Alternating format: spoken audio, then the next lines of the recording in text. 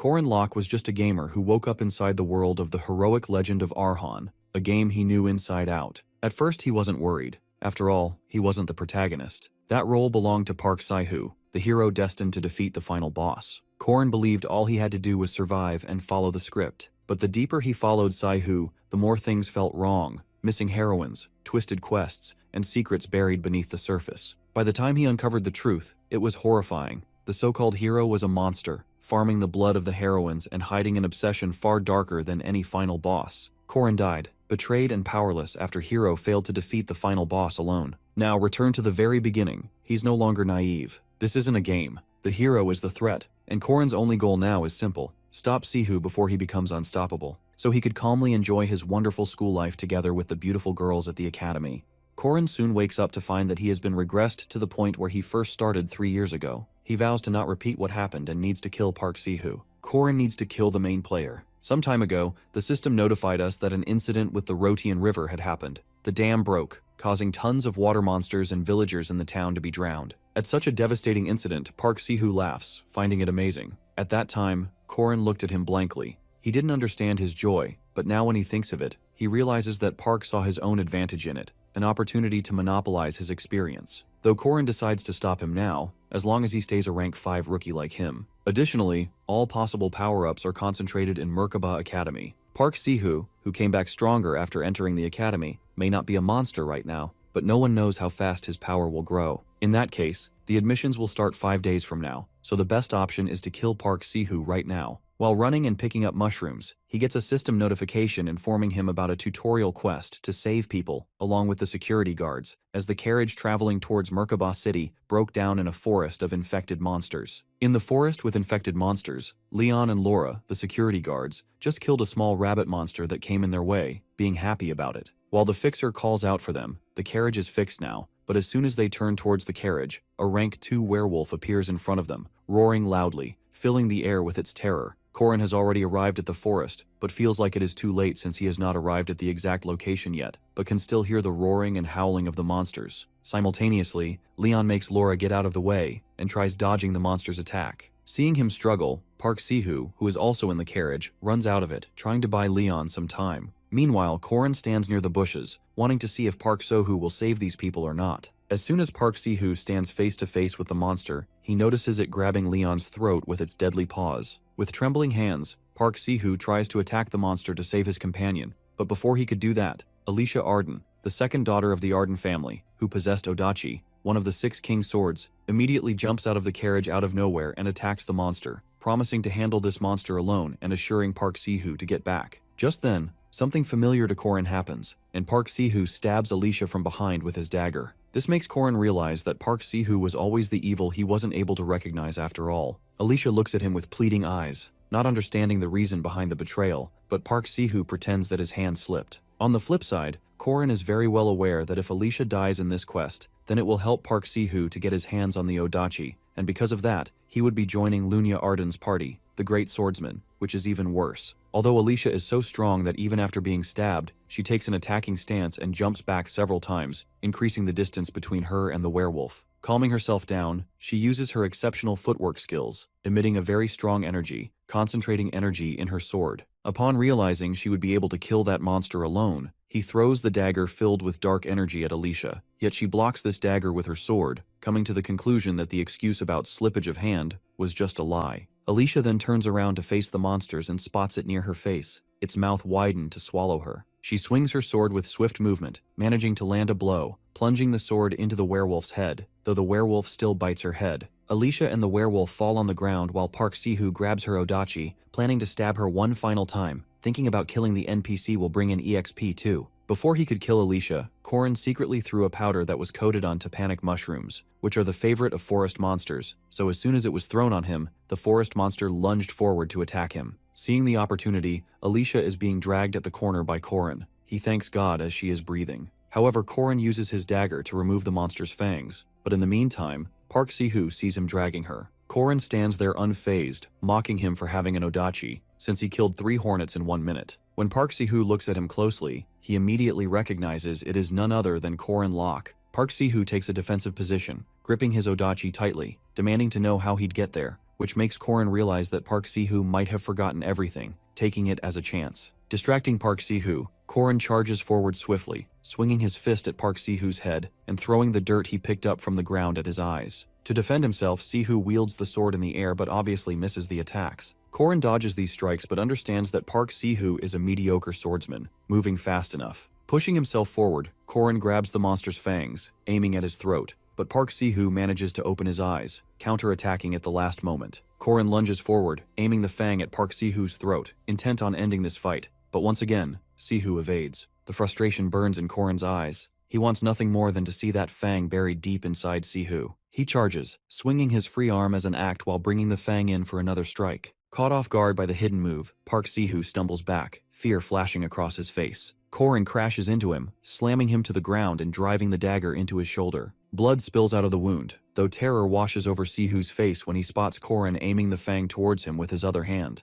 Desperate, Si-hoo uses his hand to block the strike, letting the fang stab through it to avoid a blow that will make him dead. But Korin is unstoppable. He grabs the fang with both hands and pushes, forcing it down with every ounce of strength, until the fang finally sinks into Si-hoo's throat. Killing him was necessary. He is a monster seed, which would have grown further, causing numerous disasters for humanity. Just then, the system notifies us about an error occurring and player Park Si-hoo being dead. The percentage of successful completion of the main plot is calculated by analyzing the potential of the player and passing the experience points and the minimal backup down in case of a scenario that collapses minimal stats of Park Si-hoo to him. He's now an AADA class knight, the Martial Master's successor, sub-player. Korin is about to rejoice about this, yet his focus shifts to Alicia gasping for air. Reaching out to her, he notices her being affected by the peacock tree frog's poison. He notices the fang in her stomach, knowing during training it is difficult to create this poison without using various combinations, and if Park Si-hoo's skills were a little higher, she would have been dead up till now.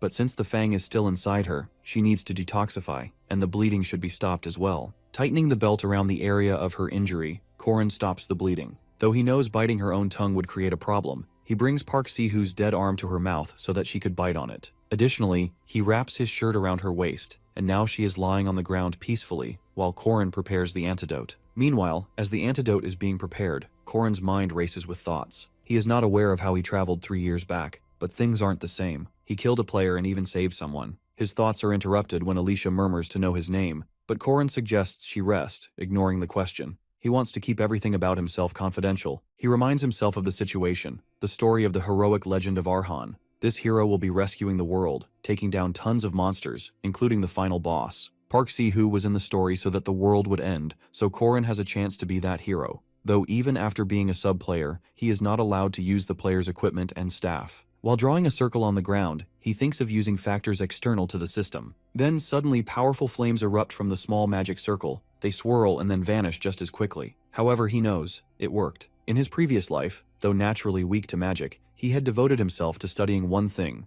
runes, ancient symbols of immense magical power. Duty, restriction, oath, 3 primal laws, the source of superhuman strength. Now, with nothing left, he decides to engrave all 3 runes onto his body. While engraving these 3 runes, he promises to not turn a blind eye to the misfortunes of good people, not to perceive spirits, and to save the world. With all 3 commandments being completed, they will be applied to the player. However, failure to uphold the oath will result in certain death. Sometime later, Alicia opens her eyes after a very long sleep. She is surprised to see herself in a bed, and as soon as she wakes up, she feels the pain she received from her recent injury. Though the nurse there informs her about being in Merkaba City Emergency Hospital and suggests she not move. Curious, she wants to know about the person who left her here, but she ends up disappointed after getting to know that her savior already left. On a nearby table, she notices her savior's belt, which still has her blood on it. To ignore it, she demands honey bomb candy from the nurse, yet gets frustrated upon getting strict instructions to have stew for now. It has been 3 days since that incident in the forest, and today is the day for Merkaba's entry test. While searching for his ID in the wallet, Korin notices a letter in there.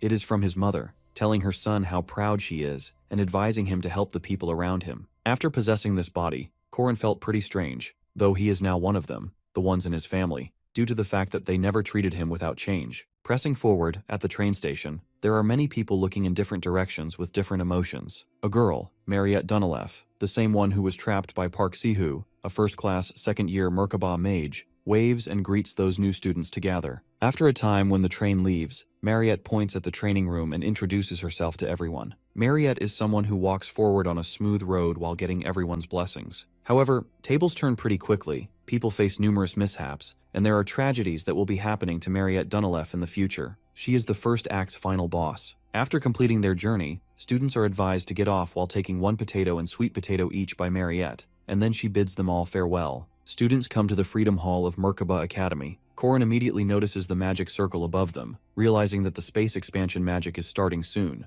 As the space expansion magic takes place, the hall turns into darkness, making all the students freak out, though Corin stands there unfazed, already experiencing all of it. A voice can be heard in the darkness to motivate students who are backing off. It is the voice of the old Haman. All of it is the same as before, as if they are in a training camp. Instantly, a man steps out from the darkness. Thurman Daman, Night Faculty Professor. He wants to see every student's capabilities, so a system window appears in front of every student. It is the overall rank of each one of them. That being said, they all have to stand in front of the number sign matching their number. As soon as Thurman wishes them luck, all of them are teleported to a different location, since the battle is starting soon, to analyze their skills. Josephine Clara is amazed to see this year's students have a lot of hidden talent, but she decides not to judge the first or second ranked students yet, and to wait until all the others have been assessed. In the second position is Alicia Arden, the same girl saved by Corin, Uel, Dronworski, and Cranel Luden, and in the first position is Huaran. However, it is shocking for Josephine to see Huaran being enrolled. At the same time,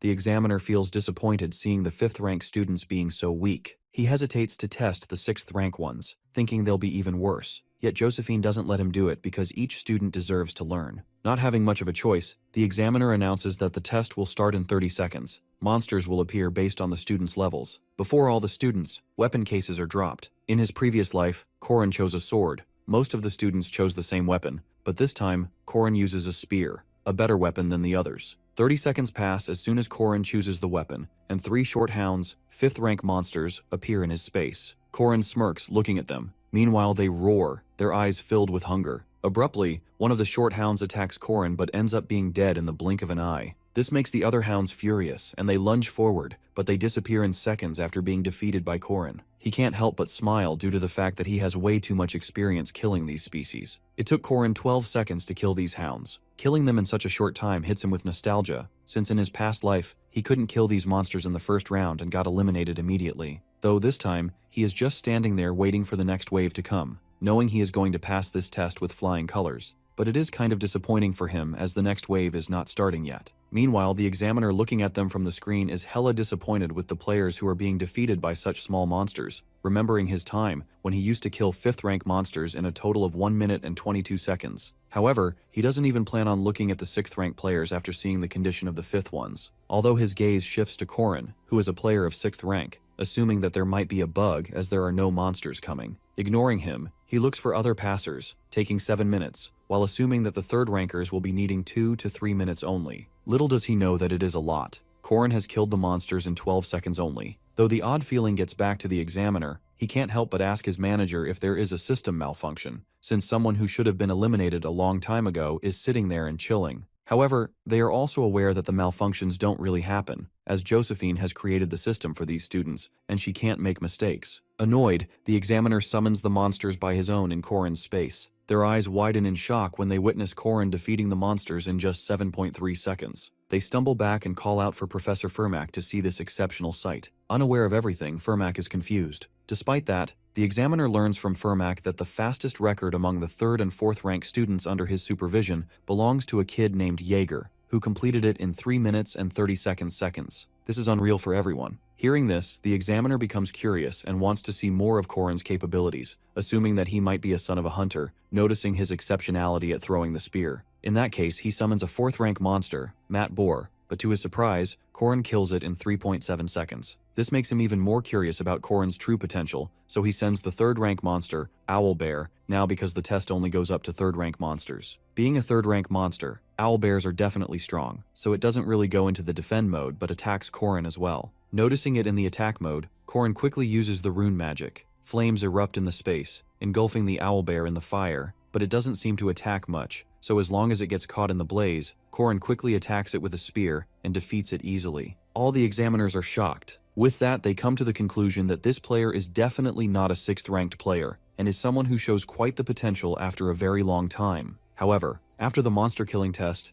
the evil spirit test begins. As soon as the evil spirits are summoned, Korin can't see or hear them because of the promise he took while engraving the runes in his body to not perceive spirits. Korin still tries waiting for a minute, but when it is confirmed that he can actually not interfere with evil spirits, he gives up eventually. Later on at the Merkaba Hall, students are talking about their ranks. That is when Korin's gaze darts towards Jaeger Hinchpeter. In the past life, this guy got killed by Park Sihu because he was so full of himself. Still, he is, but it is probably because of the age factor. With that, Lark, a 5th rank player who looks evidently uncomfortable. In the past life, he was bullied and couldn't ever get over his complexes, and he also had the same luck as Jaeger, got killed too. Meanwhile, the director, Aryu Kasar, welcomes all the students, wishing them luck, hoping that the students will be learning and will find their own path in this place. Later on, when they all roam around, Jaeger notices Lark sitting at the corner and decides to bully him like in the past life. But this time, Korin has planned to not let him do it, so he immediately reaches out to them and cleverly talks about Jaeger's tattoos, which makes Jaeger happy that someone has a knowledge of tattoos like him. Korin only knows this because in his past life, when Jaeger went missing, his mother came to the academy. Out of worry, she revealed that his tattoos weren't just for show. They were something she had discovered, trying to protect her son who had joined the Guardian Academy. Noticing him having the same interests, Jaeger quickly gets impressed and talks friendly with both Lark and Korin. At the same time, Alicia sees all this, being happy about Korin saving his fellow mate from being bullied. However, this is how Korin ends up leaving a strong impression on Lark. He remembers Lark's ability, Memorize. A small smirk forms on Korin's face. He has found it, his free skill book. In the Merkaba Academy, most of the facilities are free, even the dorms. The cafeteria is cheaper than the outside, although the most demanded and referred facility is the training room, since it helps in a lot of ways, like fighting with the spirit bodies, which were invisible to Korin earlier in the test. While Korin is practicing with the spirit bodies, the students are shocked to see a freshman doing it. Normally, students practice with these in their second semesters, but the funny part is, he is doing it so effortlessly. Meanwhile, the second-year students can't catch wind-type spirit bodies. The students make fun of Korin when he gets a powerful blow to his face. With that, the instructor walks in, demanding an explanation for Korin's practice against a spirit body. Korin calmly explains that he's training his spear skills. The sudden attention makes Korin anxious. Why was this old man approaching him so directly? Had he made a mistake during the entrance test? But the instructor, seeing Korin's determination, hands Korin 10 meal tickets as a reward and tells him to come find him if he succeeds. He'd personally offer his praise. With that, the instructor leaves, seemingly in a good mood, while Korin quietly returns to his practice, thanking God that everything was fine. At the same time, Mariette looks at Korin's training. The way he is training unstoppably shows his urge to get better. Therefore, after a tough training session and getting a strong strike, Korin falls on the ground, breathing heavily, gasping for air. Quickly, Mariette hands him a glass of water, assuring him that he did good, should rest now, and will be better the next time. But Korin is relentless, as he is aware of the fact that in the past life, he had Sihu with him. Because of that, they had potions and skill books from the combination window, but now he has to do everything on his own, so he doesn't stop and practice again. With that decision made, Korin chooses to test his limits. He knows it might be excessive, but he needs to understand how far his past abilities can be pushed. One by one, he unleashes them.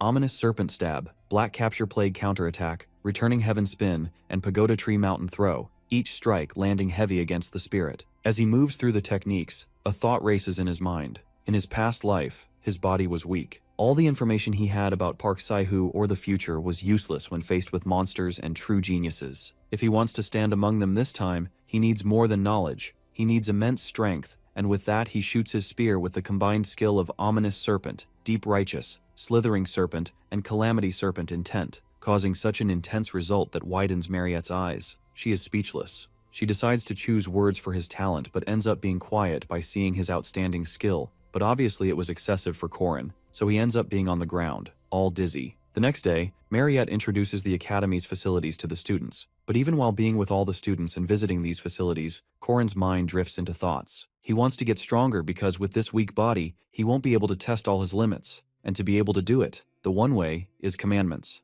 His gaze shifts to Lark, remembering his promise to not turn a blind eye to others' misfortunes. So he reaches out to him and offers to go out and discuss grimoires, a skill book. Merkaba Library has tons of books but hides grimoires, though they both go to the library in search of the book. Korin promises to give the skill book to him if he helps him repel evil spirits. While searching for the book, Korin opens the hidden door. As soon as they enter the door, Lark demands to know what he needs to do in order to repel evil spirits, but ends up getting a strong punch by Korin, making him unconscious on the ground. Korin studies Lark, who is unconscious on the ground. At first, he wanted to help Lark too, but he needs to complete the special quest as well. Capturing the evil spirit here can make him earn the hidden piece he wants. though the problem is the special evil spirit, Sabantia Duke. Sabantia Duke's attacks are so powerful that people can't even tolerate the first blow and end up being dead as soon as the quest starts. However, as his promise is not to perceive any evil spirit, he can't even see the special spirit, nor are his attacks working on Corrin. In that case, he offers Lark's unconscious body to Sabantia in order to attack him. In this world, there are mysterious elements known as factors, forces capable of turning ordinary humans into demi-humans like vampires or werewolves. One day, Sabantia awakens as a vampire and, unable to control his urges, kills his servant. Despite his efforts to resist the transformation, he fails. Fearing he might kill his wife and daughter, he sends them away and closes his castle. To prevent further disaster, he uses magic to imprison himself inside a book, the grimoire, now hidden in the library. Although, immediately after taking over Lark's body, Sabantia lunges forward to attack Corrin. Yet Corrin chose Lark since he can fully unleash his hidden physical strength. Lark cannot really do much. Even when he tries to attack Corrin, he dodges the attacks and counterattacks him. Corrin feels sorry for Lark, but has to do what he has to do to clear this quest. If he possessed Lark, he would obtain the highest grade items, like the Duke's cape and the vampire's armor, the same items Park Si-hoo used, which played a great role in the future. But Corrin is different. He wants to end the life of this soul kindly. In that case, he tells Sabantia about what happened to his wife and daughter after he was sealed, the way his wife died and how amazing of a hunter his daughter is. Upon receiving this information, Sabantia is ashamed to attack Corrin in the first place, and they had a pretty detailed conversation before he died. However, after clearing the quest kindly, Corrin obtains the epic item Soul Dust, the grimoire, the book that Duke Sabantia's soul was sealed in, having abilities and spells. He even gained a new ability, Persistent Warrior's Regeneration, which can recover a wounded body. Although as soon as Lark wakes up, Corrin suggests he stay still since an evil spirit possesses him and hands him the grimoire. Seeing the grimoire, Lark's face lights up with joy, and just because Corrin didn't turn an eye to the misfortune of those who are kind, according to his promise, he earned 80 points. Based on the game mechanics, 5 stats are gained with each level up. This is the number of points he received after leveling up 16 times. He wonders if the total is compensating for the fact that he can't directly gain stats, but still, it seems like a lot of experience. 40 points came from Lark, and 40 more from Sabantia. At the stamina training room, Mariette is distributing sweet potatoes to the students, and she also wishes Corrin luck for catching the spirit bodies today. Though the students find it funny that the 5th-ranked student would be chasing spirits, they find it unreal. However, Mariette places a bet with the students on whether Corrin can catch the spirit bodies or not. Gripping the spear, Corrin hopes to catch the spirit, thinking positively because now he has points from Sabantia too. Starting with the weakest basics first, he makes himself remember the last time he used Slithering Serpent to defeat the spirit body, the most difficult among the Calamity Serpent intentions, so he decides to use the Ominous Serpent skill. In a single blow, he catches the spirit. This is unbelievable for Corrin himself. He never expected to be improving his strength this early. Additionally, Mariette congratulates him and hands him his share from the bet with the students. Later on that night, while walking around the campus, Corrin thinks about his weaknesses and strengths. At one point, his spear skills are being improved quickly, but on the other hand, with the rune's magic, his mana is always low. In that case, he needs to solve this problem, and then he can maintain his abilities very easily. While walking, he heard a voice. He immediately recognized it. Someone even Park Si-hoo couldn't kill in the past life, one of the strongest forces in the heroic legend of Arhan, a notorious balance breaker, an adamant Jiangshi, Hwaran, sitting under a tree, looking pretty suspicious. It is kind of shocking to find her there in the darkness, but Corrin decides to ignore her and walk past her, but his eyes widen in shock when she doubts that he is the owner of the body he is in. Panic washes over Corrin's face. His mind races with questions. Is she guessing, or does she really know that Corrin has possessed this body? Hwaran is someone like a corpse, having both human and monster within her body. She might see the color of someone's soul, being in between the middle of life and death, so it was something that was meant to happen. Her recognizing Corrin has possessed somebody's body, though Corrin acts in front of Hwaran, pretending that her words haven't affected him and are not real. In the past life, Corrin always doubted his true form. He never understands if the real him and Corrin, the one whose body he possessed, is the same or not, and if not, then who is he? These questions about his true self always haunted him, but in the end, nothing mattered when he was on the ground lifeless. In that case, he explains to Hwaran about his neighbor Bruce, who turns into a green giant when he is mad, though his two different personalities hate each other. What he's trying to say is that being a new soul or an original one, either way, it makes no difference. Whether someone chooses it or not, they were born into a body, and there's no sin in simply being born. Hearing that, Hwaran grits her teeth, not agreeing with Corrin because for her, even being born is a sin. Corrin can see where the rage and agony are coming from, but he says nothing and leaves. The next morning, Corrin is at the south part of the academy. He left the dorm even before the sunrise because of the mission board.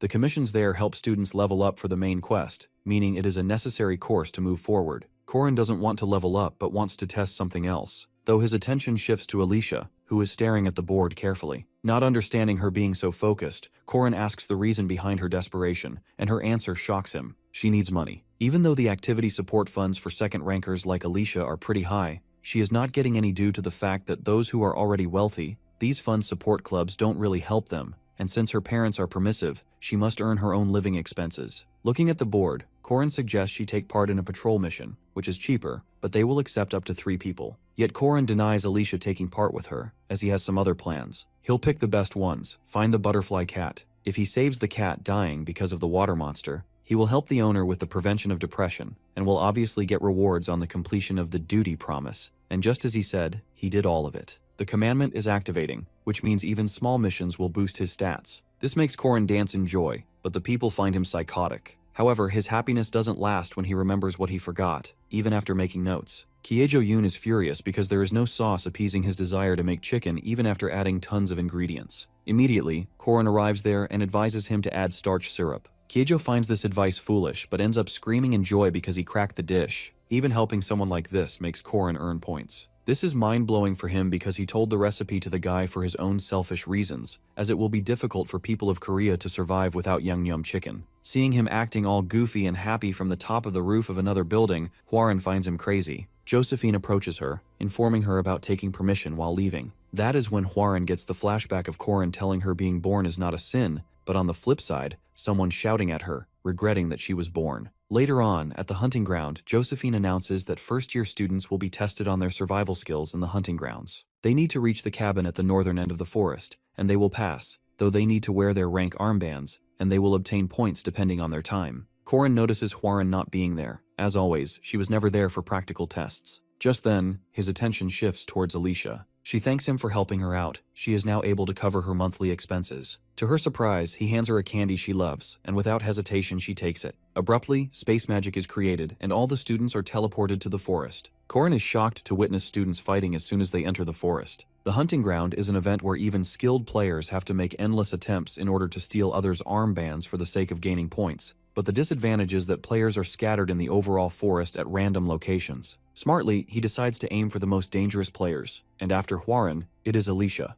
Little did she know Korin planted a tracking rune in the candy she ate. Korin ignores those crazy players fighting like kids and starts moving forward in the deep forest, because as long as he deals with the strong one first, the rest are like free points. Smiling, Korin keeps heading further, being aware of where Alicia is because of the tracking rune placed inside her body. Sweat coats Alicia's face. She doesn't understand why all the people are attacking her at once, finding it unfair. Still, she attacks those players and knocks them out. Just then, a guy attacks Alicia. It was a close hit, but to Alicia's surprise, he falls on the ground, unconscious out of nowhere. Alicia notices Korin, who knocked the guy out for her, making her happy. But just because she got distracted, Korin smartly attacks her armband. Her eyes are filled with tears of betrayal as she thought of him as a good person. Alicia is a pure fighting type second-rank knight. She still finds it hard to properly use her Vigilant Eyes ability. In terms of fighting power, she is about average among the second ranks. But when she breaks down in tears, feeling betrayed because she believed Korin was a good person, he only smiles evilly. With a mocking tone, he tells her to be a good person herself, and hands over her armband. She literally dealt with a group of students of 3rd and 4th rankers who made groups against her, though she didn't consider Korin, a 5th ranker, a threat at all, but that was moments ago. As of right now, she is struggling to save herself from Korin's attacks. He is smartly counterattacking her by letting her attack first in order to put her under pressure, but Alicia can sense some spaces in between those attacks. She tries to take this space as an opportunity to aim at him, but as soon as she tries attacking him, it is stopped by his weapon. First, he uses Lan to deflect the incoming attacks, pushing down Alicia's weapon.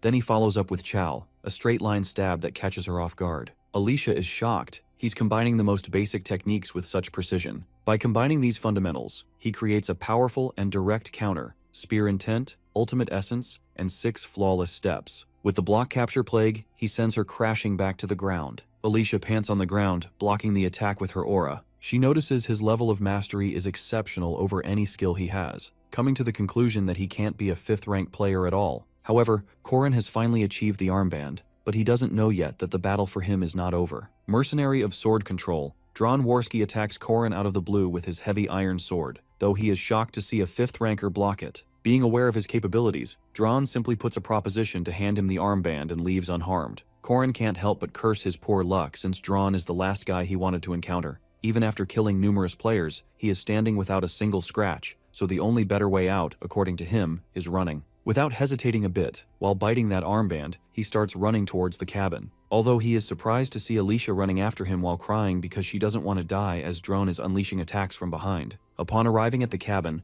Cranel Luden stands at the exit with golems, demanding the armband. Behind him is Dron, and in front of him is Cranel. Not having much of a choice, Korin takes an attacking stance, ready to fight both the guys at the same time. After some time, Korin gets inside the cabin with 3 armbands, deciding on his winning prize. A few moments ago, Korin pierced the magic sword's core before it powered up and stuck it in the ground using telekinesis. He dodged attacks with small movements, used Dron as a shield, broke the golem's crystals, and then defeated Cranel. His skill, speed, and tactics felt like a true battlefield expert. Watching him, Alicia felt like she was seeing her sister. Witnessing this, Alicia becomes more motivated to work hard, while Drone is shocked with his capabilities, and Cranel can't help but cry on the ground when Korin advises him for acting smart, and if it was Korin, he would have made a friend stand guard. Cranel has no friends. Now the strongest participant there is the druid who gets protection of the forest, Ul. However, there are no participants, only mages too, Mariette Dunalef. Though Yule couldn't get much protection from the forest, since the experts like Mariette took on the role of monsters. Seeing her cry, Mariette consoles her, but something unexpected happens. She senses someone behind her. It is none other than Huaran, who is not supposed to be there.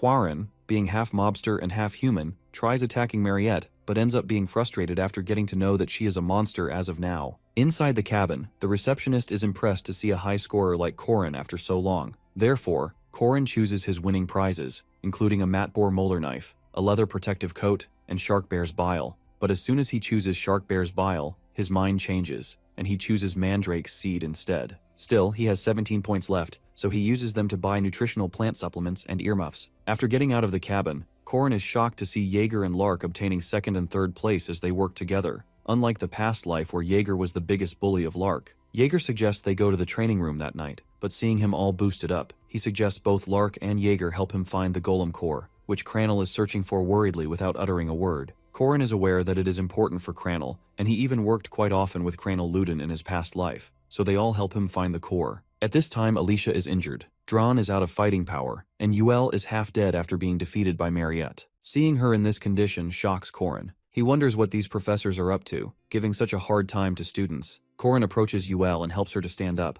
but suddenly the ground starts trembling, and Ul urges Korin to run away, blaming Mariette for something. Mariette has a natural ability to analyze magic and is blessed with a large amount of mana. She's a mage who has never faced despair, frustration, or failure. She's the talented one expected to carry on Josephine's legacy. For Mariette, the hunting ground feels like a playground. Her job is to control the difficulty just enough to help her juniors grow, but right now she is facing Huaran. Although she promised to her seniors that she would never use attack magic, she has broken that promise right now in order to save herself. She is using her full power. She tries stopping Huaran, but realizing the situation has gotten out of control, Josephine appears there on time, finding Mariette in a very bad condition. In that hunting ground, Korin takes 1st place, while the conflict between Huaran and Mariette scares the shit out of him because he thinks she is already awakened as a boss, though there are 3 weeks left for her to be awakened. Pressing forward at the outskirts of the hunting ground, Korin meets an NPC based on an old legend from the heroic legend of Arhan. It's an Easter egg where a Taoist hermit asks if a gold or silver axe is yours, rewarding honesty. Originally, only certain weapons triggered it, but expert players began testing random rare items. However, when Korin does the same, the hermit asks Korin if the silver seed is his.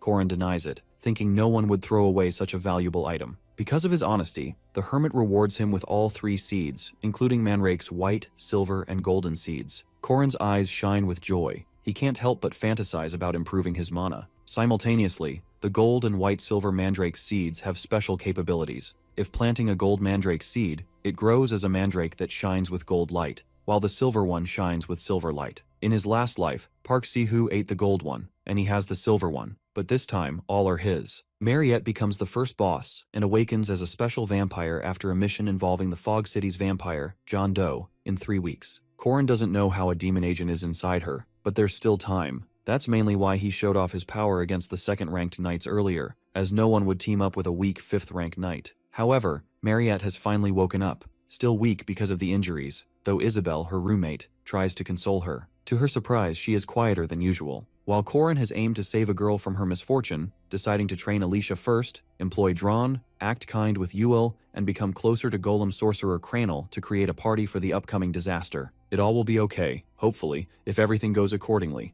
and Corin is pretty confident about saving Mariette. On the flip side, something strange has unfolded abruptly. Mariette has already turned into a vampire, lunging forward to attack Isabel to suck her blood, declaring that she is pretty thirsty. Professor Josephine has banned Huaren to leave her room or to have any visitors. Huaren was allowed to have private lessons from Josephine if Huaren wanted to learn, so Huaren can self-reflect on herself. Huaren is getting bored in her room and even considers jumping out the window to be free. All of a sudden, Corin looks through the window, hanging upside down, and reintroduces his name to Huaren. Corin has brought a cake for Huaren as he did not want to come empty-handed. Corin asks Huaren to open the window for him to enter, but Huaren reminds Corin that coming inside is against the school's rules. Corin laughingly claims that he's on a tree and not inside, and more importantly, Madame Josephine isn't there, so Corin won't get into any trouble. Corin had come to check up on Huaren after the incident at the hunting ground, but notices that Huaren does not have a single scar or signs of any injuries. Corin understands Josephine's concern to lock Huaren up for 4 days for being a special case demi-human,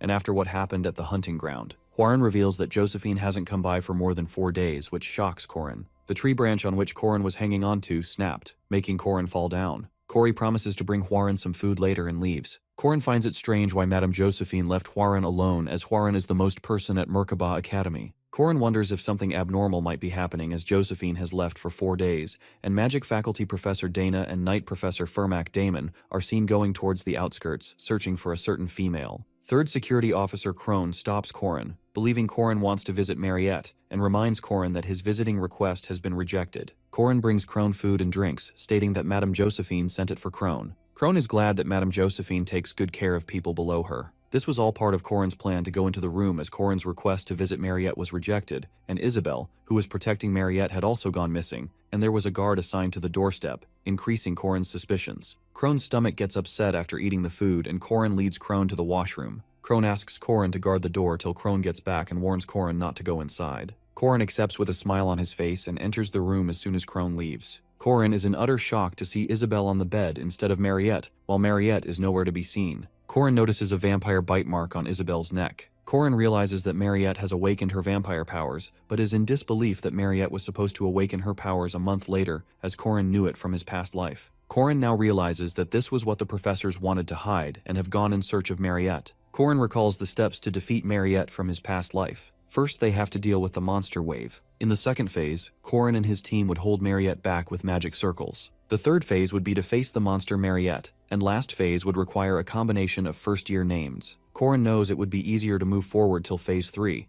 but soon remembers that Corin's teammates, Alicia is injured, Drawn Weapon got destroyed, and Luden's golem was destroyed. All of these incidents were Corin's fault, and the first-year names are wiped out because of Corin. Corin gets worried for not having a team. In Corin's past life, Mariette attacks her roommate. Corin and his team were led by Park, waiting below the dorm to deal with the matter quickly, although Park Shu had purposely let Mariette go. However, now, things have become a mess, all thanks to Corin. Alicia's bones have been broken into 8 pieces. Cranel is useless without the golem core. Corin thought Huaren would be helpful, but finds it to be more of a risk for Huaren to join. Corin recruits Dronworski with the soul dust as collateral payment. Secondly, Corin recruits Druid Ewell, promising to teach her the Ogham alphabet. Jaeger and Lark join the team to gain honor and fame. Corin has assembled the minimum conditions for the team to at least pass the first phase. Corin remembers Park Shu's words of Mariette digging a tunnel and hiding in the forest, and the only forest in Merkabah Academy is the hunting ground. Drawn wonders how they will find Mariette. On Corin's request, Ewell asks the spirits to find the location of Mariette's hiding.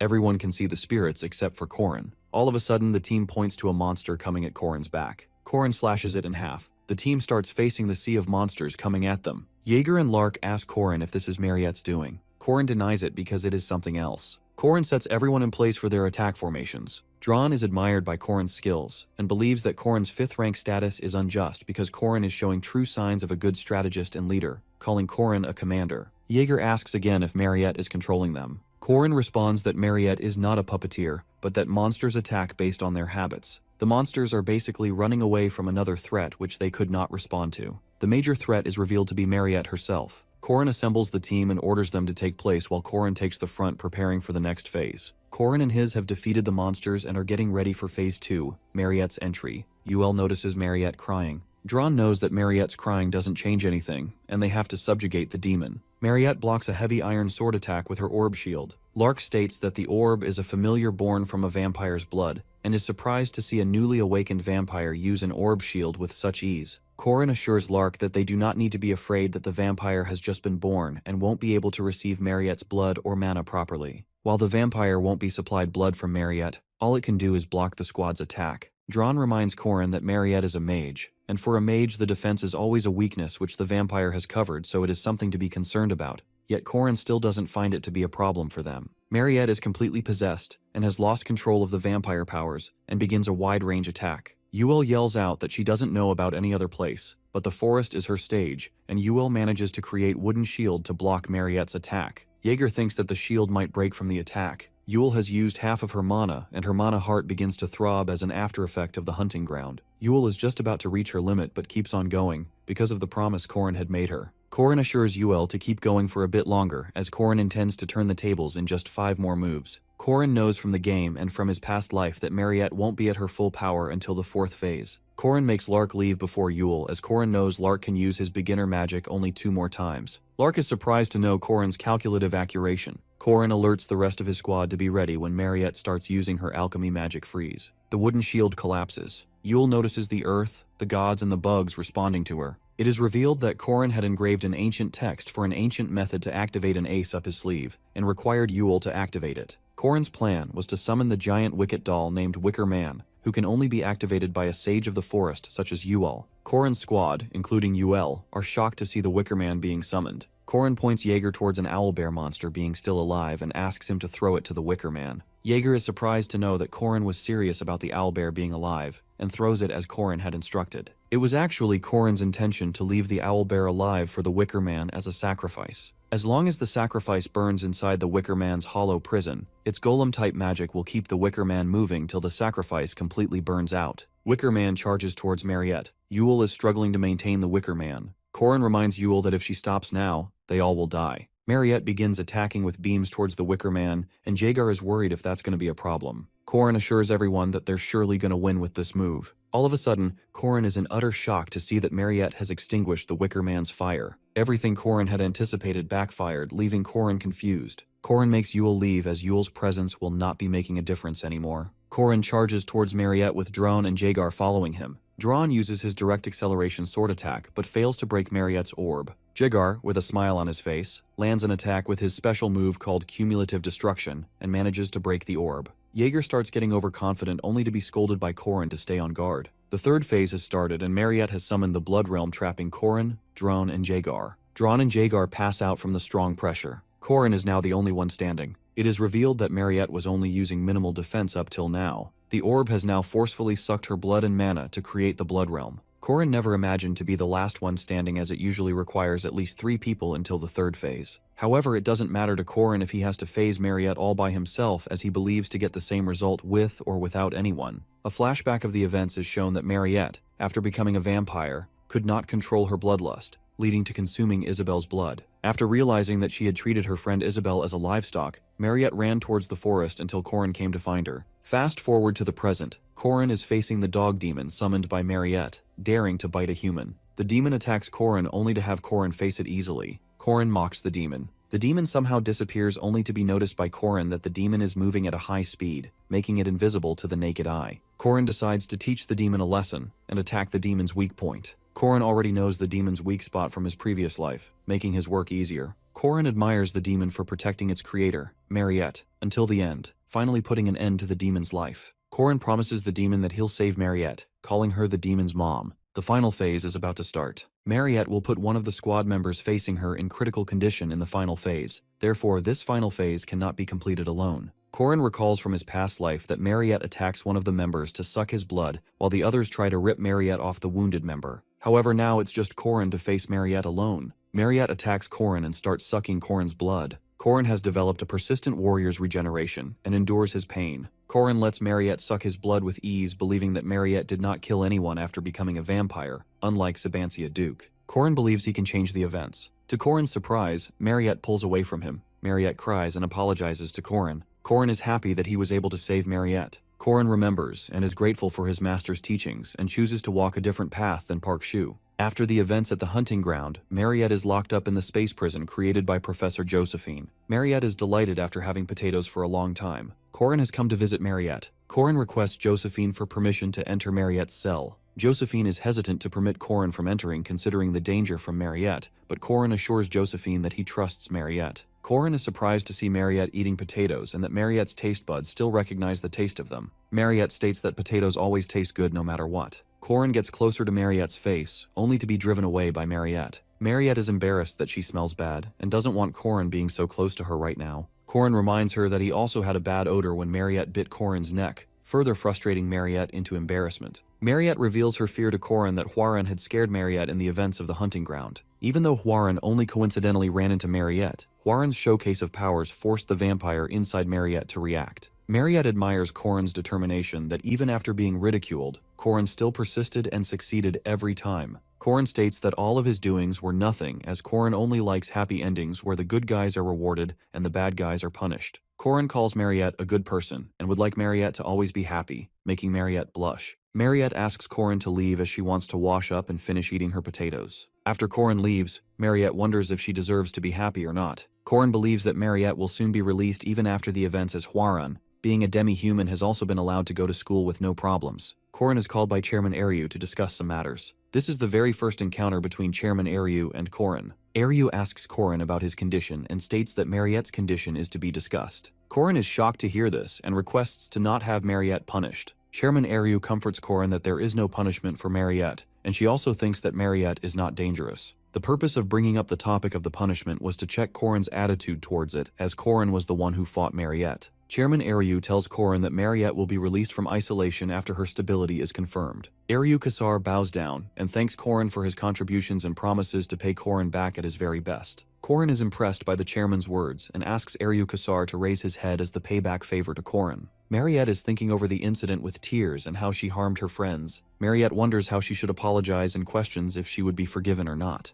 More importantly, Corin's previous words are ringing inside Mariette's head continuously regarding Corin's devotion and sincerity. Mariette realized that a piece of her life will be immortalized in her memory forever. 1 week has passed since the Mariette incident, and Corin hears the students of Merkaba Academy discussing if Mariette is dangerous or not, and will not be attending the classes. Corin is surprised to hear that Mariette is still in isolation after a week. On the other hand, Mariette's isolation has already been finished. Although everyone was asking about her powers and health, Mariette could not bear to let herself free with the guilt of not seeing her friend Isabel there. Mariette wondered if Isabel was afraid of her and hated Mariette for past events. Mariette is almost deciding to leave the academy but suddenly hears a knock on the door. Mariette opens the door to find Isabel hugging her and asking about her health. Mariette inquired if Isabel is not afraid of her. Isabel reveals that before fainting, she saw Mariette's face after biting Isabel. Isabel assures Mariette that they will be friends no matter what happens. Mariette cries out thanking Isabel. Isabel feels sorry for Mariette being alone with guilt and feeling bad for herself. Isabel states that she already felt better, but the hospital did not allow her to leave, but a junior helped her sneak out to meet Mariette. The tall and handsome junior has already disappeared with Isabel looking for him. Mariette is ashamed as she realizes that Corin has once again helped her. Corin is delighted that the first part of the story has a happy ending for everyone, even after unexpected occurrences which were not seen in Corin's past life or the game. Corin is however pleased that he helped confirm the beginning of a new world. Corin is training to get stronger and faster for the upcoming challenges. Corin's training is interrupted by Mariette praising his efforts and how Corin is working too hard and back to normal as if nothing happened.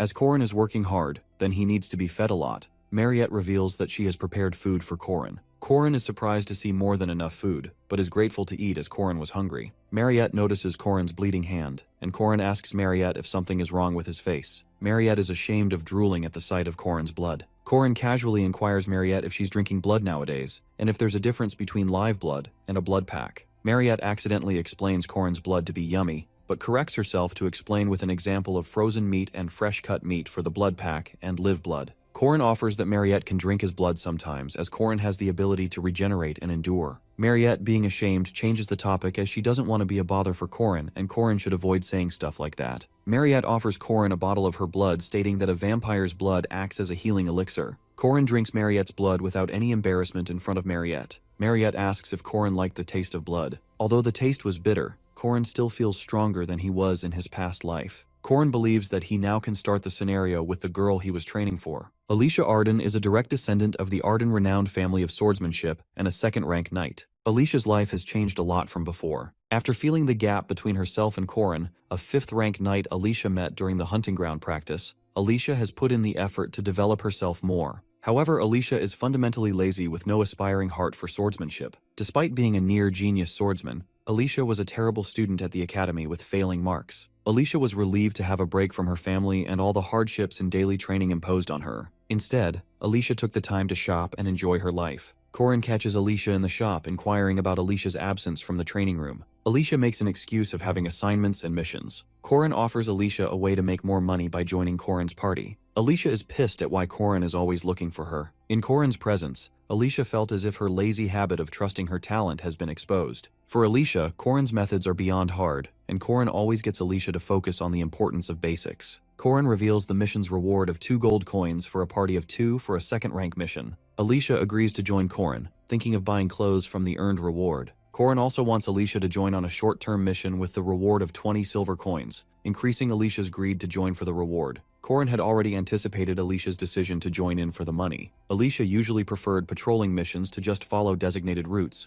ensuring there are no problems as the monsters that came near the city were at most 4th or 5th rank, simply implying that Alicia usually avoids facing higher rank missions. At the mission, Alicia has defeated 10 low-rank monsters and asks the knights to sell the leather to make them some money. Alicia starts to gloat when the knights start praising her talent from the Arden family. Although in reality, Alicia was looked down upon by her family for being weak and always compared to her sister, Lunia Arden, who already reached the supreme stage at Alicia's age. However, with her recent victory, Alicia is still seen gloating. As the patrolling is about to end, Corrin and Alicia's group is signaled by the preceding patrol group with a magical firework about a nest of second-rank monsters. The knights are relieved to have Alicia in their group. Alicia gets nervous and Corrin smiles for being right about the nest of monsters being wolves, centered around the werewolf Alicia had defeated when she was poisoned. Corrin and Alicia's group easily managed to defeat the wolves this time as well. All of a sudden, a first-rank monster, Dullahan, appears, making Alicia nervous. Alicia tries to fight the Dullahan with a series of attacks. However, the monster dodges all Alicia's attacks with ease. The Dullahan gets a hold of Alicia. Alicia screams and calls for Corrin, only to find out that Corrin himself is occupied fighting monsters. At the very last moment, Dullahan's head is cut off with a sword, saving Alicia. Alicia, while thanking the savior, finds out that the one to save her is none other than Lunia Arden, Alicia's older sister, the greatest swordsman of the Arden family's generation, who will continue to walk the path of the sword genius. Lunia Arden, the eldest daughter of the famous Arden swordsmanship family and the most talented swordsman of her generation, is evidently frustrated. She questions Alicia's actions during the attack she faced earlier. Lunia is upset that Alicia didn't retreat when she saw the Dullahan, failed to properly analyze the enemy, and acted without thinking much. She is more frustrated by the way Alicia used her sword, as if she was trying to copy someone. When Alicia begins to apologize while kneeling down before her, Lunia seems uninterested in listening to all those apologies because her actions not only put herself in danger, but also the soldiers who trusted her back there. Though when she narrows down her shoulder, Lunia strictly tells her to not do it because swordsmen of Arden should be confident. Corrin, on the other hand, pretends to fight the monster, but gets caught by Lunia for keeping an eye on Alicia. Corrin walks up to Lunia, and they exchange greetings. He remains mostly confidential, only mentioning that he is the 8th disciple of the Hanging Spear School and Alicia's friend. On the contrary, Lunia introduces herself with confidence, stating that she holds the title of the Divine Sword, is the top disciple of her school, and also serves as the master of the First Sword Pavilion. His introduction makes Lunia kind of suspicious, but he won't reveal his spearmanship since, except for him, only 2 people can use it. However, the Arden trope includes second-rank knights called the 5 Swords, having the same rank as Alicia. The troop suggests Lunia hunt for monsters, if any are left, but she instructs Alicia and Corrin to head back. Swordsmen normally travel in groups. These groups, called the Sword Faction, are like swordsman gangs that follow a leader and act like a group. 60 years ago, a sword genius named Garand started a new style of swordsmanship. Later, the current family senior spread this through martial arts schools. This made the Arden family a famous swordsmanship family known across the continent. Now at the Merkaba Arden studio, everyone meets Lunia while kneeling down before her, even Alicia, which is confusing for the rest of the swordsmen too. Lunia looks up to the missions she has been conducting and calls her pathetic for being a part of missions just to look cool. She is disappointed to see her using the Guardian certificate this way, wondering if she would be a stain on the Arden name. Since all of her missions involved only low-ranked monsters, she doesn't appear heroic doing those raids. Alicia doesn't say much, though after she leaves, the Arden troop informs Lunia about Corrin being a 5th ranker, yet she knows there is something more about him, and these Merkaba tests aren't that reliable maybe. She noticed how Korin's attention was on Alicia all the time. Still, the monster didn't get half of his attention. It wasn't something simple or anything that comes with practice. It was something that a seasoned player can do only. Even though Korin was reserved about the spearmanship too, for someone as qualified as Lunia, she could easily tell the exceptional and professional way he was handling that spear. She is always protective of her sister, but she is pretty satisfied with that boy being around her. Later on, Mariette brought food for Korin just like always, promising to make some stuff he likes a lot. She grabs his hand, trying to say something, but ends up being awkward. When Isabel sees them together, Mariette runs away with her. In his past life, Korin had flings but never got into a proper relationship because of the interference of Park Sihu. Though in this life, his platonic relationships are pretty different. Sometimes Yuel brings rare and precious mushrooms from the forest, and then they begin lessons on the Ogbam alphabet in the library. Dran and Korin hang out at times too. It is more like he is his co-worker instead of a friend. However, most of the time Korin is with Jaeger and Lark. Pressing forward while roaming around with Jaeger and Lark, Korin freaks out when they scream, thinking a monster appeared, but it is Huaren. She is no less than a monster. Despite that, she demands food,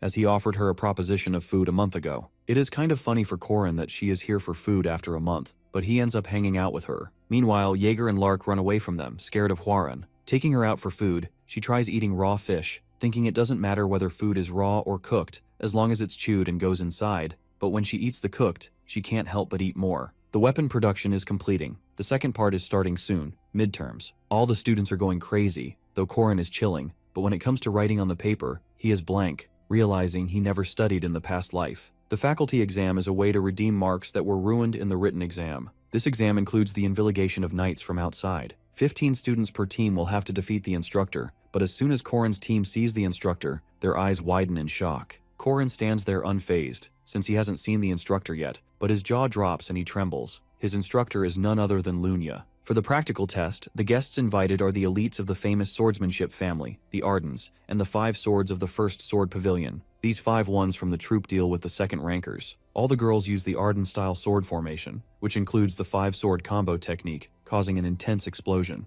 Dran stands there quietly analyzing the chances of winning, which aren't high. The 5 swords of the pavilion smartly blurred the vision of the students in order to attack them calmly, as the number of students is large. Dran decides to attack them, rather than being in a defensive mode, charging his huge iron sword at Melia, the phantom sword. Meanwhile, Alicia is handling Jenny, high-speed sword, dodging her powerful attacks. However, it is shocking for Alicia that Jenny works under her sister, yet she is still handling her so roughly. Jenny's attacks are so strong that they make Alicia stumble, ending up falling on the ground. The students witnessing this understand the power of 5 swords finally. All the students are being knocked out one after another, except for Dran and Alicia. Dran is so exceptional that his power stood against the 5 swords. Meanwhile, Alicia is still fighting Jenny. Jenny is trying to discourage her in order to pressurize her, but Alicia doesn't give up, fighting with all her power left in her body. In the start, Lunia was about to take the role of Jenny, meaning fighting with Alicia, but to everyone's surprise, she is the examiner for Group B, in which Korin is enrolled. Lunia has taken an attacking stance, claiming to everyone to be ready for an experience the same as in a Great Special Rank War. The Great Special Rank War is a monster capable of taking on an entire army alone. Even dozens of guardians might not be enough to defeat it, and most will never face such a threat in their lifetime. Normally, if Korin heard stories like this, he'd think they were made-up stories. But with Mariette, it's different, because Lunia is someone powerful enough to fight monsters like that easily, and just like that, she wields her sword, causing chaos to erupt in the whole arena. Jaegar is terrified with this immense power of hers, not understanding why she is giving such a hard time to innocent students. While Korin hides behind a pillar, knowing damn well that she is going easy on them. If not, they all would have been dead in mere seconds. On the other hand, Lark has already fainted. In a few minutes, Lunia has wiped out all the students except for one, Korin, who is hiding behind the pillar. She calls out for him, and he immediately is ready to surrender. Lunia smirks, okay with having him surrender, but reminds him of the rare opportunity to defeat a powerhouse. Korin can't help but tremble witnessing her strong aura. Lunia and Korin fought together in the past life many times. She was someone who taught him real-life combat techniques, but right now, he needs to actually fight her in order to become stronger than her. Seeing him taking a stance, Lunia doesn't waste a single moment and attacks Korin immediately. Korin dodging her attacks, holding himself after taking such strong hits, makes Lunia wonder who this guy actually is, since no mere 5th ranker would be able to counterattack against these attacks. Taking a pause, she sheathed her sword, taunting him for draining his energy. For once, Korin thinks that maybe she thinks he has done enough hard work, so she sheathed it but then realized it's a territory cut, a move that hints at the most powerful technique of the mighty Sword Emperor Garand. With that, she charges at Korin, filled with lethal intent. All the examiners and students are washed over with panic. Orders are immediately given to stop the test. Lunya's translucent reflection moves through the frozen world. Korin is moving the spear towards Lunya, but it is like he is stuck in this frozen world, wondering if he is still not able to control territory, but still he pushes himself, reacting to the territory. Witnessing him reacting to that, Lunya doesn't want more answers and concludes the test, suggesting he change his spear since it is weak for his skills. She also realizes that he knows about Alicia and he just wanted to showcase the territory, claiming that nothing will change even after this, and also advising him not to interfere. As she walks past him, Korin looks at her leaving, being very well aware that now that he has shown her the territory, things won't go as she planned. An announcement is being made for Korin about getting full marks and maximum additional points on the practical test. Every student is shocked that he alone handled Lunya, while the Academy's faculty is astonished too. They all now doubt his identity, wondering if he really is a 5th-rank player. Meanwhile, Spearman is also suspicious of Korin for using his techniques. A few days later, Korin arrives at a blacksmith's place in order to change his weapon. He knew he needed to change those even before Lunya advised him.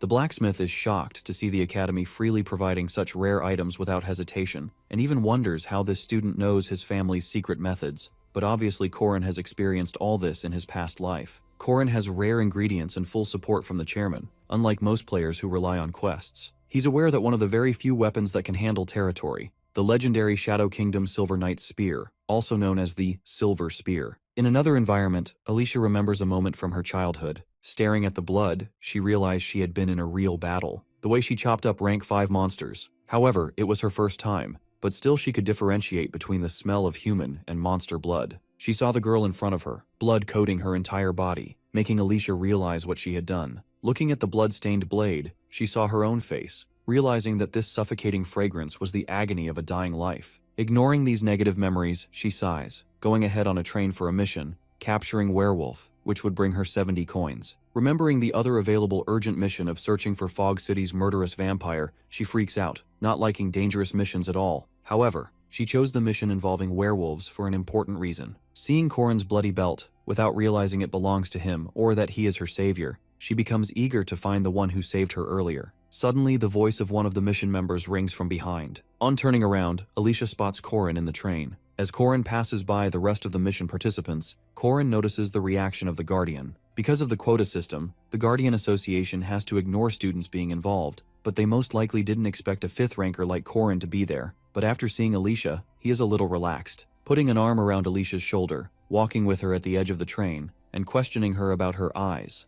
Alicia realizes that he is referring to her sister, so he warns her to hurry because Lunya won't let her wield a sword again. After a while, they reach their destination, finding themselves in a deep, dark forest. There are several werewolves in the nest and about 20 short hounds captured, but the tables turn strangely. Out of the blue, monsters and ghosts combined start appearing while surrounding the air with a strange fog. The arrogant participant tries to find Korin, but he has disappeared somewhere. Though they are relaxed that Alicia is giving them backup, Alicia can sense this being artificial, because places with less population don't attract evil spirits. Ignoring these suspicions, Alicia cuts off the limbs and heads of several monsters and spirits. Abruptly, heavy footsteps and the clang of armor head towards Alicia. She immediately turns around, assuming that these are not ghosts, but real knights threatening to kill them if they don't back off. But when they don't, she kills one of the knights. Guilt washes over her face, never wanting to kill people, remembering the moment from her childhood. She trembles in fear, breaking out in a cold sweat. She even freezes when another knight begins to attack her, yet a sharp blade pierced through his head, collapsing on the ground. It is Korin who saved her once again, revealing that they are not real people, but corpses raised using black magic. In the second part's opening, Fog City Murderous Vampire Subjugation, players usually are chased by the serial killer Mariette missed earlier. But if they choose the werewolf capture mission, they face and fight John Doe, and this is how the serial killer appears. But Korin advises Alicia to run away, while with his combined skills, he defeats the spirit, realizing it is not the boss of the opening act, as the real one can't be defeated easily. Just then, a terrifying voice fills the surroundings. It is the real serial killer. Seeing the fog around, all the players start running away, but the spirit grabs Charlie's leg, which makes Alicia take the initiative to help him. But instead, she gets trapped by the fog. Korin immediately tells the participant to leave. Remembering in the past life he got trapped in fog and didn't last, but in this life, he has regeneration skills, so the danger is on Alicia right now. Alicia tries to cut off the vines of fog she is trapped in, but she freezes. Negative thoughts hover in her mind. but that is when she hears Korin's voice,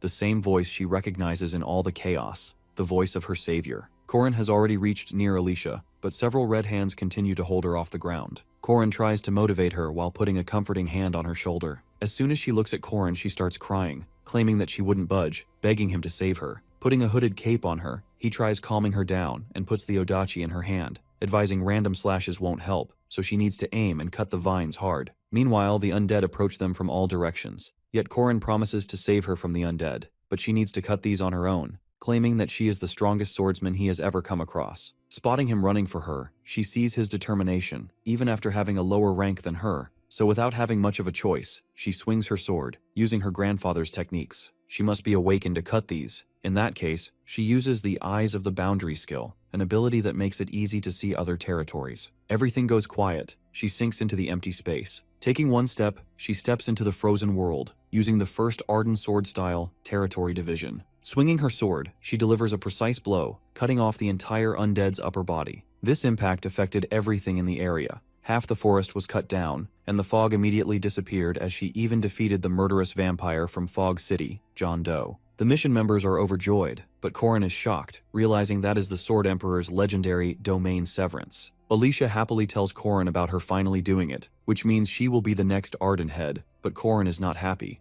This wasn't meant to happen this early. While everyone is celebrating the victory, Korin is cursing his luck. The latest news to appear in the newspapers is about John Doe being defeated by Alicia Arden. The five swords tear the newspaper, while Lunia quietly drinks her tea. The famous Arden swordsmanship family operates within the sword faction, led by Garand Arden. He always awaited an heir worthy of his exceptional technique, Domain Severance, a skill unknown to most martial artists. Lunia, seen as the genius of her generation, trained through blood and sweat, her calloused palms proof of her hard work, yet she still couldn't meet Garand's expectations. Surprisingly, her younger sister, an illegitimate child brought from outside the family, picked up a sword and dueled Lunia in a friendly match. Until then, Lunia never considered her a rival. But when the friendly combat turned into something strange, the memories Alicia had from her childhood about harming a girl, blood coating her body, were none other than her sister Lunia, who she knocked out in the first fight. It wasn't about her speed, it was something unfamiliar. Domain burnt. That was the day Garand appointed little Alicia as the candidate of the heir too.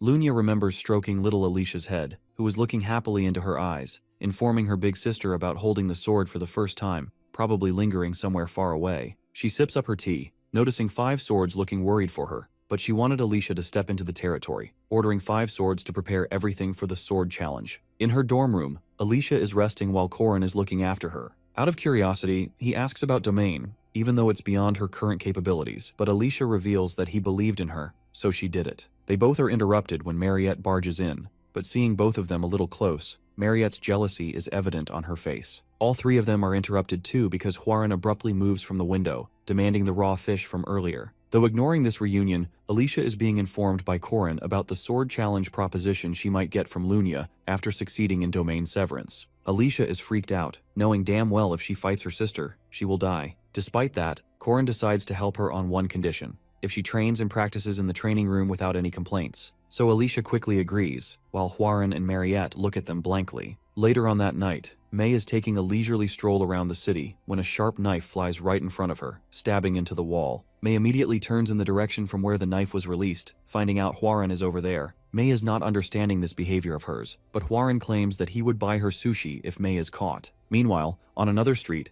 Lena is struggling, since Korin is already fighting with her. Sparks flow in all directions with the collision of their weapons, and clangs of steel can be heard everywhere, but it is nighttime, so nobody's around. With an evil grin, he claims to have requested permission to train with the outstanding Wave Sword Master, Lena. The five masters of Alicia Dojo, Guandao Master Korin Locke, Knife Master Huaran, Flying Sword Master Dron Worski, Gandalf-style Master Mariette Dunilef, and the new headmaster Alicia Arden, are fighting off the five swordwomen to raise their fame and build up their dojo. That being said, the next morning in the newspaper, the latest news is going across the city about the new Arden-style dojo's first steps, defeating the five swords. According to the rules to choose the pavilion master, the handling family's important decision, the sword challenge, is being held, which is why Korin announced changing this order into a dojo challenge, winning against the five swords using different martial arts dojo challenge formats in order to face Lunia in a one-on-one battle. Soon both the teams gathered in the same hall. However, the registration fee, purchase of the event, and all those main things are handled by Mariette. Upon the arrival of Lunia, Tension grows thicker in the air when she taunts Alicia for being there instead of running away, guessing it was Korin's idea. Hesitantly, on Korin's signal, she proposes a friendly duel as the new master of the Arden Dojo, so Lunya agrees but warns her to be prepared because she won't go easy on her. Mariette stands by the wall, staring at both the sisters, aware that Lunya is so strong that even after being a vampire, she doesn't think of having victory against her. Before the sparring session started, Lunya threw a small pouch at Korin, the reconstruction fee. Just then, she immediately rushes forward, striking Alicia, who manages to block it. The force from the sword strikes Alicia, blowing her to the side of the building, instantly destroying it. There is a crash, and the entire upper part of the building is blown away. Alicia looks into her sister's eyes, remembering how she always admired her sister. When she started taking interest in swords, Lunya was the one she looked up to. Even at the age of 15, people admired her for being strong, including Alicia. But as soon as she picked up her sword for the first time and cut a human, her sister, everything gradually changed. Remembering all this, she continues the battle. Lunya points the tip of the sword at her, and she concentrates, thinking Alicia would first take a step back and then to the side. As she did that, Lunya's sword was thrown backwards. This shocks Lunya because she wasn't expecting reverse defense from her little sister. But without wasting a second, Lunya attacks again, lunging forward, making Alicia parry the blow, bouncing back, skidding on the ground. When Lunya mocks her for her slippery footwork, Alicia decides to maintain her speed, get out of sight, and strike at the shortest possible distance. Taking a sharp leap forward, using the third form of lightning, she is about to attack, yet Lunya senses her and instantly uses the Makiwaza technique. Thus, Alicia manages to throw her head back in time. At this point, Alicia just wants to get over this fight, so she wraps both her arms around Lunya, forcing her body on Lunya, but both fall on the ground after Lunya pushes her. Both of their attacks get very intense, and Alicia can see the domain right now. This is what Lunya wanted, to see her true self, the one Alicia always denied. When Alicia realizes she can't win this way, both of them go into domain severance mode. Mariette and Korin can't see anything but a huge explosion erupting in the arena. One of the players is collapsed on the ground, while the other one is standing firm. The winner is decided, but nothing can be seen as the dust is not settled yet. Alicia wins, and Korin thinks her only strength was domain severance, so he instructs her some techniques by exploiting Lunya's patterns he knows from his past life. They capture the only opportunity to win in the domain battle, and Lunya's sword gets cut into two. Lunya promises that neither she nor her subordinates will interfere with Alicia's work. Alicia runs to stop scaredly, as she thinks of herself as weak, and still defeats Pavilion Master Lunya. So she's afraid of the gaze Lunya will receive along with her attitude when she turns on her back. The first time Korin met Lunya in his last life, the whole time Lunya looked for Alicia's murderer, but failed since the true culprit was Park Sihu. Lunya continues searching even until Alicia's third death anniversary. At that time, Lunya prays every year on Alicia's death anniversary. Though Korin used to think that she hated her, she agrees, and adds that there's no one who can resolve Alicia's bitterness except her. Korin realizes that Lunya hasn't forgotten or given up on Alicia, and even if Alicia wins like today, Lunya would support her while smiling. Alicia's scared of fighting, but still a part of her fights with a smile. That's why she's always avoided fighting and feared facing Lunya. So she pretends to be less serious and seeks only simple tasks. And as she's won, she's going to officially become an heir of Arden, and Lunya and her followers are going to be wary of her. But she thinks that if she runs away, her tie with Lunya will to be sever. Korin disagrees, saying relationships can't be cut just like that because whatever happens, they're still going to be sisters. Korin then praises her while reminiscing about getting beaten up by his neighborhood thugs.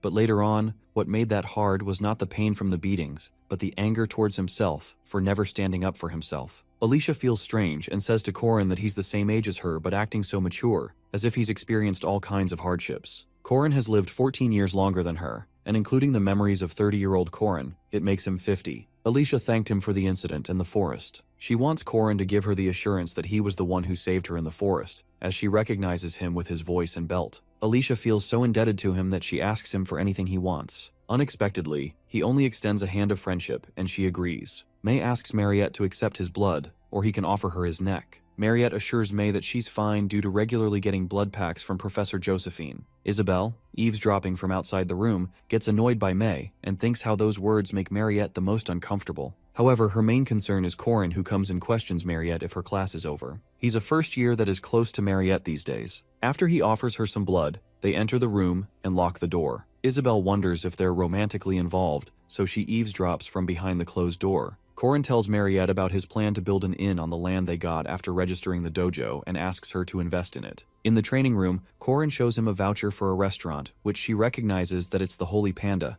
and when Isabel hears it, she gets angry, realizing that the Holy Panda is renowned as the best spot for a date, and after seducing Mariette just now, he's now asking Alicia for a date. Corin asks about how much money he has made. Isabel kept on judging Corin, saying that after hitting on 2 girls, he is now talking about money. The next day, Corin asks Hwoaran about the money too, saying he has an amazing investment. Isabel gets to the concrete conclusion that Corin is an incredible scammer. 97 gold coins and approximately 100 million South Korean won were spent on fighting Lunya. So Lunya thinks about offering a 100 gold coin loan. Hwoaran also has significant funds managed by Protestants. Dran's wealth exceeding even the richest nobles, collects 550 gold coins, and with that, Corin bought the land. Although now it's empty plains, in the second semester, they're going to have a friendly exchange festival with the Eastern Continent's Borame Academy here, and it's going to be the peak season for the lodging industry, where tourists from the entire continent will come flooding in. Clara has a conversation about the conflicting events with the chairman. The chairman then leaves for the Catholic Church to handle the situation there, leaving behind the place under Clara's care. While looking at some papers to be approved, she sees Corin's name and wonders what he is up to at this time. Corin's request was to harvest the mandrake's land provision. He and Alicia go to the testing facilities. Corin asks about her knowledge of mandrakes. She knows that they scream when one plucks them. She is right. One needs to be wary of his eardrum while harvesting them. They put on earplugs and start harvesting. It's even difficult to harvest mandrakes alone, as one needs to pull the plant and another needs to cut the roots and stem to stop its screams. Despite the nervousness, Corin starts but realizes Alicia didn't wear her earplugs properly, so she starts foaming. He decides to do it himself and screaming back at the mandrake, he cuts off its stem and roots. He yells at Alicia for not being useful and decides to stop in case he collapses if he goes until the silver ones. Mariette arrives and saying it was too noisy, she inquires what the two are up to. Corin reminds her of his plans of plucking mandrakes, but as they both are tired, they're going to have some rest. Mariette offers help and directly goes to easily harvest them without earplugs. They both are shocked seeing her do that so easily. She claims harvesting 30 of them at her farm this year. Since their plan is to make a herbal decoction, she decides to cook a stew and asks Alicia if she can get rabbit meat and potatoes to eat. Upon being asked, she tells Corin to do nothing, as she is going to do everything for him. A mandrake can be consumed by eating the root directly, but making it into a herbal decoction is more effective. By adding up to 28 ingredients and boiling for more than 10 hours, mandrake herbal decoction is ready. As Corin draws some rune characters on the sand, she recognizes them and asks how he knows a dead language. He claims to be learnt by his master. Corin has been training in martial arts for years, but this is different, as it is the original runes. He claims that knowledge is power, but only if you know how to use it. The original runes are retrieved and engraved onto the body, a power that could only be used by one person, and one of the final boss's goals was to retrieve and possess the original rune while the master tried to leave the original rune to him,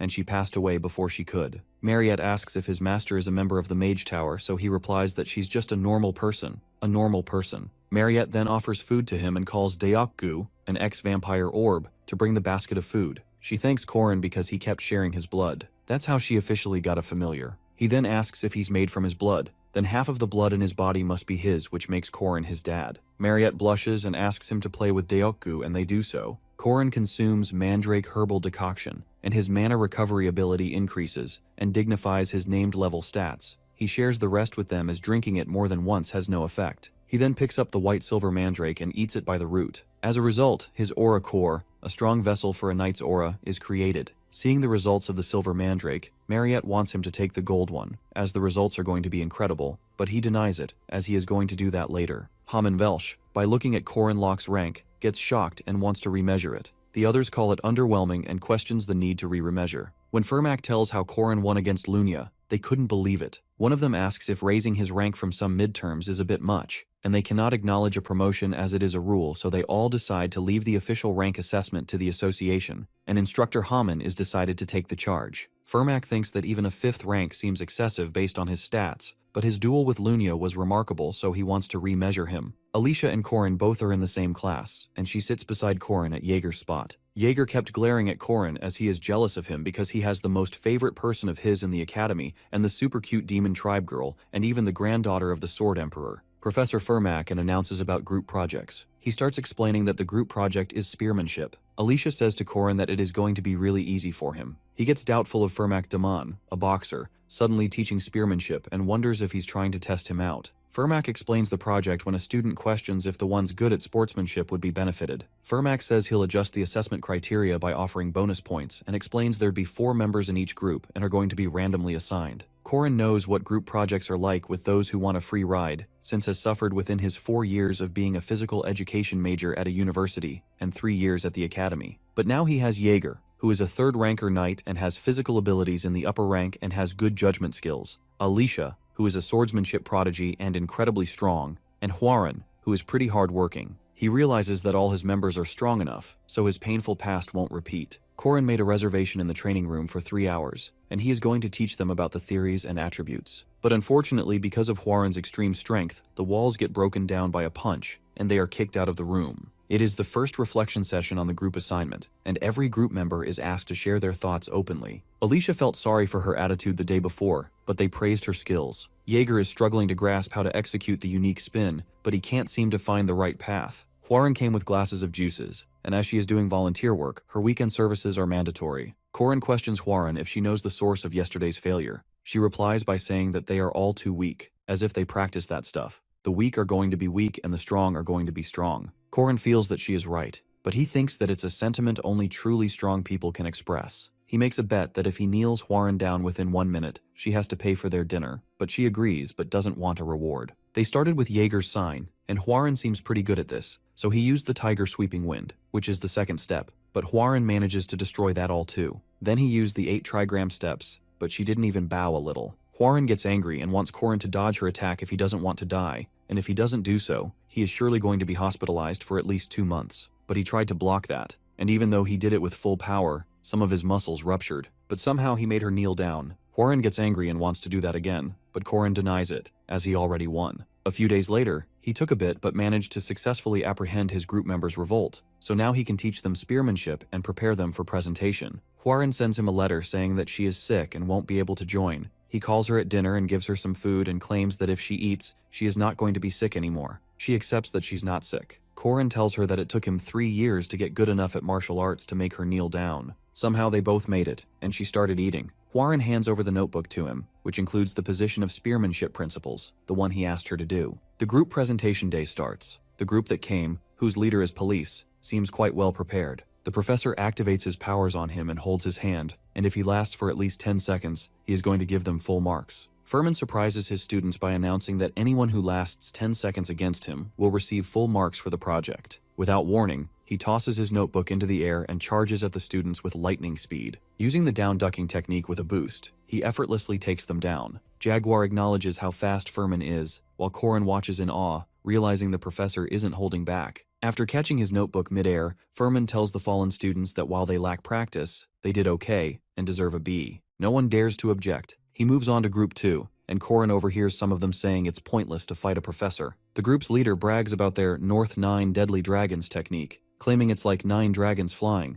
but before he finishes, Furman attacks. He criticizes their needlessly elaborate form, claiming they haven't practiced properly, and gives them a C. When it's Group 3's turn, Corin steps up confidently as their leader. He tells Furman that they'll demonstrate the Lan, Na, Za forms of 8 trigram spearmanship. Jaguar showcases Lan by deflecting attacks. Alicia shows Na by pushing down the opponent's weapon. Hwaran executes Ja by stabbing upward. Corin silently celebrates, impressed by how well Hwaran performed. Furman praises them for removing unnecessary movements and sticking to strong, simple fundamentals. He calls it incredible and gives them an A+. However, he then shocks Corin by saying only he will face the professor in the real fight. He smirks, suspecting Furman had planned this all along, but agrees without hesitation. As the duel begins, Furman uses Jet Boost and throws a right hook. Corin analyzes his stance and realizes something is off. Furman is left-handed. While pretending to be right-handed, his footing gives it away. Corin blocks the attack, catching Furman off guard. The students are stunned. Furman's speed and style have changed entirely, but Corin is still able to block every move. Furman starts to wonder if Corin has surpassed A-rank level. He steps up his power, demanding Corin show him that spearmanship is not just about the basics. But Corin suddenly stops and stands still, shocking everyone. When asked why he is not attacking, Corin calmly replies that 10 seconds have passed. Corin thinks to himself that Furman is probably suspicious. After all, he only used his right arm to fight, pretending to be right-handed, but he already knew he wasn't. What will Furman conclude from this? Furman turns to Group 3 and announces that their simple mastery of the basics represents the true secret arts. He awards them an A+ as the group celebrates. Then he asks Corin to meet him privately, assuring him it's just a talk. In a secluded location, Furman asks if Corin is a 5th rank knight. He confirms this, though Furman says his skills surpass that level. He smugly agrees, thinking to himself that although he's talented, he still can't sense spirits properly, and can only capture evil spirits under specific conditions, hence why he's not qualified to hunt high-level ghosts. Furman reveals that the Knight faculty professors recently discussed Corin's case. They decided he needs to be re-evaluated, and he'll now be given special missions. Based on their outcomes, his rank will be reconsidered. The highest possible outcome is a promotion to semi-first rank, thanks to his unconventional achievements. Corin is pleased because a higher rank means more mission options. As a student, this would usually be a privilege in the 2nd year, but now he might get it earlier. He agrees to the re-evaluation and asks what he needs to do. Furman hands him a sheet listing 4 semi-first rank missions. Corin must complete 2, 1 monster hunt, 1 evil spirit hunt, alone. He feels the pressure of the decision, but prepares himself. Soon after, Corin meets with Professor Herman, who greets him as fog covers the sky. Herman tells him stories about his youth,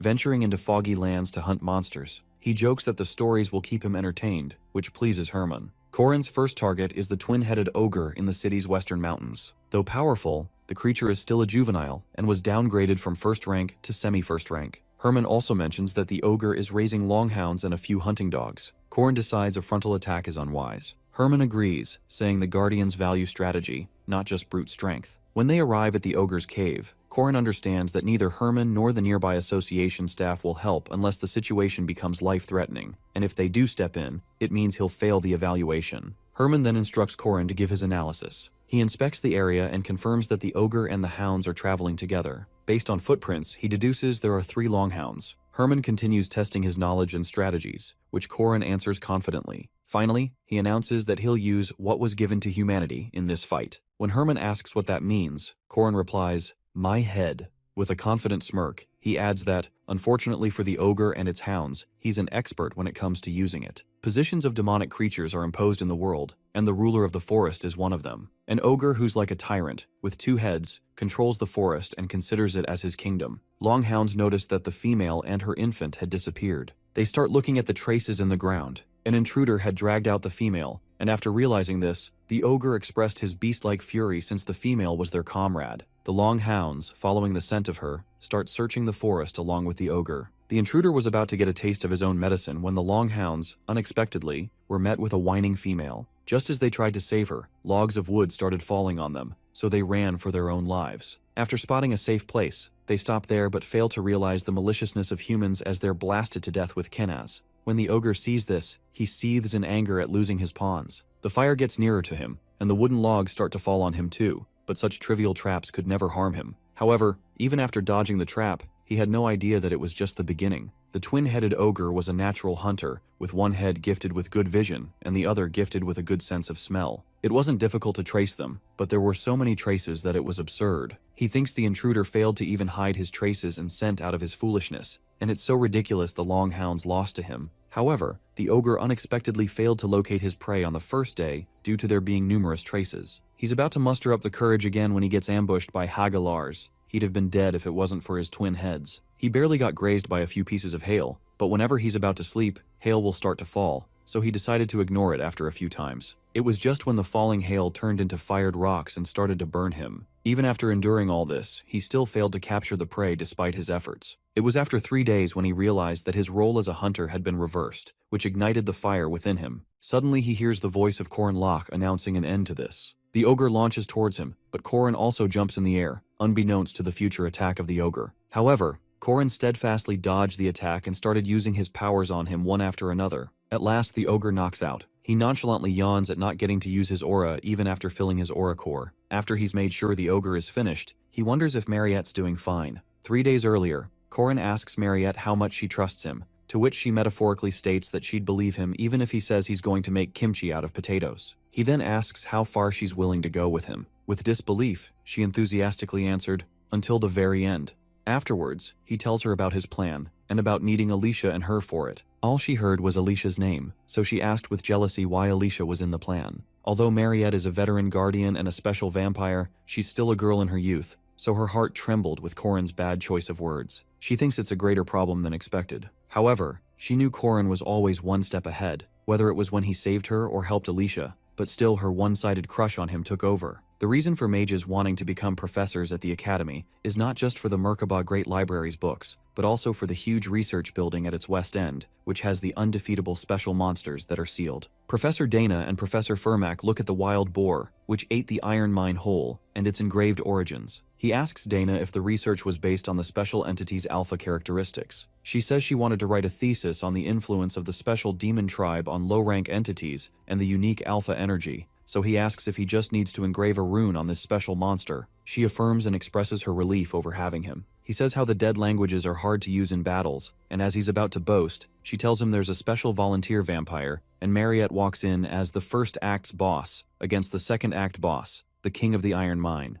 The Haunted House mission is a basic one that can be chosen in the second semester in the original game. However, you need to be wary about the attack from various household items to defeat the first-rank evil spirit possessing the haunted house and destroy the hidden magic circle in the basement. Usually Corin can't sense spirits, but here he can. Sabencia Duke is possessing the training room's magic tools, and it's the Geist phenomenon of possessing a home, meaning they exert physical force that can't be ignored with religious precepts. You need to cut off the stalk and top part with the spear to disconnect the root. Then run into the window in the terrace with the spear facing forward and dodge the flying glass shards. Upon entering, jump slice thrice after cutting the clock, and then destroy the nails on the stairs floors and move ahead. Stepping on the center carpet cracks it and takes you downstairs. Here, after defending yourself from the attacking table, scratch the magic circle to weaken its telekinetic power. Then by using a candlestick and your spear, fire Kanaz plus Hagalaz and keep running upstairs while dodging the attacks. After the attacks halt, all of the rune magic that's been engraved will activate now, so you can leave the house to burn.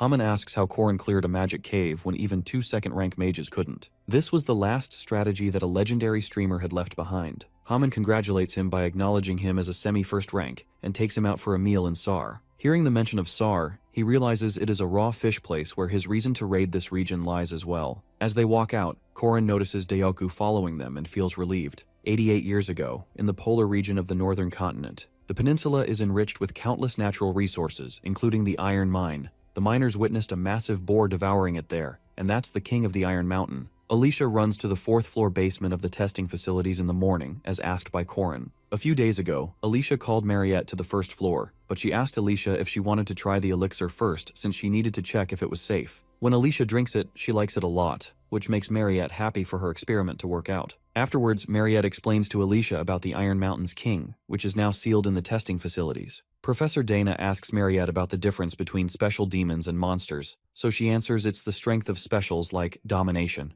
Dana confirms and tells how some demons, called alpha entities, emit a different energy than others and are stronger. They can dominate their kin but not other demons. However, it works on some specials, since they can command any weaker demon. Mariette recalls when she ran away from the hunting ground and had the monsters offer their blood to quench her thirst. She says to Dana that she thinks it was more like using their fear instead of domination, so Dana explains the 3 kinds of species: monsters, evil spirits, and demi-humans. She asks Dana if she can easily command other demi-humans by using her alpha traits, so Dana states the requirement of more research and doubts its possibility due to demi-humans being smarter than humans. Dana then asks for Fangbores to experiment with the alpha traits of a special monster and tells her if she can use alpha traits on them, theoretically, humanity should be able to control most monsters and evil spirits. Mariette's content to be trusted as a mage when Dana asks if she's made the elixir tasty yet. After she conforms, Dana asks her to dominate the boars. She manipulates them into coming out of cages and to stop, but when they fail to understand the command to lie down, Dana asks Fermac to release the King's Seal since lower-ranked monsters lack intelligence. He releases just the first seal, and Dana announces that the 1st, 3rd, and 7th resistance circles have been activated. She asks to strengthen the chains of the 4th and 6th seals, and the boars start attacking. When Mariette stops them, Dana wonders if they're losing control due to them being all boars. Suddenly the monster in cage A107 escapes. That's a manticore. Mariette shoots blood spears at it, and Hermac also joins in, but it's too strong. Suddenly a lab assistant alerts them about the monsters trying to escape from their cages and tells them to evacuate. Dana orders the activation of large-scale monster-resistant circles and sealing magic and reseals the king. The magic circles and sealing magic fail to activate, and the king breaks free of the chains. At Sar, Corin and the men enjoy the feast to celebrate his promotion to semi-first rank. He gets turned down for asking for soju since he's a 3rd year, a minor, and feels devastated over it. Corin tells Haman a saying from the East about how alcohol needs to be learned from adults and asks him to be that adult, and Haman gets manipulated by his admiring eyes. Corin's eyes shine with greed when Haman pours him some drink, but suddenly they hear a bark, and Haman gets confused by it. Korin almost cried at Dayaku's timing since it was going to be his first drink in ages. When the king frees himself, Furmak tells Mariette to block it together. Using the crystal lance magic, she tries blocking the king, but it unexpectedly shatters. She couldn't understand how it had such little impact on the king, but Furmak appreciates it anyway and lunges forward towards the king. However, Furmak's attack does no damage, and the king, using a rune, Thurisaz Fehu, attacks Furmak, destroying the wall by throwing him against it. Mariette feels anxious about both Furmak and the barrier system when all the caged monsters break themselves free. The alert rings through the floor as the monsters run towards them with rage. Code Veronica activates, commanding all workers to evacuate and the security team to activate all available magic circles and mobilize the spirit golems. The golem team activates, and the interception system engages as they stand against the enraged monsters to stop them. Dana announces that the monsters must not escape the testing facilities at any cost. Among the monsters, there were even the first-ranked demonic beasts like a poisonous dragon and King Herent. The golem team fights against the monsters, but the monsters outnumber them easily. Considering the worsening situation, support is requested by Dana as they fail to block the higher-level monsters without a magic circle. She worries about them escaping the academy, so she permits the consecutive lightning attacks in the shared area. They were on such thin ice that she wasn't even sure if their budget would be okay after using all these facilities.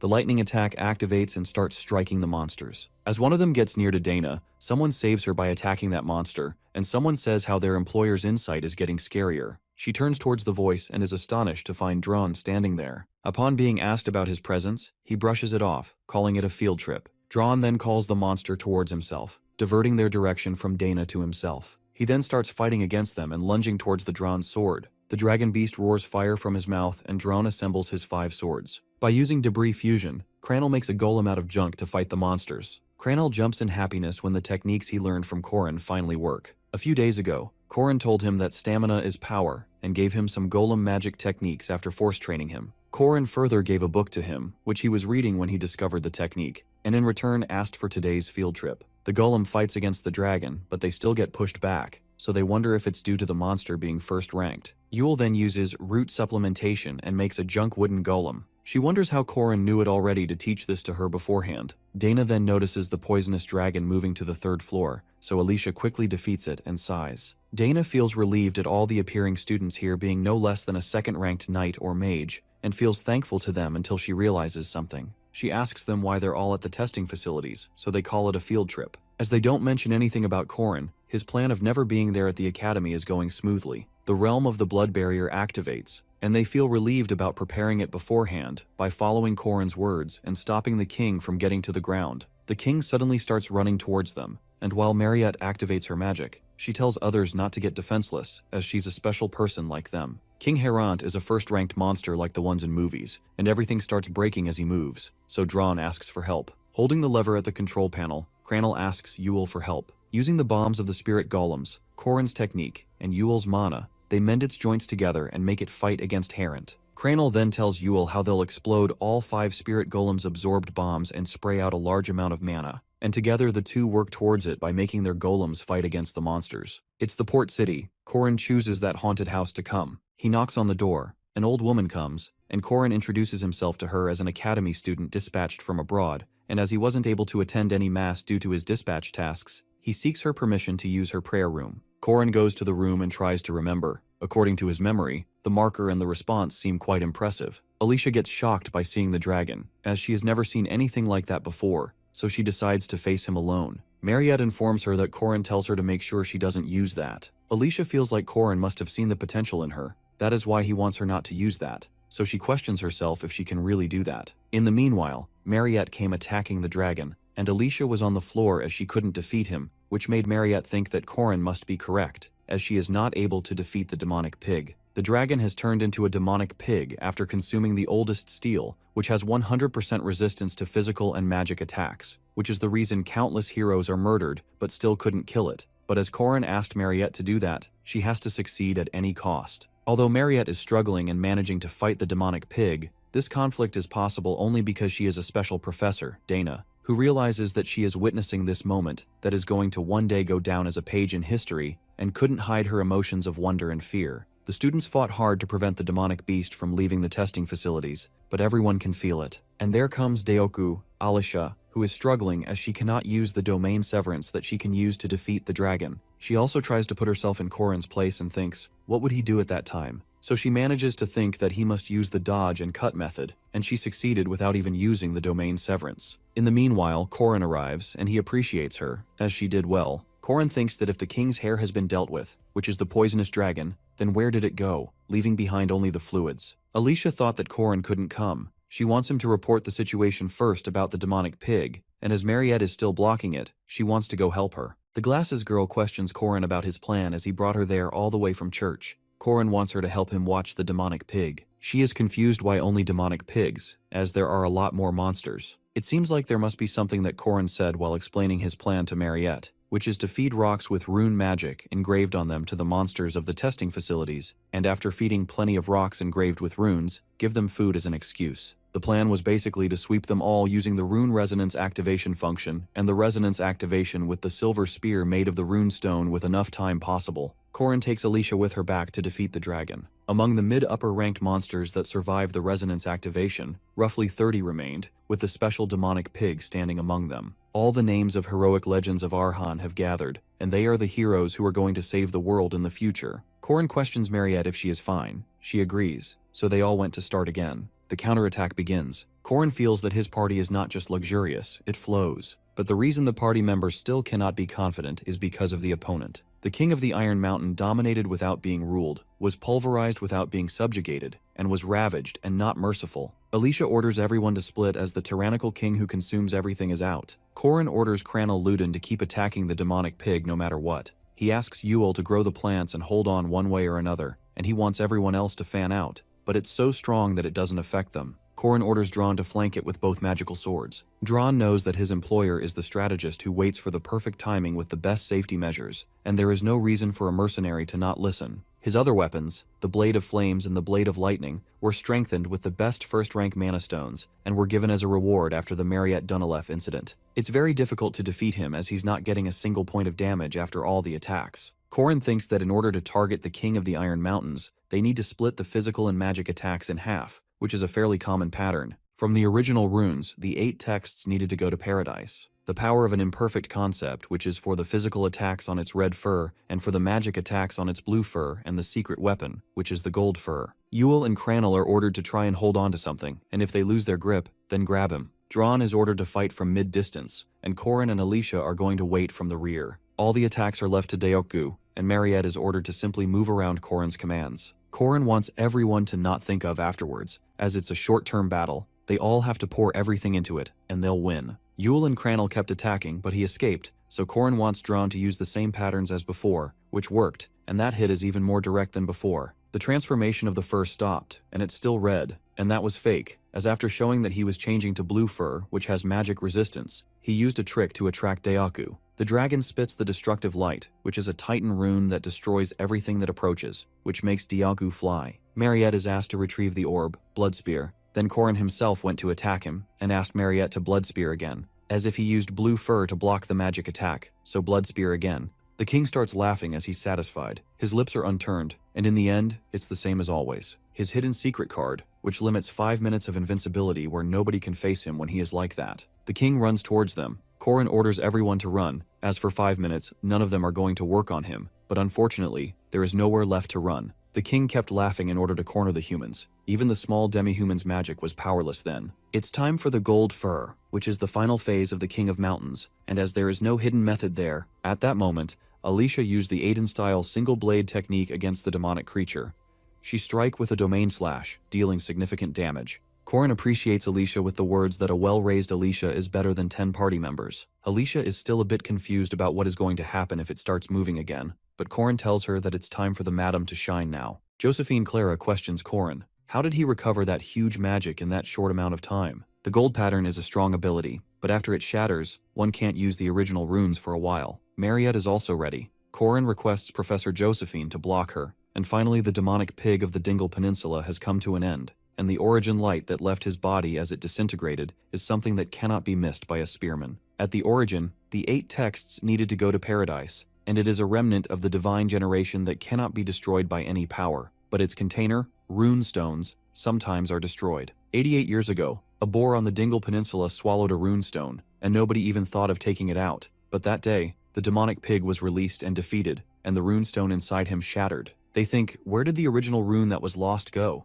And the answer is quite simple. It goes to the closest runestone and wanders around aimlessly before settling, and it has reached its destination. 10 years ago, he entered the academy for all this and acted like a professor, and the king of the Iron Mountain, which was defeated by the academy students, which was a futile end, and it has been sealed for 80 years, so it's no wonder it has weakened, and all he has to do is to leave the academy. Firmak comes there. Korin tells him that as he is the disciple of the disciple his master renounced, then Korin is his martial uncle, and he wants Firmak to show him respect. Firmak feels that Korin has got to know his identity. Korin tells him that he can't go back to the origin, but that is something a mere student shouldn't know, and he thinks that maybe Josephine told him. Firmak gets angry and calls out Korin as his enemy, as even with the 6-step spearmanship he is unaware of, Korin has blocked all his plans and is standing in front of him. Firmak is the famous first-ranker knight, the mastermind behind the unsealing of the King of Iron Mountains, the final boss of the second part, the one who is going to appear with the King of Paradise, and one of the 4 executives, and his powers are at least the rank of Lunya Arden.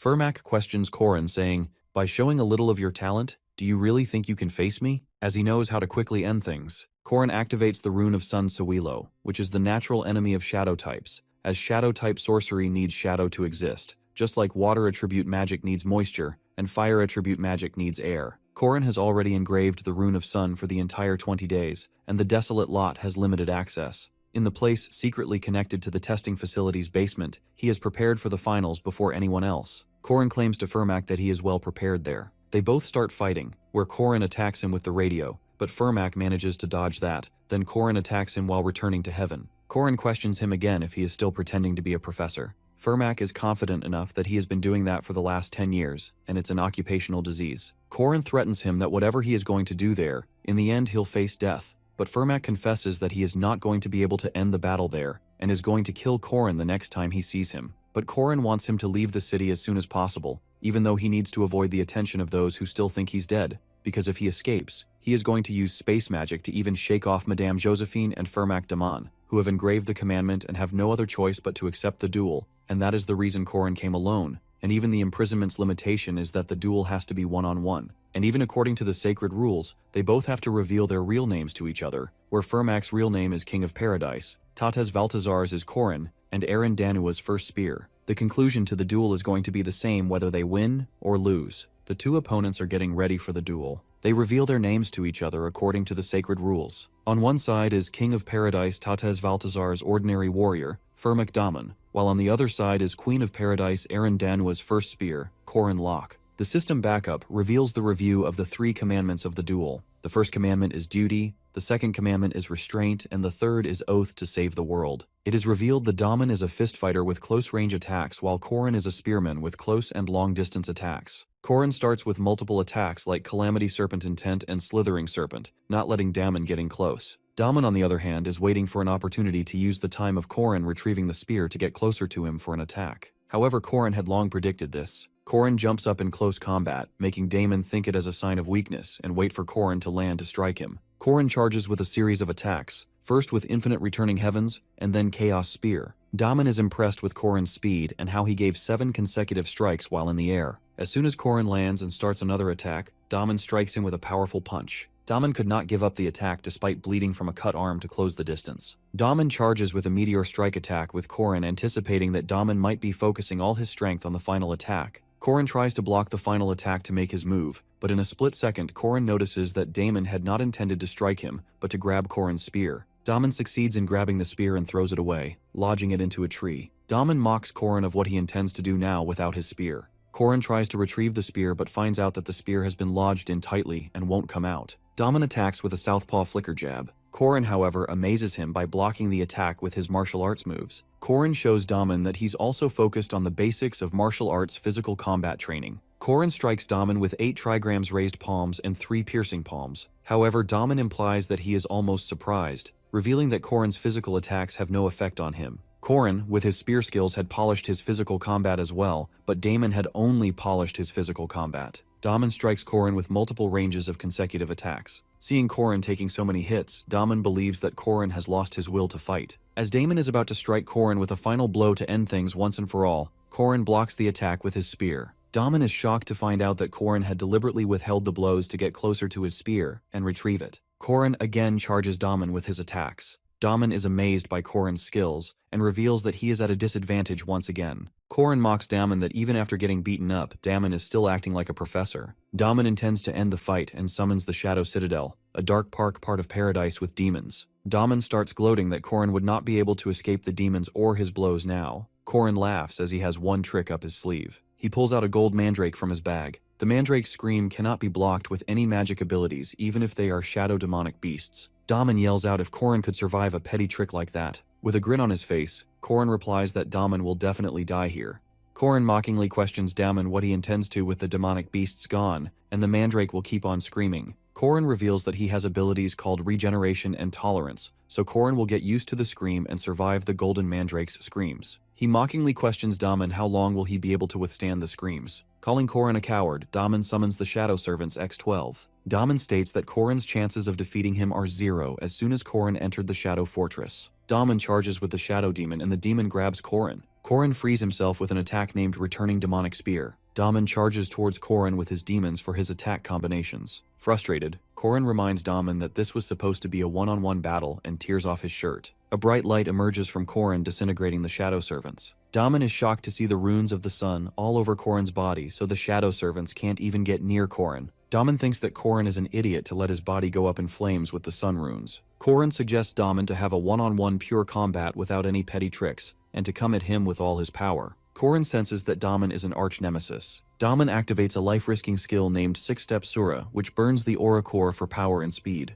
Korin activates the 6-Step Spearman Sura, revealing he can use the same skill. The two warriors go all out this move, engaging in a fierce combat. In a split second, Korin pierces through Damon's heart and wins the battle. Korin goes into a flashback of how he faced Fernak again after losing to him in the second part. Korin and his friends had found themselves in a nightmarish realm, a hell in paradise. Daman, an evil king, tried to introduce hell into this world, leading to the deaths of many people including Korin's friends. Korin is now relieved that this time it will be different as he has killed Damon. Korin searches Daman for the Leah Fail, a stone which is one of the 4 secret treasures protected by the Druids. Korin does not find the Leah Fail but finds an original rune with Damon. Korin vows that he will not let Tates Valtazar have the rune as Valtazar intends to gather all 8 original runes to bring Shadow Paradise into this world. Korin looks at Damon's body. He wonders why is it important for Damon and Valtazar to kill innocent people. Korin gets Damon and Valtazar's anger and resentment for the world, but the way they're taking their anger out is wrong. Korin falls down from the pain of his severe injuries. Korin thought he had gotten used to pain from his regeneration and tolerance and lost consciousness. He is rewarded a map to Findius' son, one of the 4 secret treasures, for defeating a great evil named Fernak Daman. However, Korin is more concerned about the golden mandrake and the runes than the reward. Korin wakes up to find himself on Alicia's back. Korin asks Alicia about the cleanup. Alicia responds that Professor Dana is looking after the cleanup, however she's upset that Drawn left. Alicia tells Korin that UL and the others were the ones that found him. Korin calls Drawn a bastard and that he doesn't know what loyalty is. Drawn had clarified not to expect much from him, as their relationship was merely business-related. Before Korin finishes his sentence to inquire about the rune and gold mandrake, Alicia interrupts and ensures him that the items are safe. Korin finds it strange that Alicia knew what he was going to ask, as she's not that smart. Alicia is triggered by this statement and reminds Korin that she's the one carrying Korin and could easily drop him. Korin expresses his gratitude to Alicia for saving his life. Alicia brings up the topic about domain severance. Alicia reminds Korin that she wouldn't have defeated the King of the Iron Mountain if it weren't for Korin. Alicia thinks and realizes that during their group assignments and making mandrake potions, Korin was drawing runes. Korin was actually preparing for this very fight ahead of time. With tears in her eyes, Alicia tells Korin there was nothing wrong with fighting together, and why did he have to go face Daman all by himself? Korin stated that it was better if lesser people die. Korin's friends find out about his battle and injuries and decide to go visit him at the hospital. They enter his room to surprise him with snacks and to be there for him at the time of his loneliness. To their surprise, Korin's friends saw 3 beautiful women taking care of him and serving him food. Korin notices his friends and with a smile asks why they had to bring snacks as he's already full. This leaves Korin's friends burning with rage. Korin's friends question themselves why they came and shouldn't have come to visit him. The girls, on the other hand, are chatting about how it isn't often they get together like this with Korin. The girls suggest playing a game and also invite Korin's friends to join. Hearing this, Korin's friends start weeping with joy and getting some attention from the girls and start blessing Korin. There's a knock on the door and everyone starts to wonder if someone else was supposed to come. One of Corin's friends goes to see who it is, and is shocked to see the people who came and asks what brings them there. Corin answers that they had come as expected, and he was going to go see them anyway. It is revealed that the visitors are Chairman Aryu Kassar, the lady publicly acknowledged as the chairman of Merkaba Academy, and Professor Josephine. Aryu Kassar asks Corin about his health. Corin responds that he is better, and it was about time that he revealed his cards a bit. Chairman Aryu Kassar apologizes for sending away Corin's friends, as they had to discuss confidential matters with him. Corin understands the matter. Aryu Kassar states that they have many questions to ask, as this incident wasn't something that could be overlooked by them like they did with Mariette. Corin exposes that Fermac was a spy, and the other two do not seem surprised with this information. Corin realizes that Chairman Aryu and Professor Josephine already had found out about Damon's betrayal, and thinks that they do not know the whole truth yet. He reveals that Fermac Damon was a disciple of Tates Valtazar. Josephine does not believe Corin's story, to which he adds the moves which Damon used. Corin further clarified that he is the same as well, knowing those moves. Josephine is outraged hearing this and asks Corin if he's also a disciple of Valtazar. Getting off his bed, Corin reassures them that they do not have to be wary of him. Corin further adds that he's not giving this information so the chairman can act on it right away. Corin states that he knows the chairman's body right here is just a spare, and the main body is at the castle, and probably isn't in the condition to come out, leaving Aryu wondering how Corin knows about this information. Corin again informs that Valtazar is still alive and is now stronger than ever, and he is not alone as he was before. Corin reminds Aryu that Valtazar got stronger because of Aryu's indecision 80 years ago, showing the runestone in his hand, saying that the origin was split across the world because of Valtazar's betrayal, and the Aryu could only recover 2 pieces of it, and even those pieces would have been taken from them if it weren't for Corin. Corin states that the 4 secret treasures of Manhwa, including Leah Fail, the Stone of Fate, are probably in Valtazar's hands. Corin further adds that if the coronation takes place, Valtazar will no longer be considered an usurper. Corin asks the chairman that she will be able to guess what things would happen if the coronation takes place,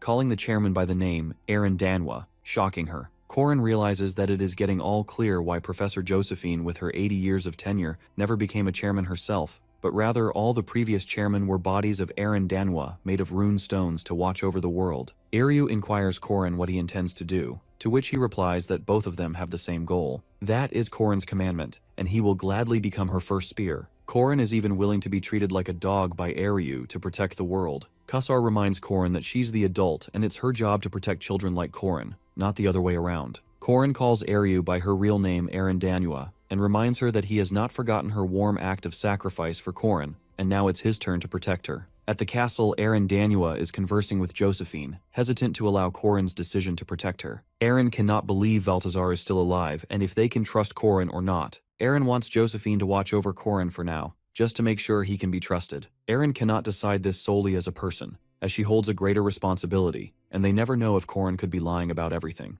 Aaron could not understand why Corin was looking at her with such sad eyes. The Merkaba Academy summer break ceremony takes place. The ranks of the students are reassigned based on their performance, which holds a special meaning. This reassigned rank is an official rank given to the students by the Guardian Association. The students are praised for their efforts and performance for the semester. The chairman starts announcing the students who are to receive their reassigned ranks. Second-year magic class valedictorian, Mariette Dunelef, is promoted to semi-special rank. Mariette, despite faced unfortunate hardships, showed a strong will and contributed to the prevention of a huge incident at the testing ward, even after turning into a vampire. Mariette got her achievements by assisting Professor Dana's research, and her conversion into a vampire significantly increased Mariette's mana and showed her efforts in holding back the King of Iron Mountain, preventing many casualties. These efforts made it impossible not to increase her rank. Hearing this announcement by Chairman Aryu, the students start praising Mariette that she's the youngest semi-special rank guardian ever. The students were joyful to witness such a legendary moment. Chairman Aryu begins announcing the names of the students who, like Mariette, have made great contributions to stop the incident that happened at the test ward. The students are shocked to know that who else had made contributions to increase their ranks. The students did not know about the others who contributed,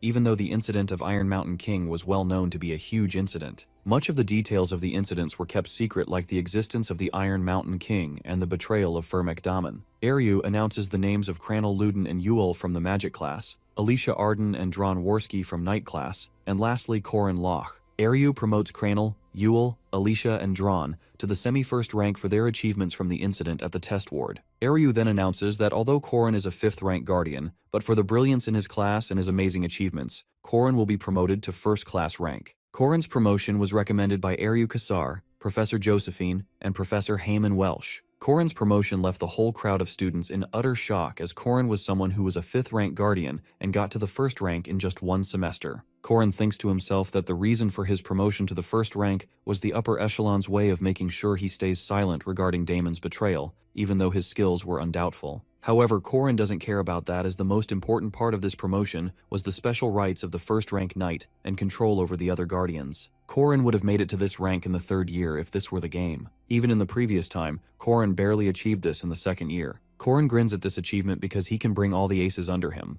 Corin's friends meet outside and meet up and are sharing their plans for the summer break. Some are heading home, some are going for internships, and some are intending to go on an adventure. Alicia is, however, sad her grandfather is calling her to come home. Alicia asks Corin about his plans to go home. Corin replies that his plans have been cancelled. Alicia nervously invites Corin to join her, as she'll get scared going alone. Corin is surprised by this statement, but understands everything considering Alicia's personality. Corin thought that everything should be fine, as there weren't any problems in the game as well. Corin responds that he'll join Alicia next time. Mariette comes shouting Corin's name. Corin and Alicia are aboard a train. There are some semi-first thugs trying to hijack the train. Corin and Mariette enter the room talking casually and give not heed to the situation. The leader of the thugs gets frustrated by this and threatens Corin with his sword and asks Corin and Mariette to put their hands up. Corin lifts one of his hands up into an uppercut punch, making the other guy fly away out of the train. Corin asks the other thugs if he is to lift his hands like this, leaving them shocked and scared.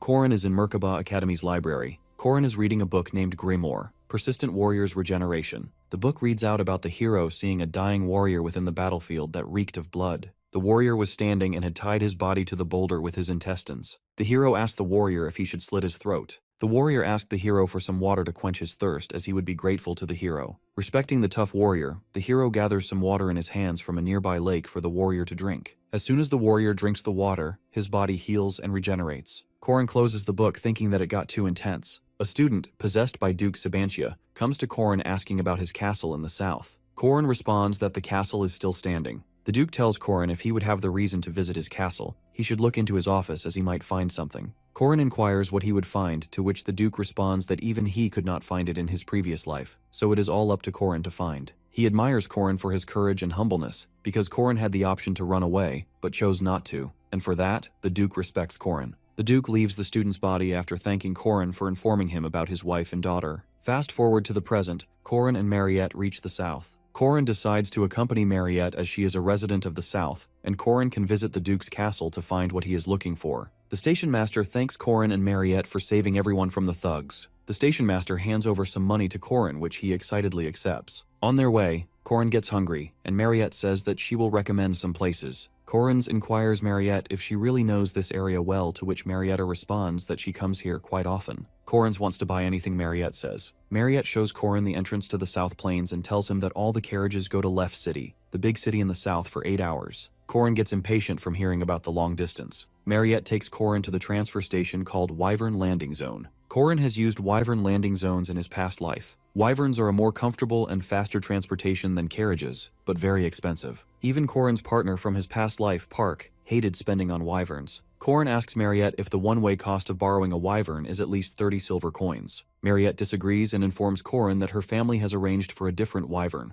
The staff at Mariette's residence are preparing for her arrival, as she is technically the princess of her family. The Hraesvelger lands with Corin and Mariette getting off. The large number of staff welcomes and congratulates Mariette for her break and being promoted to semi-first rank. Corin realizes something, and to be sure asks Mariette if her family does farming or not, and how big is the scale of the farming. Mariette informs Corin that the scale is 2 million. Corin is amazed with the farming scale of 2 million pyong, to which Mariette corrects him that the unit is different from pyong. The farming scale of Mariette's family is 2 million hectares. Corin is surprised after hearing the word hectares, because 2 million hectares is equal to around 6 billion pyong. Corin soon realizes that Mariette and her family are icons in the south. Corin remembers that he saw many signs of Mariette's family name, Dunalef. The name was on the salon, grocery stores, post office, agricultural cooperation, and even the wrestling association. Entering the Dunalef residence, Corin asks Mariette why she didn't tell him that she's wealthy. Mariette denies her being rich because the wealth belongs to her parents. Corin knows that all rich people say this. The Dunalef family butler, Paul, laughs, saying that Mariette will soon inherit all the assets anyway, being the firstborn daughter of the family. Corin begins to wonder who that man is while Mariette is greeting Paul. Paul asks Mariette for her luggage and notices Corin.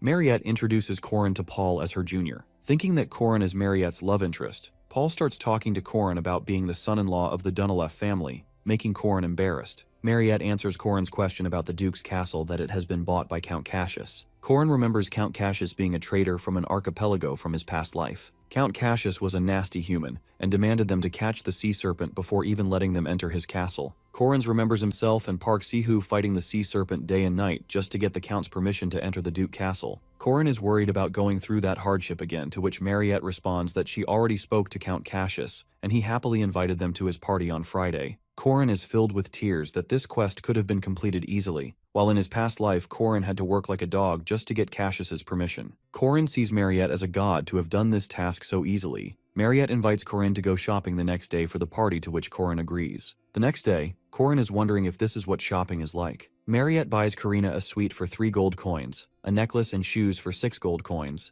everyday clothes for 4 gold coins, and many other things. Everything was bought with a blank check. Corin thinks that these are all brand names and this money was enough to become wealthy in real estate in Seoul. Corin wonders if Mariette intends to make Corin her slave. Mariette takes Corin to another place, with Corin revealing that he's getting scared and tries to stop her from buying more things for him. At the Smith store, the shopkeeper greets Mariette and hands over the commissioned item she had ordered. Mariette hands over the present to Corin, saying that this item contains the same minerals used in Alicia's odachi. The item was the unbreakable stone, which even the Academy didn't have. Holding the stone in his hand, Corin thinks that the unbreakable stone won't even break in the domain like the refined silver stone.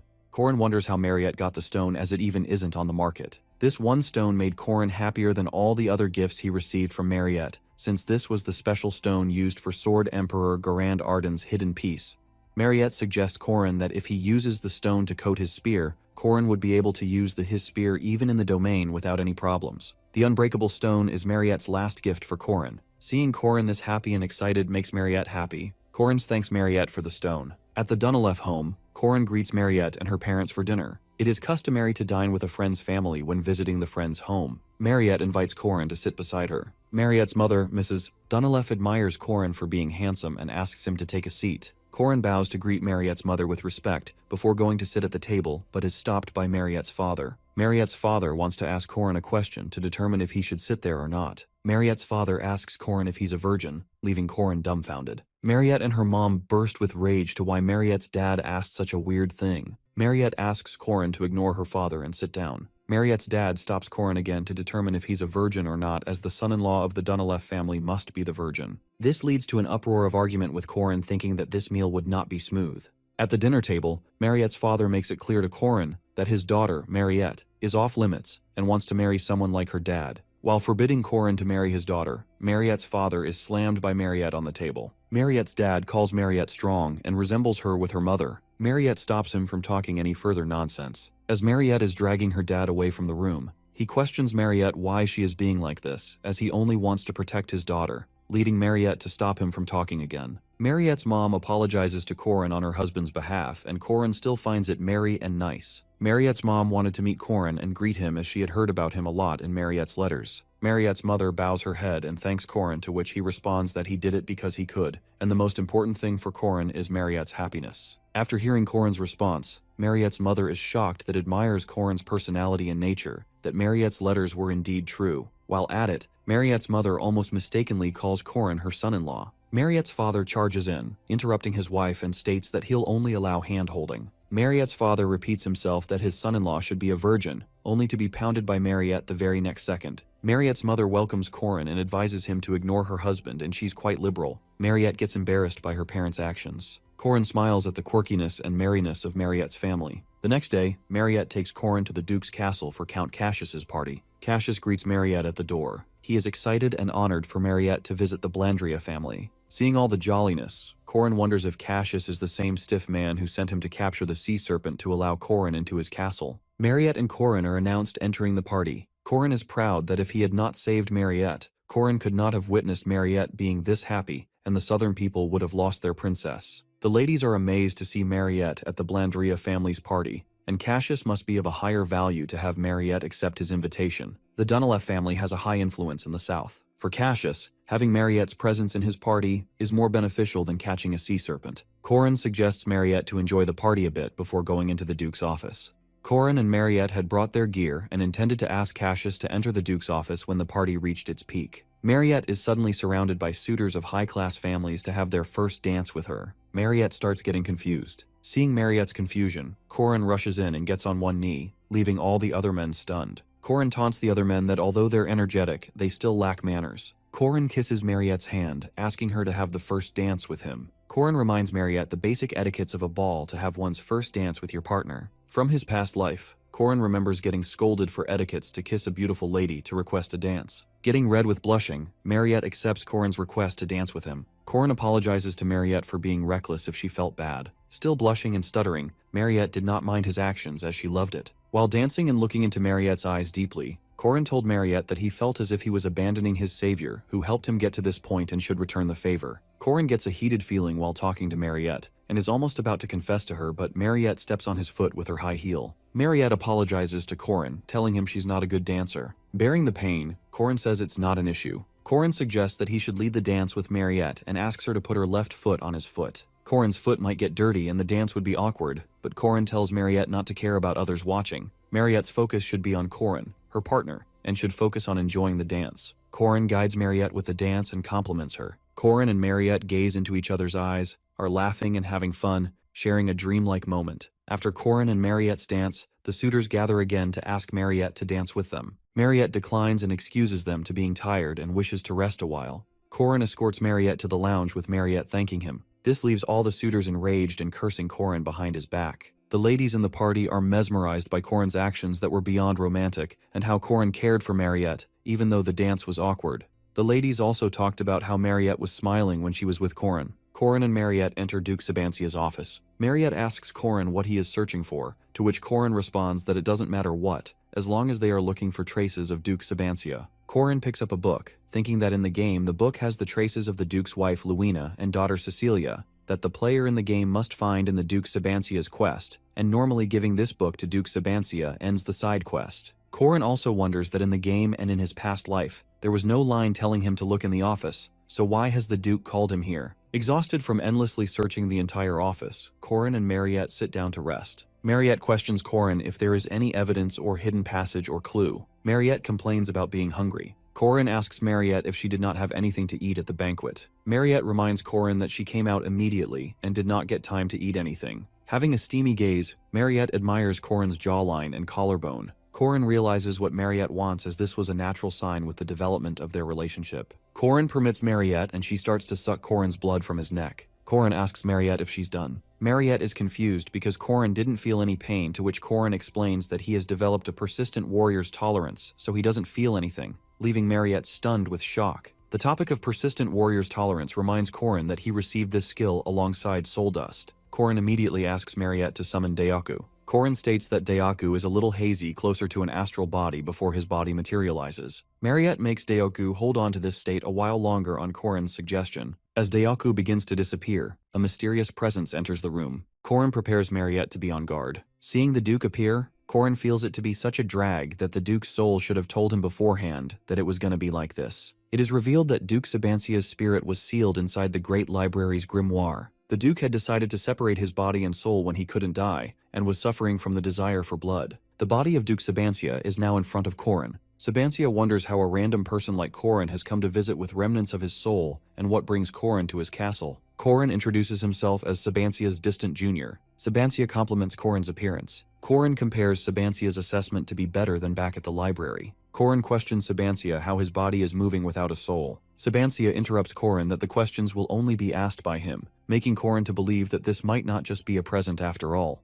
Sabancia Duke was the great general who ruled the entire South 800 years ago. The world knew Sabancia as the strongest of all time. Fast forward to the present, Corin is in a fierce battle with Sabancia Duke. Sabancia remembers that Corin had met his soul and asks Corin if he killed it. Corin answers that he did not kill Sabancia's soul but rather helped him find peace and ascend. Corin thought Sabancia would bring more than the grimoire as a gift this time. Sabancia believes if his soul guided Corin to his castle, then Corin wouldn't have brought a vampire with him, something that Sabancia despises. Sabancia thought all of Corin's statements as lies and refused to believe Corin. Corin once again asks Sabancia how his body is moving without a soul. Sabancia reveals that since his body is a vampire, it needed a piece of Sabancia's soul trapped inside in the castle to prevent him from becoming a beast like Mariette. Corin tries to make Sabancia believe that Mariette's controlling the powers of a vampire. Sabancia refuses to believe Corin, as Sabancia had to rid himself of the bloodlust for 800 years and has worn out his soul senses and emotions. However, the one thing that did not disappear for Sabancia was the taste of blood, for which it is revealed that Sabancia has sewn up his mouth. Corin regrets bringing Mariette and putting her in danger. Corin assumes that since Sabancia just has his body for 800 years, Sabancia might be strong, at least as a semi-rank now. Corin activates his 6-step spearmanship and intends to face Sabancia with full power to defeat him. Corin charges with the Calamity Serpent Ultimate Essence and Rising Serpent Skies, while Sabancia uses Poisonous Dragonhead Charge. Sabancia shows Corin the power of creation, which Sabancia gained from slaying a dragon, and charges with an attack called Final Demonic Sword Dragon Murder. Corin realizes that he underestimated Sabancia's strength and collapses. Sabancia approaches Mariette, calling her a petty beast, and how she hopes to live a human's life. Mariette is confused by Sabancia's words. Sabancia questions Mariette if she doesn't consider herself a beast, and if not, then how positive is she to overcome her will. In the end, Mariette will kill all those she loves just to quench her bloodthirst. Sabancia charges towards Mariette to end her. Mariette saves herself and summons Deoku. Sabancia traps Deoku with 8 trigrams binding. Sabancia is impressed by Mariette's speed and compares it to be faster than his own during Sabancia's prime. Sabancia mocks Mariette for being a foolish beast, relying just on her strength with no strategy. Mariette cries for Deoku to come back. Sabancia shows Mariette the Romania sealing sword and explains that this is a binding sword to seal immortal beings. Sabancia's hatred for vampires is clearly seen as he repeatedly calls her a beast, and she will always remain one. Remembering Corin's past words, Mariette refuses to believe Sabancia's words and tries to assure Sabancia that she has changed. Sabancia thinks that the path of Mariette's death is better for both her and Corin, while binding Mariette with his sword. While Sabancia laughs at Mariette's helplessness, Mariette gazes upon Corin's neck. Witnessing this, Sabancia is assured that vampires shouldn't exist, as Mariette, even now, cannot forgive her bloodlust and is learning to suck Corin's blood. However, Sabancia is amazed to see that Mariette is injecting her blood as an elixir into Corin to save his life. Sabancia is convinced that Mariette can control her vampire powers and suppress her nature. Mariette cries for Corin to wake up. On the other hand, Sabancia is impressed by Mariette and Corin and what they achieved, something he could not do, and knelt down for his desires. Sabancia pulls out his sword and lodges it into Corin. Mariette yells at Sabancia that he has already done enough to harm them, so how far does Sabancia plan to go? Mariette pleads with Sabancia not to take Corin away from her. All of a sudden, Corin puts his hand on Mariette's shoulder, ensuring her that he's fine and right here.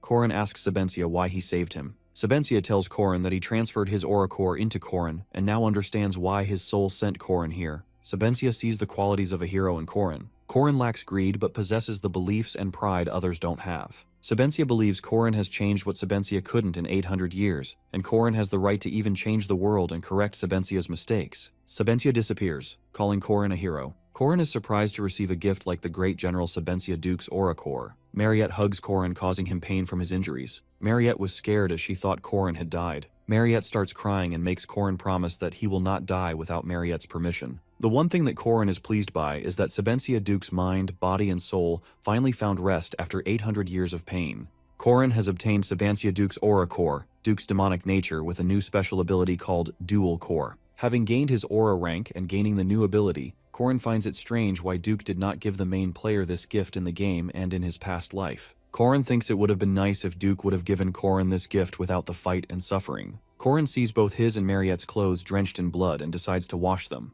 Corin is waiting for their clothes to dry while Mariette is resting with a cloth on her bare body. A maid enters the room. She's shocked to find Mariette and Corin without clothes, and seeing Mariette lying in Corin's lap, mistaking them to have engaged physically. Corin tries to clear the misunderstanding that he's just drying their clothes. The maid notices the sweat, muscles, and hot air in the room, making her assumption more clear. Corin still tries to clear things for the maid, but the maid apologizes and runs away, telling Corin and Mariette to enjoy their time. Corin is embarrassed and questions the meaning of the maid's words and tries to stop her from misunderstanding. Corin believes something has gone wrong. Hearing this, Mariette's father gets furious and threatens to kill Corin for messing with his daughter. It took around 20 days to clear up the misunderstanding. Corin decides to hide in the mountains for those 20 days, while Mariette's father has his people search for Corin for violating Mariette. Corin spends those days training his aura. Corin weighs a sign of relief when all the misunderstandings have cleared up. Otherwise, Corin would have been the South's #1 enemy. Corin is excited to return back to school for the second semester and the festival preparations. Mariette asks Corin if the inn business she invested in with Corin was doing well,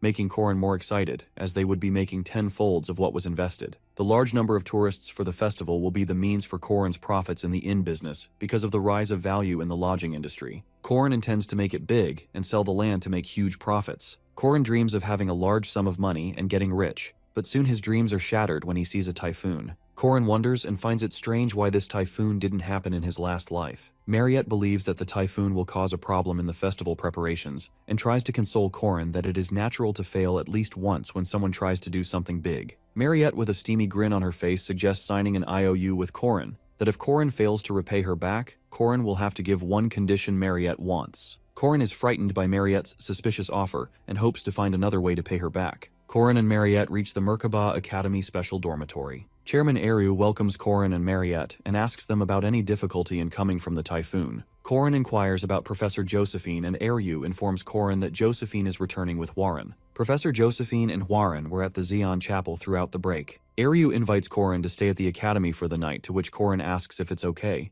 Eru lets Corin know that Corin is not an outsider anymore, and she's thinking of letting Corin stay at the academy from the second semester. Corin believes that letting him stay is just an excuse to surveil him, as Master Aaron and Professor Jospaheen do not trust Corin yet, and must find a way to watch over Corin. Corin gets impatient with the typhoon, and Mariette wonders if the typhoon has damaged the city or not. Eru assures Corin and Mariette that the city doesn't have any major damages. The damages by the typhoon are not at the center, but the surrounding areas face more damages. Mariette is worried that the city will get damaged if the typhoon moves, to which Eru assures Mariette that it won't happen, as this typhoon is not a natural phenomenon, but rather the work of a monster. Mariette and Corin are stunned by Arius's statement. Eru begins sharing the story about an important sea route of a southern archipelago going upstream along the Agania Strait. The lone emperor of the ocean, the sea serpent, got entangled with the Agania Strait at some point. The sea serpent went wild without a care for the economic situation of humans and began shaking up trade ships invading its territory. One man, wanting to be a hero, set out to defeat the lone emperor of the ocean.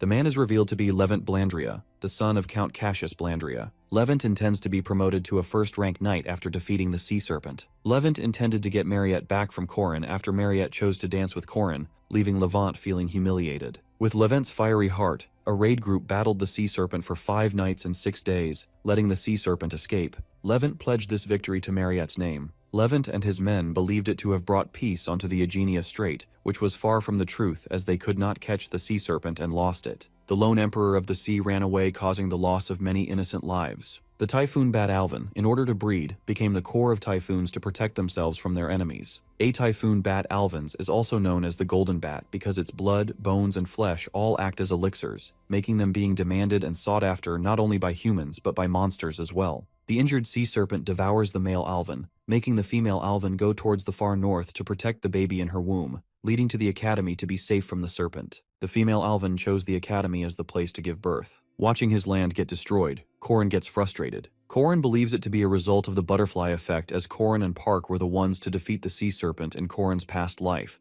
preventing the disaster by the Alvin bat taking place now. The workers in charge of the construction of Corin's inn start evacuating from the danger. Corin pleads with the workers to stop as they're almost finished. The workers refuse to die from the typhoon getting bigger, and even ask Corin to give up. Corin believes if the typhoon continues one more week, the inns will be destroyed, and there would be no festival. Corin gets worried that if the typhoon goes on, Corin will have to bear a loss of 720 gold coins. The Merkaba Academy held an emergency meeting regarding the typhoon measures. Chairman Eru had called a few presiding professors and students. Night faculty tenured professor Heman Welsh asks if everyone is aware of the typhoon bat Alvan. Magic Department's Professor Dana Arienne questions the matter of subjugating the Alvan bat, as they could capture the bat, and the money earned from the research could help recover the loss from the King of the Iron Mountain. Being furious, Welsh emphasizes that it is necessary to subjugate the bat, but gets opposed by Magic Faculty Professor Edgar Linton. Edgar explains that the typhoon will clear in 1 month, so there is not need to risk facing the Alvan bat.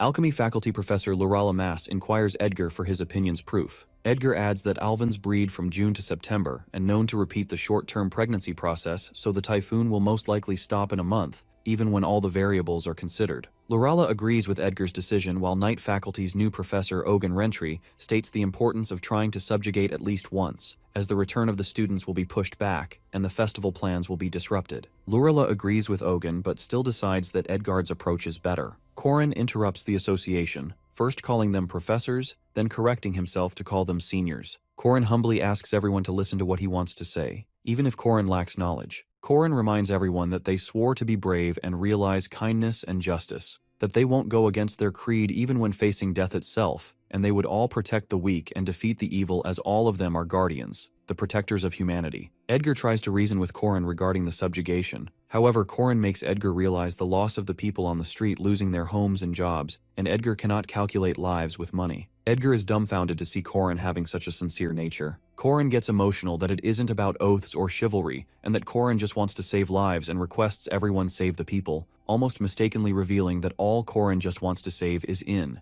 Everyone praises Korin to be such a passionate knight at a young age. Hemin suggests forming a subjugation squad with the Guardians' names to save the people, to which Chairman Eryu agrees and gives her final word. Korin's passionate acting led everyone to quickly form a subjugation squad, and they all head towards the typhoon. Edgar states that he consulted the support group and all they need to do is know if time is everything well to take action. Korin is questioned about his sincerity and passion to save the people. Korin with a smile agrees and is happy that his inn will be prevented from destruction. The subjugation squad assembles, and their plan was simple: to catch the golden bat Alvin, which lives within the eye of typhoons. The subjugation squad will receive help from the support squad to create a crack in the typhoon, and if they succeed in opening a crack, the entry squad would go in to defeat the Alvin. Korin and the squad soon find themselves facing countless monsters in the typhoon, which were caught within the typhoon attempting to eat the Alvin. The monsters are hungry and super pissed. Korin, on the other hand, is far from worried because the squad has some elite fighters. Semi-first knight Hemin Welsh, who was called Stronghand Haman in his prime, semi-first rank knight Professor Ogun, who wields a 2m long axe as it were chopsticks, a first rank mage and the current party leader with outstanding talent, Professor Edgar, and above all, second-year academy student first rank knight crazed warrior Berjacker. With these members in the squad, it was a piece of cake to defeat these monsters. Berjacker gets pissed when Korin asks if Berjacker is a half-giant, midst fighting the monsters. The focus of the squad is to capture the villain. Korin and the squad need to enter the eye of the typhoon before the damage spreads, and for Korin's inn to his concern. The subjugation squad charges towards the eye of the typhoon, making Korin excited. Entering the typhoon, the squad is surprised to see a smaller typhoon within the typhoon. It is revealed that the Alvin noticed intruders entering the typhoon and created the smaller typhoon with the last remaining power out of her motherly instincts. Edgar wonders if they can go through the second typhoon. Professor Ogun believes if they can endure the damages to their bodies, then they have a slight chance. Edgar fires a flare to request help from the support squad. Seeing the signal, Professor Dana excitedly uses her mage powers as Dana's getting the chance to show her powers for the first time in a while. Edgar sees the strength of the thunder from Dana's attack to crack the typhoon, and wonders if Dana intends to kill them all. Professor Edgar gets the squad behind him to cover everyone with a shield, questioning Dana over using her powers. Dana's red sprite attack blows the squad away, with Hemin criticizing mages to always kill knights. Edgar believes that the attack would be enough to break the typhoon. However, everyone is shocked to see the typhoon still in place. Edgar finds it impossible for the typhoon to still be there, as the attack was strong enough to even wipe out second-rank monsters. Welsh notices and finds it weird that the Alvin is getting bigger in size. Korin blurts out that the Alvin is evolving, a unique phenomenon in the development of demons which occurs in the matters of life and death. It is not strange for the Alvin, which can survive within a typhoon, to endure Dana's thunder, but instead, the Alvin absorbed Dana's thunder, making it stronger than before. The Alvin has now transformed into the king of the thunderclouds. The Alvin increases its power, and the squad find themselves trapped and flying in the typhoon. Welsh shouts out to request support from the support squad. Edgar thinks it's no use, as mage attacks would only make the Alvin stronger. Korin smiles and knows that it's time for him to step up. Korin begins to attack with Calamity Serpent intent, but soon realizes that a knight's martial arts attacks are only effective if their feet are on the ground, whereas the squad is in mid-air. Korin finds it annoying, not being able to do anything, and tries to look for an opportunity. Korin asks Berjacker to do something, but finds that the 2M knights and a spearman with 2 cores like himself are weak in mid-air. Korin remembers that he has 720 gold coins on the line and thinks of a plan. He borrows Berjacker's head as a stepping ground to jump forward. Korin jumps over all the other squad members to go further ahead to finish off the Alvin, as Korin refuses to surrender to a monster. Blinded by revenge, Korin charges to attack the Alvin, but finds himself stuck in some slime. Korin throws his spear towards Alvin for a macro hit attack, but the spear is deflected. Korin realizes once again that his feet need to be on the ground for any of Korin's attacks to work. Korin is ready to give up believing it to be his end, and thinks that he should not have invested the money, but instead should have used it to buy yummy snacks. When Korin is about to give himself into the typhoon, Korin hears a sound in the typhoon of someone fighting the Alvin and wonders who it could be. With a fierce blow to the Alvin, the person ends the fight. The typhoon disappears and the squad falls down. It is revealed that the savior of Korin and the squad was none other than Hwarin, who had just returned with Professor Josephine. Korin is grateful that the rescue squad came to save them. The incident caused by the typhoon bat that hit the city caused only minor damages before being stopped by Hwarin. Only the highway suffered the damage as the commotion was suppressed early on. However, there were some victims in the windy rains, so they are soon to recover. As the Academy is funded by taxes, so for the guardians of the Academy, the image of heroism and symbolism is of high importance. With maintaining that image comes the responsibility of volunteer work for the city. The guardians of the Academy are doing their volunteer work after the typhoon by distributing food and drinks to the citizens. A citizen asks Hwarin for an extra piece of potato, only to get refused in a rude tone. Korin, who's paired up with Hwarin for volunteer work, points out her mistake. Korin reminds Hwarin of the story of how civilization started. Hwarin starts to get annoyed, but Korin continues the story of how humans helping their weaker peers creates a civilization. Hwarin misinterprets the story by concluding humans to be weak. Hwarin finds all this meaningless because no human would help her. Hwarin stops when Korin volunteers to help her so that it means something for Hwarin. However, Hwarin wants Korin to stop talking, stating that if Korin knew about her past and how she was created, Korin would not help her. Hwarin calls herself a living jinx, and that even Korin would turn his back on her. The soul whose body Hwarin is using demands her body back, something which is revealed to haunt Hwarin. Hwarin starts arguing with the soul, and later asks Korin again if he would help this version of Hwarin. In Merkaba City, where the Guardian Academy is located, it is said to be the safest place in the world. However, it is far from the truth. There are back alleys in Merkaba City led by Black Star faction who lead this lawless area. It is revealed that the Black Star faction make their income by illegal liquor distribution and selling slaves. The Black Star faction has also invested in other businesses to solidify their position in the city,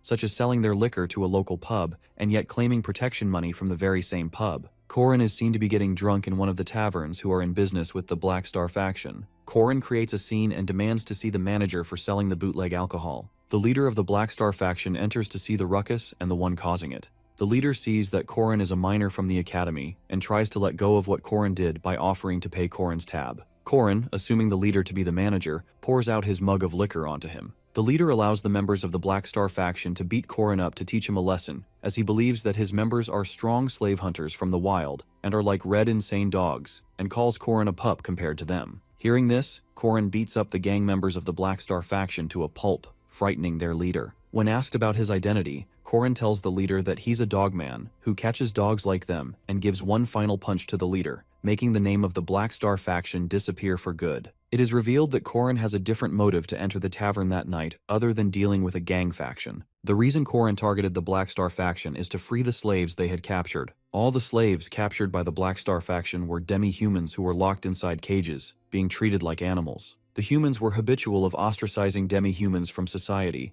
leaving the demi-humans to be treated like animals by gang members. Korin frees the demi-humans, leading them to the carriages waiting for them provided by the Dunaleff family. Korin asks one of the demi-humans about two siblings named Ren and Ron. Korin is surprised to see Ren and Ron as children, as Korin had met them in his past life, and these children were in their 20s. Korin, however, knows that the bodies of humans develop based on the mental development. Korin approaches the siblings trying to greet them. Ren tries to protect Ron from getting beaten up, and it is clear that both the children are frightened and traumatized. Korin remembers Ren being a ripped and gruff woman from his past life, and wonders that Ren would develop into that in just 1 year. In Korin's past life, Ren and Ron were working for the Catholic Church as villains, and both the humans were difficult enemies, but somehow managed to be killed by Park Hu. Korin intended to save Ren and Ron before being sold to the church to prevent himself facing them as mid-level bosses in the future. Ren wants Korin to leave them alone, but Korin hugs both the siblings to ensure their safety. Korin asks their names and they introduce themselves as Ren and Ron. Korin introduces himself as a guardian named Korin Locke, to which Ren and Ron come at ease and relax onto Korin. Korin wonders if he should hand over the human children to the guardians or not.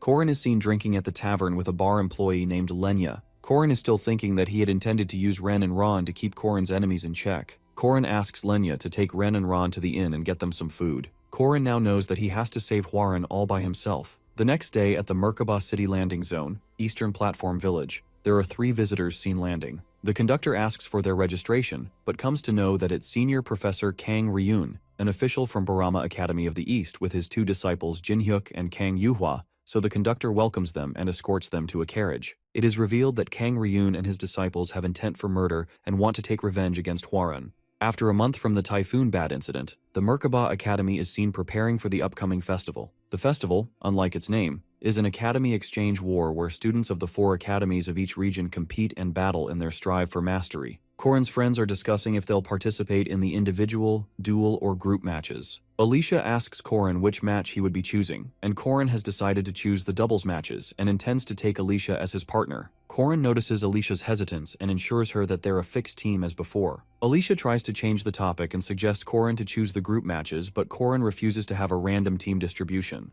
Alicia reminds Corin that the doubles team might also have random partner selections, to which Corin reminds Alicia that it will be announced that students with a second rank or higher will have the right to choose their partners. Alicia doesn't want to be paired up with Corin again, as Corin treats her as a slave and makes Alicia do all the labor, which surprises Corin. Alicia suggests Corin partnering with Mariette. However, Corin tells Alicia that Mariette intends to choose the individual matches to win the individual match prize all to herself. Everyone notices the participants from the East Fighting Hound Sejin-hyuk and Swordmaster Kang Yuhua entering with their Professor Immortal, Taoist Kang Ryun. Corin remembers Jin-hyuk and Yuhua to be the protagonists of the third part, Heavenly Yaksha. Kang Ryun requests Professor Josephine to transfer Hwaran to Borame Academy, to which Josephine refuses to accept. Kang Ryun believes it to be a reasonable request, being Hwaran's blood relative, as Hwaran was the center of the tragic accident they had faced a year ago, turning Kang Ryun's castle to ashes. Ryun reminds Josephine that she took Hwaran during that disaster, and now that Ryun knows Hwaran's whereabouts, wants his niece to return. Josephine states that Hwaran is a special case and Ryun should be aware of that.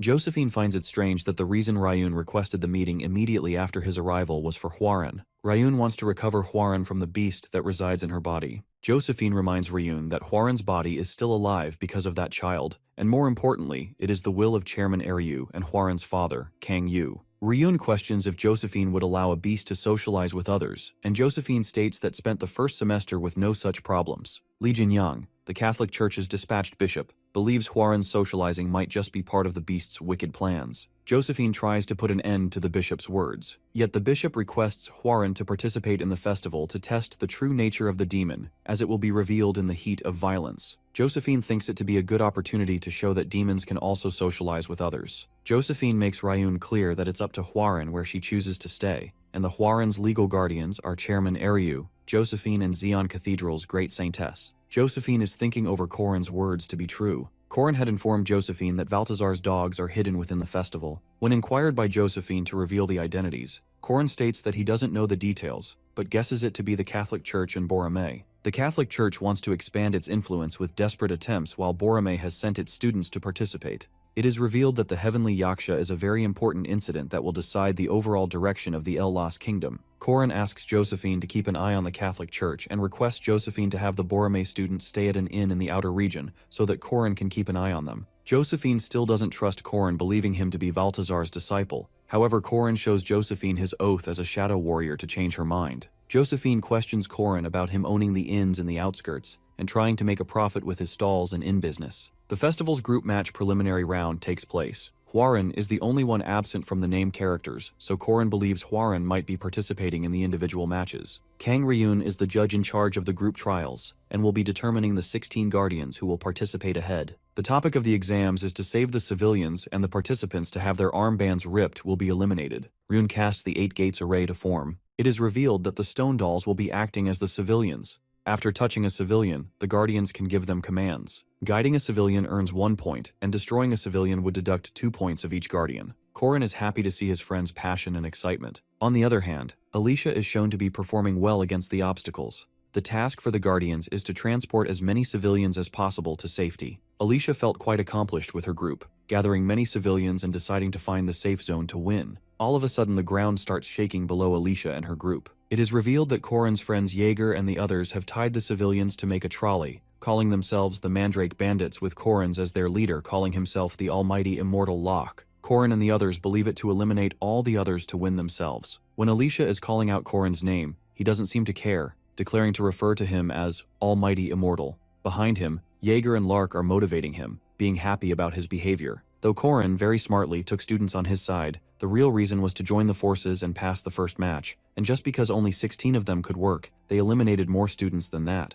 Cleverly, they didn't go into defensive mode. Rather, they used students as protection by taking them on their side. The students not on their team are furious, thinking to remove them by using magic, but hesitate because some civilians are on Corin's team. Meanwhile, the stone civilians form an army and carry Corin together. Getting to a safe zone makes him achieve 1 point, and destroying them makes him lose 2 points. Upon seeing this, the students get furious and lunge forward to attack Korin, but Lark steps forward, grinning evilly, and just then casts fireball magic against the students. Their quick grouping gave them a big advantage. While they immediately grew in number and surrounded themselves with most of the stone civilians, others were slower to group up and focused on finding safe zones instead. Though after 30 being eliminated, Korin has an encounter with Alicia. She is screaming at him to stop. On the other hand, he is proposing she join the Mandrake Bandits, demanding her colleagues' armbands, promising to give her the position of vice president then. But when he sees her hesitating, he instructs his opponents to bring Alicia's armband to him, and they will be into the bandits. Upon receiving this information, all Korin's opponents rush forward to snatch her armband.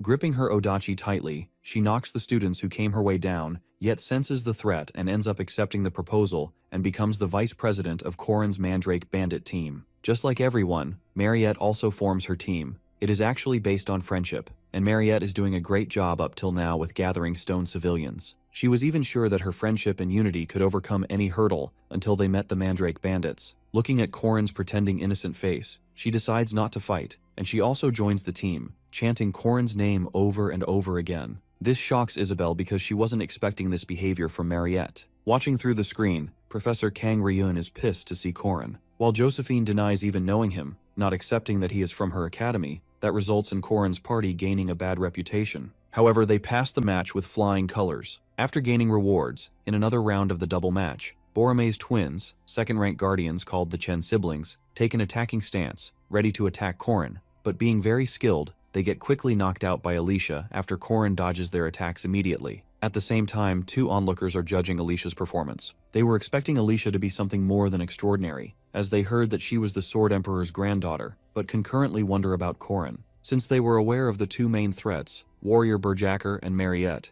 though Korin being a threat wasn't in their books, since the Chen siblings are not easy to deal with, and Korin dodging their attack that easily shows his exceptional skills. They can feel him being experienced just by the way he stands, breathes, and moreover, the way he observes his opponent to unleash a calculated move. The onlookers find him annoying, wishing he doesn't get in the way when they use that formation. However, a strange guy among the onlookers was already hearing their conversation. His expression darkened, overhearing all that. In the academy, Hwaran is walking around. Nostalgia of her becoming a yaksha is hitting her hard, since the silence in the campus reminds her of that day. The emptiness is because of the festival. Her mind drifts to a horror memory. In front of her is a building engulfed with flames, while she stands on the burning skeletons looking at the building being destroyed. In an instant, Hwaran's attention shifts towards something else, a surprise attack, but then she senses something else. Killing intent. It is a powerful skill. Hwaran quickly turns back, and the same suspicious guy, Saijin Hyuk from the crowd, is smirking, impressed by her presence of mind due to the fact that most people can't even sense it, and just faint. Hwaran can sense danger. She knows something is up, so she demands to know if they know each other by any chance. Upon hearing that question, the guy's expression completely changes. Something untwists, washes over his face. He gives her an evil smirk and pretends not to know her. Before excusing himself, Saijin Hyuk clarifies that he was just trying to prank her by assuming she was someone else. However, Hwaran could feel some familiarity towards the guy, but ignores it and leaves. One of the female onlookers from the crowd, Yunhwa, suggests that he shouldn't have done this at a place like this, but Saijin Hyuk is okay about it since the Master's 8 gates work on that monster. Basically, to save this powerful creature and prevent its destruction, the 8 gates array utter annihilation must be activated, yet Yunhwa advises Saijin Hyuk to wait for the moment of Yaksha's provocation. However, her plan is to take fire from the orchid, and the rest will be on that guy. In the second round venue, at El Las Kingdom Central Nazria City, the city is bustling. At a cafe, Korin is trying to digest the fact that they have come so far for the match, and was shocked when Professor Josephine announced the sudden change of the stage of the group match by Professor Kang Ryun. She investigates Korin because Boroma claimed that bandits stole the supplies. However, Korin denies stealing those supplies, but he did steal something. Supplies secretly moved through the Catholic Church. These supplies are important for Kang Ryun's secret plan to set up the 8 gates array, utter annihilation, and control Hwaran. It becomes clear that the story about Boroma's supplies being stolen was actually made up by Kang Ryun and Li Jinyang, so they could cover up their own theft and cleverly get the materials they needed. They acted quickly to hide their actions. Korin's thoughts are interrupted when Alicia keeps talking to him, ordering food for him and herself as well, but he reminds her about the precautions of not eating anything there. Just then, Kang Ryun enters the cafe. When he realizes everyone is already there, he immediately starts counting, and once the counting is over, suddenly all the armored men there start attacking the player. Korin was already alerted, but Alicia is pretty confused about them attacking each other. She is more shocked to see the corpses being decomposed immediately, but at the same time, Corin is not surprised. For the last 300 years, the city has been stuck in a time loop. During the day, life is normal. But at night, the entire city of 1.2 million people turns into a land of the dead. As soon as the city becomes dead, Kang announces the beginning of the group match. He will announce the division of the team real soon, and the mission is to retrieve the Moonstone. They have from now until the morning 3 days later to complete it, but they can choose to give up at any time. The team members announced they were sent outside the inns where the undead were roaming. They were only given the briefing of the task and some necessary items, though Corin's team is D, including Alicia, Jaeger, and Lark. Corin is aware that he needed to be on the top 4 teams in order to pass and to make it to the 3rd round no matter what, to save Hwarin. Corin has planned everything, knowing the most dangerous enemies are outside the city center. In that case, they will focus on the lower-level zones at the city's outskirts, where the undead will match the difficulty, and Corin's spear will be the one to clear the path, and they did exactly the same. Then they arrive at the outskirts steeple, move to a higher place, and only target the shining Moonstone undead that have swallowed the Moonstone. Corin announces defeating the stage boss immediately, suggesting Lark use flying magic, but before Lark could even use any magic, the Revenant Titan and his team lunge forward to attack Group D. Corin and all his team freak out and order Lark to use the flying magic, but maybe luck wasn't on his side, and a Geist occurs, a phenomenon in which a spirit possesses an object, and just like that, Lark was eliminated. In the meantime, the undead attacks the outskirts steeple tower and starts collapsing. All 3 groupmates try to run to the highest peak to not be injured by the rubble. As soon as the tower collapses, both Alicia and Jaeger mock Corin's poor luck because these unfortunate events happen with them only when they are around Corin. However, they decide to run until the sunrise. Despite that, something unexpected happened. An Abyss Shrieker knocks Jaeger out, and the White King appears. Now Alicia and Corin are surrounded by the 3 bosses of Nazria, a White Tiger, an Abyss Shrieker, and a Revenant Titan. Corin is very well aware that this can turn out very badly for them since all of them are 4th-rank monsters. Corin's body trembles as soon as they charge forward, with the thought of being eliminated, yet instantly, a flash from an unknown person's spear, matching the flash of Corin's spear, is blocking the attacks. Taking this as an opportunity, both of them run and arrive at a safe location. The unknown person in the cloak is glad to see them safe, but at the same time the person demands to know how he knows her spearmanship. Just then, the person in the cloak turns around and walks towards Corin. His eyes widen in shock. She is his disciple from the future, his master, Manhwa. In his previous life, during the winter break of his 2nd year, Park Sihu called Corin outside the chairman's office. Sihu wanted to introduce him to someone who would make him stronger. That someone was Manhwa. Thanks to Sihu, Corin encountered the person who would become his master. Now, in the present, Eren has taken both Corin and Alicia to a building where the undead are unlikely to enter. As a gesture of gratitude, Alicia offers Eren some hot chocolate, but she gently refuses. They shouldn't eat anything from another time while they're here. This place has been frozen in time for 300 years, and consuming food native to that time could have consequences. The food might adjust to the present, or the one who eats it could end up trapped in the past. Corin hasn't tried it yet, but he suspects there might be some effect either way. Later, once some time has passed, Corin explains everything to Alicia, how Eren is his master, how they first met, and everything that's happened since. But as he talks, both he and Alicia find themselves puzzled. In a place where time loops endlessly from 300 years ago, everything should repeat itself. So how is Eren still completely rational, unaffected by the loop? That's when she reveals the truth. She's friends with the Grim Reaper and has been working to prevent the rise of the Immortal King in Nazrea. But now, that king is on the verge of being born, right at the city's center. Upon hearing this, Corin insists they move out immediately. Eren needs an assistant, and he's ready to take on the role. This is the main quest of Nazrea's field. The player, and the Grim Reaper, must assist the unknown Spearman to stop the Immortal King from being born. Neither Eren nor Corin rejects the mission. Corin knows that to weaken the king's power, the 3 undead must be defeated. Without wasting time, they reach the city's center. The Revenant Titan looms before them, a towering mass of rotting muscle wielding a monstrous weapon, surrounded by minions. As soon as it detects their presence, it charges. But Corin and Eren act instantly, unleashing their combination technique, Tiger Weeping Wind and Whirlwind Great Magic Spear. Lightning surges from their spears, crashing into the undead giant and staggering it. That's Corin's cue. He signals to Alicia, and in a flash, she vanishes from sight. A moment later, she reappears beside the monster, her Odachi slicing through its throat in a clean, swift motion.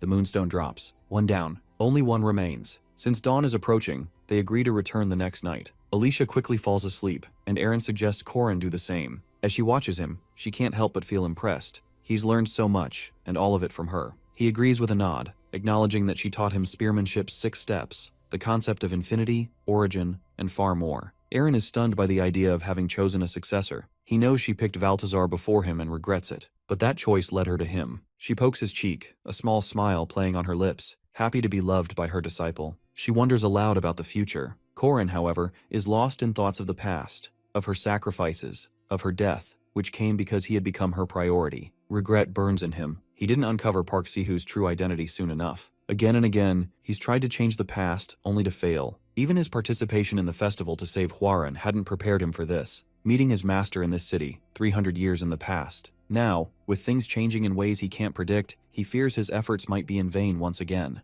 Eren senses his unease and gently reassures him. Everyone fails. What matters is continuing on. She promises to bless his future, so he should rest, for just a little while. Still, as he closes his eyes, questions swirl in his mind. Only time will tell what lies ahead. The next day, the match begins. Huaren cuts through her opponents with ease, her strength far beyond anyone else's. But she's been warned, told to hold back and go easy on the others. They're no real threat. Josephine has also spoken to her about Korin, saying he's the strongest among all the students. After dominating round after round, she enters the 8th match. Her opponent is from Borome Academy. It's him, the same boy who ambushed her before, Saijin Hyuk. His face darkens the moment he sees her, but even with that smirk, he can't hide the tension. They've met again, and this time, neither of them plans to hold back. Saijin Hyuk unleashes a storm of attacks. Sky Wind Kick, Instantaneous Arrow, Fighting Hound Combatant, and Deathly Full Moon Hit. Each strike carries incredible speed and force. The crowd goes wild, stunned by the sheer power and ferocity. Everyone knew he was strong, but no one imagined this level of strength. With a final explosive roundhouse kick, he gasps for air, but he doesn't realize all of it was useless against a Yaksha with perfect defense. She stands there, mocking him,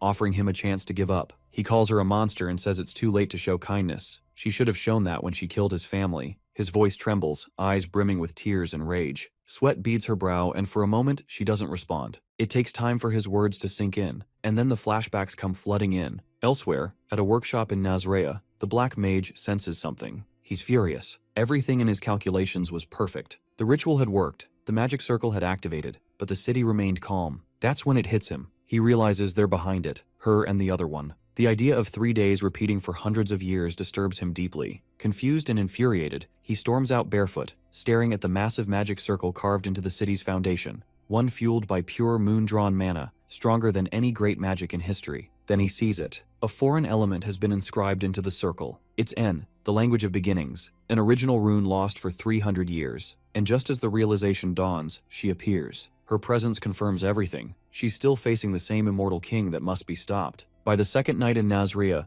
the two have already defeated the Abyss Shrieker and the White King. Only because of her planning and guidance could they, despite their difference in ranks, overcome the undead. Now only the Immortal King remains. On the third night, they face him. But there's one crucial warning. They must not awaken the Immortal King within. The Black Mage who raised an undead army 300 years ago, aiming to become the Undead King, looks even uglier than expected. He wonders if the mage isn't fully lichified. She chuckles, explaining that the soul extraction is incomplete. Unlike most leeches, he lacks sharp intellect and refinement. Suddenly, without any warning, the spear in his hand thrusts forward. He charges, declaring he'll handle it alone. His power exceeds even Mariette's now, and he knows it. But then the Black Mage retaliates with Doombolt. A massive explosion lights up the area. It becomes instantly clear this won't be easy. No delays. The enemy follows with Time Curse, Death Wind, and Apocalypse. The onslaught is relentless. But in all that chaos, he loses sight, and that's when the chance comes. Korin counters with Infinite Returning Heaven and Naja Demonic Technique, cutting through everything and knocking him out easily. It's not surprising, not to him. This is a repeat quest. He's beaten this one many times before. She's impressed, but before they can celebrate,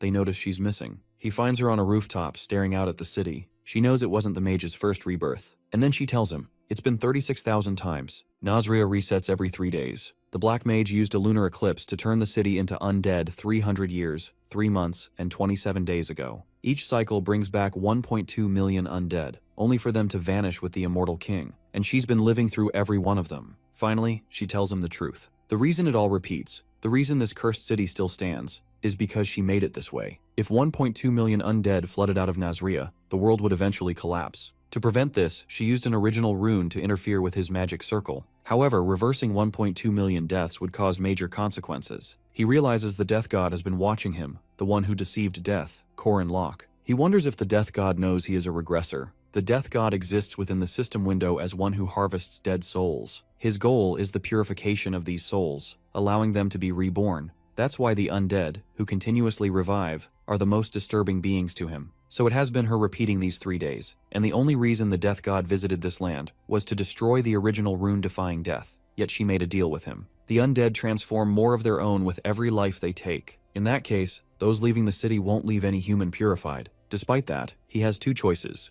either lose the opportunity to purify 1.2 million souls, or be able to purify the entire world. His choice has 3 conditions while making a contract. First, he will watch over the 3 repeating days. Second, every time she defeats the immortal king, his memories will reset to 3 days earlier. Third and last, her leaving the city and repeating these days will be split. After this, those 3 nights exactly repeated for 300 years. But now she admits this is getting difficult, because after passing the 20th thousand time, he begins to understand that the days keep repeating. That being said, he gets furious. He questions her unstoppably. For how long will she continue killing these creatures? Is her mental state supporting her through all this? Is she sure that she will always be able to kill the immortal king? And how many times will this be repeated? She seems strangely calm, determined to keep repeating this for as long as possible, acknowledging that he came here to save someone, so he should go. To save the world, sacrifices are made. Saying this, she begins to leave. Meanwhile, he knows that nobody will recognize her for these sacrifices. He has always seen this version of her, the one always ready to sacrifice. But this sacrifice isn't useful for her, so he proposes a contract to the death god. She immediately turns around, insisting he stop, but he doesn't. The death god finds it intriguing and decides to listen. He wants to destroy the contract made with her and, in advance, receive the treasure of the netherworld. In return, he'll purify Nazria in 6 months. The god finds it impossible to purify 1.2 million souls all at once, saying the cost is too high. So he tells him to choose a single number so that some will remain for change. He already knows that single numbers contain the 10 highest items, so he chooses a treasure, which remains a mystery for now. Pressing forward, he faces her, who's annoyed, finding him crazy. But being selfless and sacrificing for others is what he learned from his master. And because he is no longer weak, he won't let her sacrifice herself this time. He won't fail. Moving on, the repetition that happened for 300 years repeats today too. Killing the 3 bosses and the immortal king is the usual. There's no specific reason, yet she's fought for 300 years, aware of her uniqueness. She made it her duty to live like a hero until now. She can't help but think of the one who thought about her and let her rest for once. The death god is surprisingly relaxed seeing this version of his companion, the one he has spent 300 years with. Though he finds it odd, the treasure chosen is the death god's orb. Its special features are to always hit the mark, separate body and spirit, and ignore defensive power. However, this power is only effective when used by the death god. For a human, it's just average, and for someone like him, who can't perceive spirits, it's the worst option. But since the scales didn't tip, it means the reward is still a perfect match for him. At Nazria's entrance Kana Inn, he judges the whole scenario. Only 8 teams and 32 people are left, and only 4 teams can move on to the next group. The Borame Academy team, led by her, has a total of 558 points. Group A with Mariette has 449. Borame is definitely leading the leaderboard. Everyone in the inn talks about the immortal Locke bandits, since they expected a lot from them. There Jaeger and Lark sit, annoyed by what they hear. As soon as he and Alicia enter the inn, the examiner thinks about their loss but still decides to count their score. Group D secures 3rd place with 250 points. But when they reveal the King's Moonstone and the Immortal King's Moonstone, everyone is shocked. And so, the group match qualifiers were decided. After that, Corin and Alicia decided to return together to save Aaron. Alicia didn't know exactly what Corin was planning, but she was sure she could help him in some way. As they rode, our MC thought about how he could find a way to use the power he had received from the Death God. He received the treasure of the Netherworld in a different way than planned. But if he does well, the Death God's orb might be the hidden card for the 3rd part. A hidden card to help some arrogant kid like our MC. When they returned to the academy, they learned the sudden news that Hwarin had been arrested. But before we find out how that happened, let's learn about Ran's story. Ran was a girl who was loved by everyone, but she was unlucky and never even went outside on her own due to a chronic illness known as Taiyin Qi blockage disease. It is an innate constitution mentioned in legends. The abundance of yin energy suppresses the yang energy. The self-destructive curse disrupts the body's harmony. Unfortunately, Ran was born with this curse. Her father, Kang Yu, tried every solution, but nothing could fix her blockage. It would have been a happy and harmonious family if 2 misfortunes didn't happen. Rank's chronic illness and Kang Yu's genius, since he was the renowned necromancer of his time and he had sworn to do everything in his power to save his daughter. He searched for something with strong yang energy to break through the yin energy, but human effort alone was not enough to overcome the barrier of Taiyin Qi blockage disease. However, Kang Yu refused to give up and started searching for another way. He thought that if there wasn't enough yang energy to contain the yin energy, then maybe he could find another method to exhaust the yin energy. So, a being with yin was born. A being only suited to a necromancer who guides lost souls back to their homes. Kang Yu turned his daughter into a Jiangxi while she was still alive, and that's how Jiangxi Hua was born. Anger boils Sai Jin-hyuk's blood. He screams at Hwaran that she should have shown that mercy when she killed his family. The anger is visible through his bloodshot eyes as he's surrounded by fire and dead bodies, and he swears to kill Hwaran. Meanwhile, Kang Ryun manipulates her to kill all the humans on that land, and tells her that no living beings can be spared. Sai Jin-hyuk confronts Hwaran and tells her that she's a monster and it's disgusting to see her pretend to be a human. Hwaran is constantly reminded that she's not Ran. She's just a monster who stole her body. Hwaran fights for her body, but the dead rise from the pits to drag her down. The voices tell her to die because she killed her father, and the royal family will kill her. Suddenly, two hands grab her by her throat. Ran tries to claim her body back, but Hwaran continues to fight her back. At last, Hwaran releases a wave of energy that throws Sai Jin-hyuk to the other end. Sai Jin-hyuk takes the opportunity and restrains Hwaran with magic chains. Not being able to do much, Hwaran tries to tell them that she has the right to her body, that it is hers, but they don't listen. Meanwhile, at Josephine's office, Josephine informs Korin of Hwaran's arrest. Korin asks if it's because of the seals, which makes it clear that he knew it already. She tells him that Hwaran is being restricted by the chains of Zion and the Talisman of the East. But during her fight with Sa Jin-hyuk, the talisman got burned. The bishop took this opportunity to criticize it as a demonstration of Hwaran's violence, but at the end, Hwaran was moved to the east due to Kang Ryun's leadership, and a decision was made to create a new talisman. Seeing the forceful decision over one burnt seal makes it obvious to Hwaran that they're bent on making Hwaran's instability the Academy's fault. Meanwhile, the principal asks Korin how much he knows, which makes him realize he has noticed it too. It's obvious that the Catholic Church and Kang Ryun are planning something. Korin knows they don't want to hand over Hwaran to Boromei. He asks for their trust and tells them to leave everything to him. However, in order to achieve the desired results, everyone must do exactly as he says, without anyone missing. The heroic legend of Arhan's third-part boss, Heavenly Yaksha, has a different background than all the bosses that appeared until now. It focuses on one's favorability with the character and the narrative they build. That's what the decision comes down to. Whether he chooses Hwaran or Ran, the easiest and the most effective way would be Park Si-hoo's, to just choose one, regardless of who that is. However, our hero thinks differently. He wants to save everyone. Meanwhile, Hwaran, tied in chains, continues to whisper to herself that the body is hers.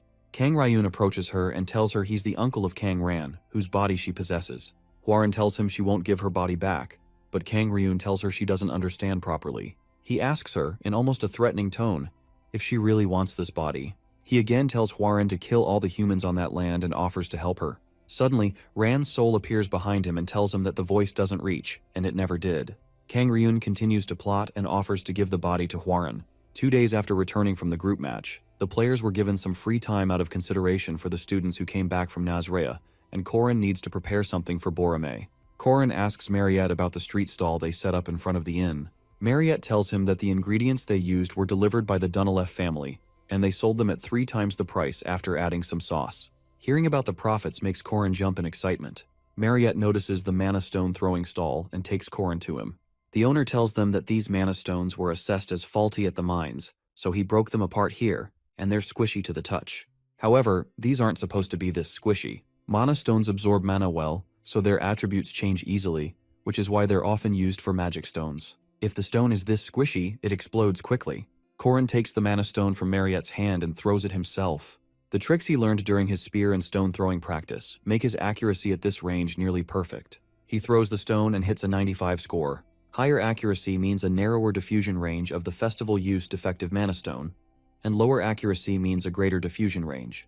In the game, when our hero used all kinds of debuffing equipment and magic and made a 0% accuracy, he could increase the diffusion range to 100 meters. Something strikes Korin's mind, and he asks the stall owner to sell all his mana stores for double the money. He intends to use them for a special skill that only the originals can use, and it's exactly what he came to the festival for. As the owner takes a moment to think, Mariette notices Korin's mischievous laugh. Korin asks her to arrange a carriage for him since the carriage transportation is her subsidiary company. Mariette asks what he's planning, and Korin tells her that it is time for him to return. Meanwhile, in a carriage, Yua places the peach tree wooden tile in Hwaran's mouth. The tile is Jiangxi's natural enemy. She throws Hwaran on the floor and tells her to not try anything foolish. However, Sai Jin-hyuk is concerned that the tile might not be enough because, at best, it only causes her a fever. But Yua assures him that's enough because their goal is to remove the monster from Ran. If they do that, Hwarin, who loses her physical body, will either die or become an evil spirit. Yua reminds Hwarin that this body that she possesses isn't her own. Suddenly, the carriage rider hears some drum noise. He looks up and a huge blast goes off. The carriage flies in the air and then falls down. Kang Ryun asks Yuhua and Jinhyuk if they're okay. All three get back on their feet. They don't know who the attacker is, but they know they're not easy. Suddenly, the realm of blood paints the surroundings red. The attacker tells his patrons to take anything that can make them money. The patrons see the Hwarin and think they just hit a jackpot and decide to take her. But the immortal Locke steps in and tells them that he's taking the girl. Someone informs Josephine that some unknown bandits raided the Borome carriage and abducted Hwarin. Josephine has been at the academy for 35 years, and hearing about Hwarin's abduction, she curses for the first time. Korin tells Hwarin that he heard about her incident and came to save her, and if she was abducted, he wouldn't get to see her state. And besides, being under the same roof makes it his problem. Korin is glad to have it on time because if he was a little late, Kang Ryun would have forcefully removed her soul from her body, and then either Hwa or Ran would have disappeared. Since they've arrived on time, Korin decides to leave a trail to buy himself time. The bandits celebrate their score, say goodbye to Korin, and leave the scene.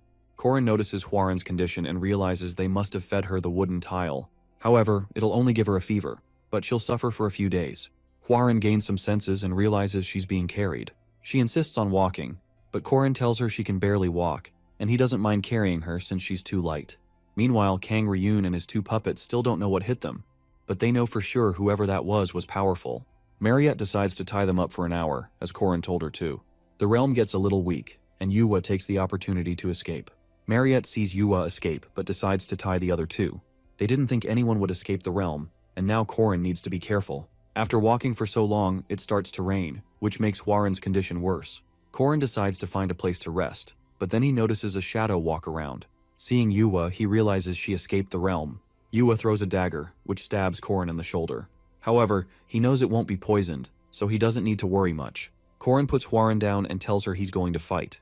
He turns around and tells Yua he's not the one to choose something with a low possibility. Korin uses the returning heaven's second technique and the rotating demonic spear, but Yua blocks his attack. She reminds him that he's delusional for thinking that he has a higher possibility of winning against her. She returns the attack, which makes Korin realize that her aura is as incredible as he thought. Yuhua is a swordmaster and the strongest Borome knight, also called the Sword Fairy, and she possesses a huge amount of aura.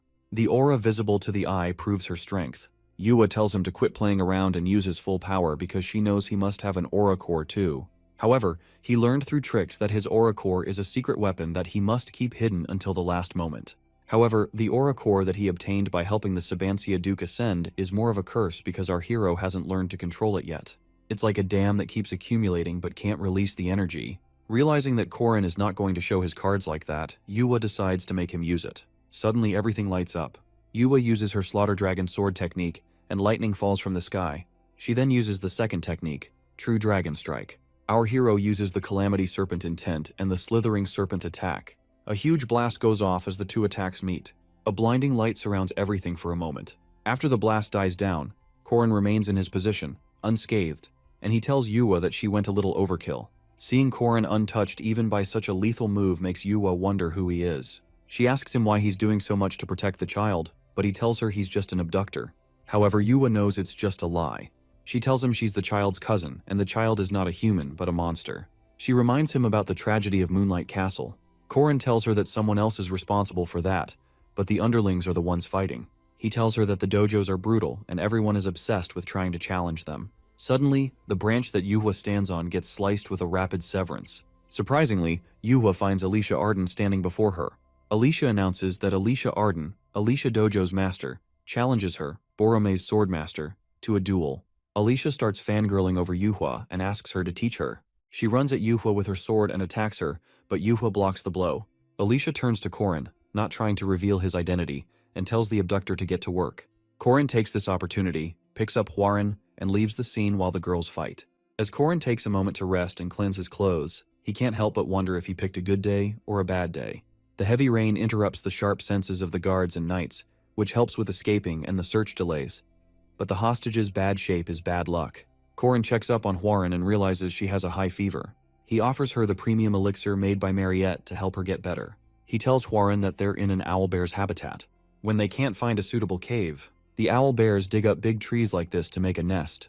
Hwoarang's condition doesn't seem to get better, which makes Corin wonder if the elixir takes a little time to take effect. He realizes it won't be enough, so he decides to go catch a bear, thinking that maybe covering Hwoarang with a bear's fur might help her recover. As Corin starts to walk away, Hwoarang gathers her energy. She stops him and asks him to stay with her. When Hwa was first born, her first sight was her master crying in front of her and calling her daughter. He thought it was Ran. The newborn Jiangxi thought that was the term referring to her. She called her father without even knowing what it meant. However, it made her master happy, and as he hugged her, Hwa realized that she'll have to pretend to be Ran. Otherwise, her father would abandon her immediately. She feared that he might start looking for his real daughter, and she imagined a future where she would have to return her body. However, it wasn't long before her fake life collapsed due to a small incident, and Kang Yu found out that Hwa is not his daughter. The first time Hwa saw blood was when she destroyed the sea beast that invaded the city. It was her father who ordered her to kill the sea beast at the Lord's request. Her uncle saw a Jiangxi who could easily kill a first-class monster, and he came to help heal her. It was Kang Ryun who named her Hwa with a gaze full of greed as he realized her potential. Her father's neglect upon finding out the truth and her utility being discovered was what led to everyone using her. After that, the castle lord, the imperial family, and the ascetics kept ordering her to kill monsters, ghosts, and humans alike. There were those who had become charcoal in the fragments of her memory, which was severed, and she was treated as if she, Hwa, had taken over the body after eliminating the weak original. That's how the heavenly Yaksha was born. As Hwoarang wakes up, she finds Corin on top of her telling her to get sunlight and take a blanket. She instantly pushes him away. He tells her to sleep because the sun will rise soon. Hwoarang thinks he wants something from her. Up until now, everyone has had some agenda for her. A lost daughter, a healthy cousin, and a weapon for massacre. They've wanted everything from her. Corin asks her if she remembers the first time they met. Hwoarang remains quiet. He tells her that she told him this body wasn't hers and she was a thief without any rights. He adds that his answer remains the same. There is no sin in being born.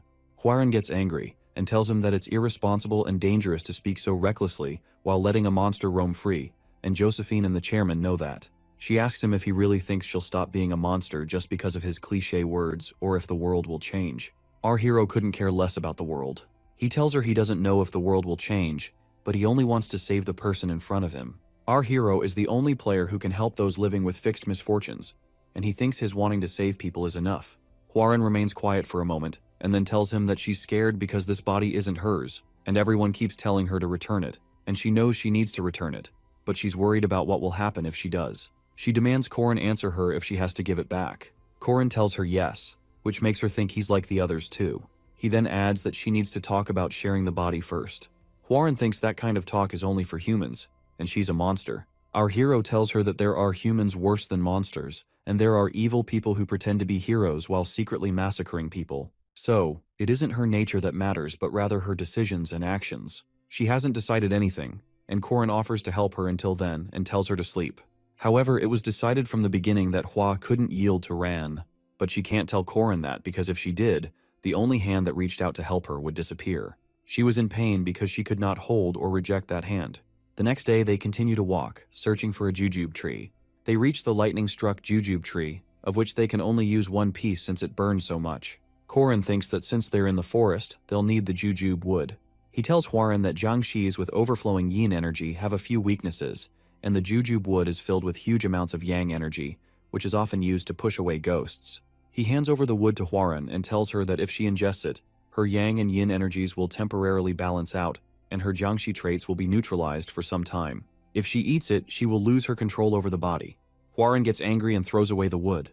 However, Corin thinks she needs to take responsibility, because she can't just reap all the benefits by herself without taking responsibility. After all, he knows what those on the extremes of greed are like, and he doesn't want Hwoarang to end up like them, which is why he wants her to make a decision and take accountability.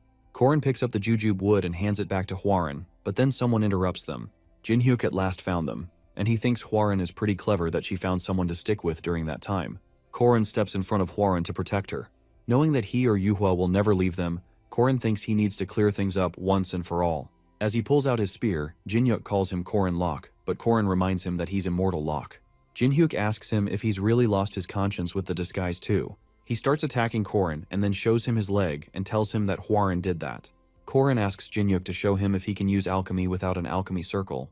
As Korin starts to show his strength, Jinhyuk is amazed to see that his opponent may be at the same level as his sister, or even faster. As Jinhyuk prepares to attack, Korin realizes he just got reckless and left himself open.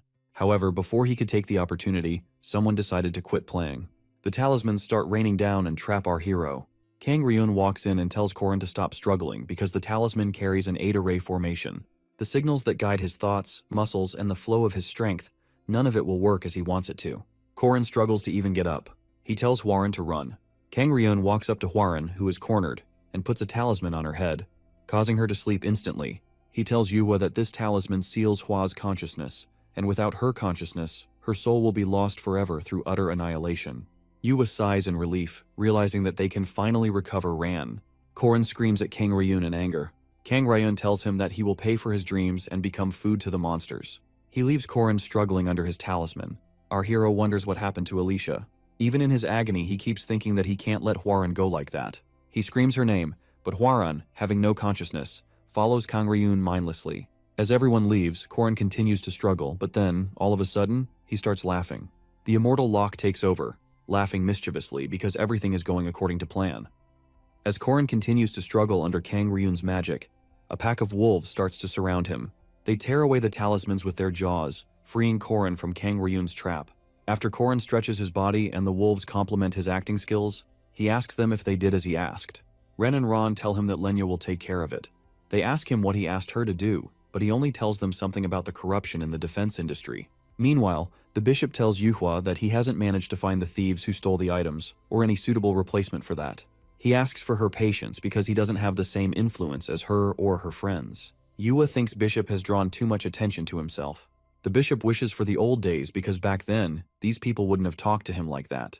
However, he knows he needs to humble himself because he needs their power.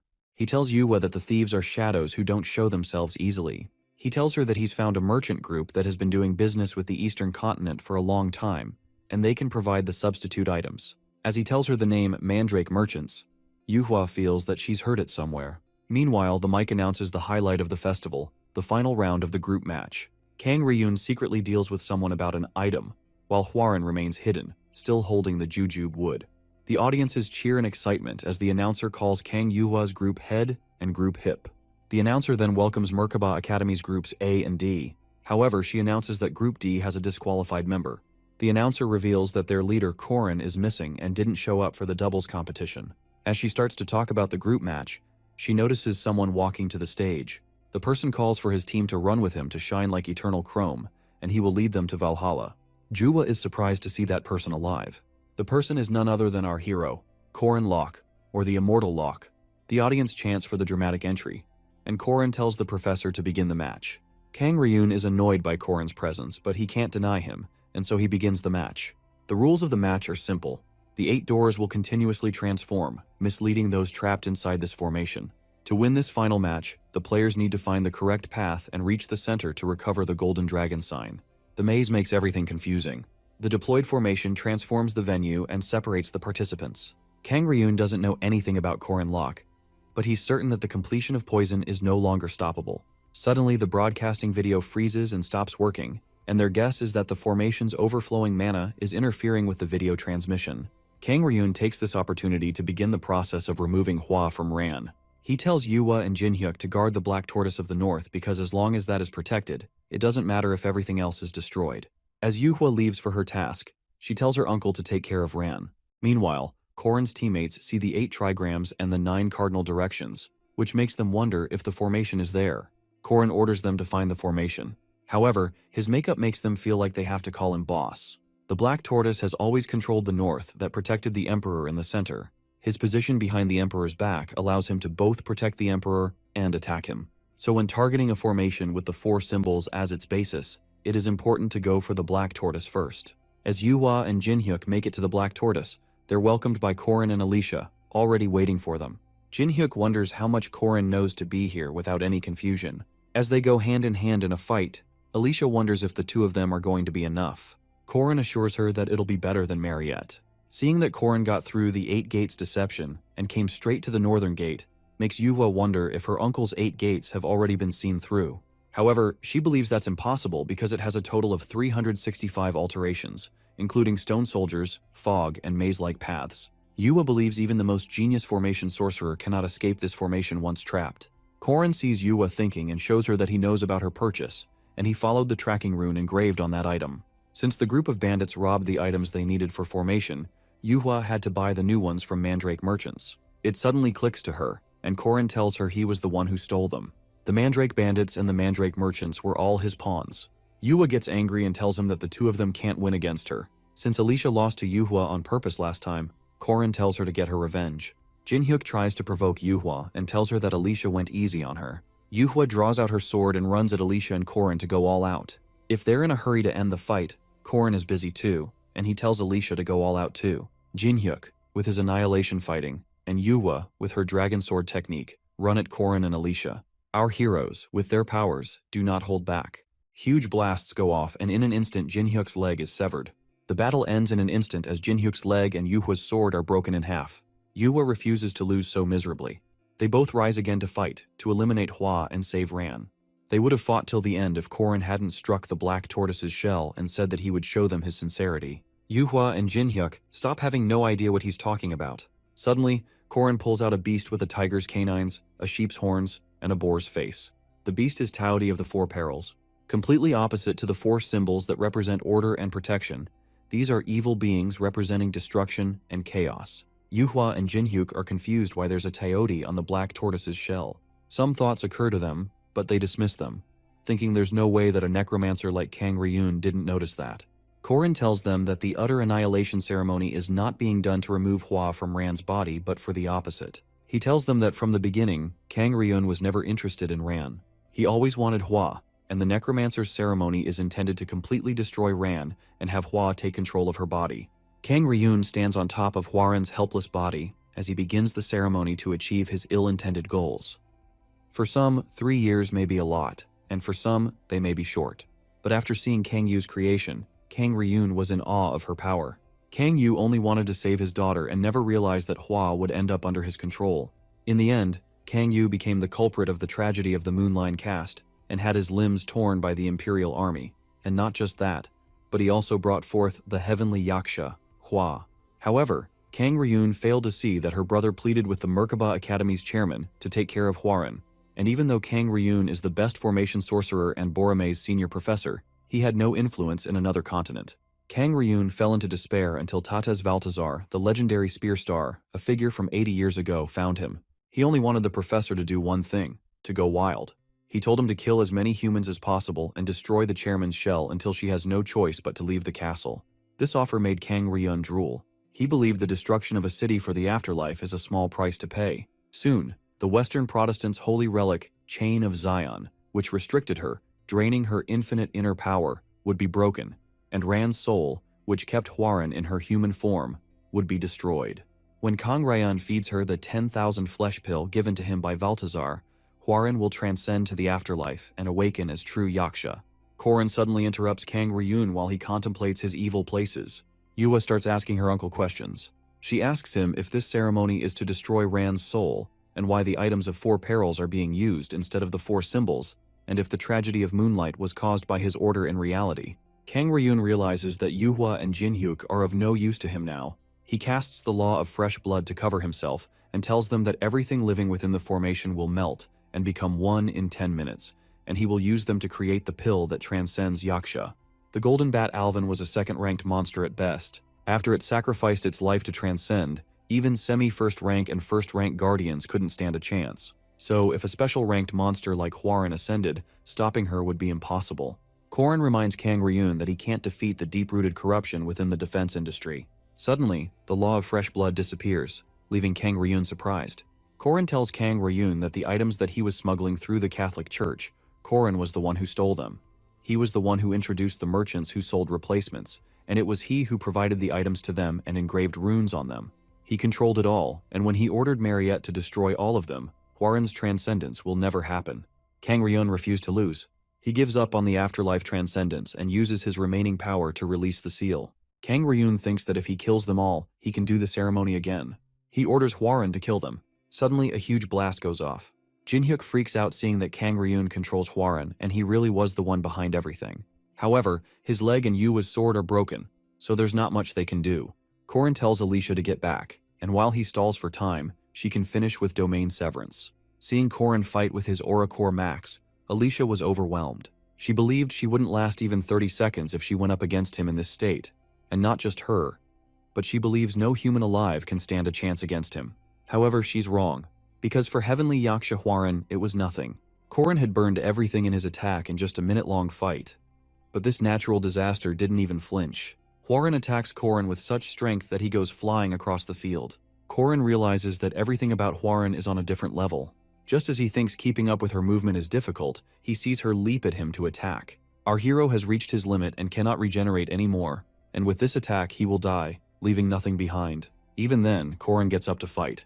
But to his surprise, Alicia steps in and blocks the attack with her domain severance. She knew the plan, but she couldn't just sit by and watch him die. However, Alicia took dozens of steps within the domain, and its burden is heavier than receiving Hwarin's attack, so her body must be crushing her right now. Hwarin attacks again, and Alicia attempts to block again. A huge blast goes off, and Hwarin stands alone in the field, surrounded by rubble.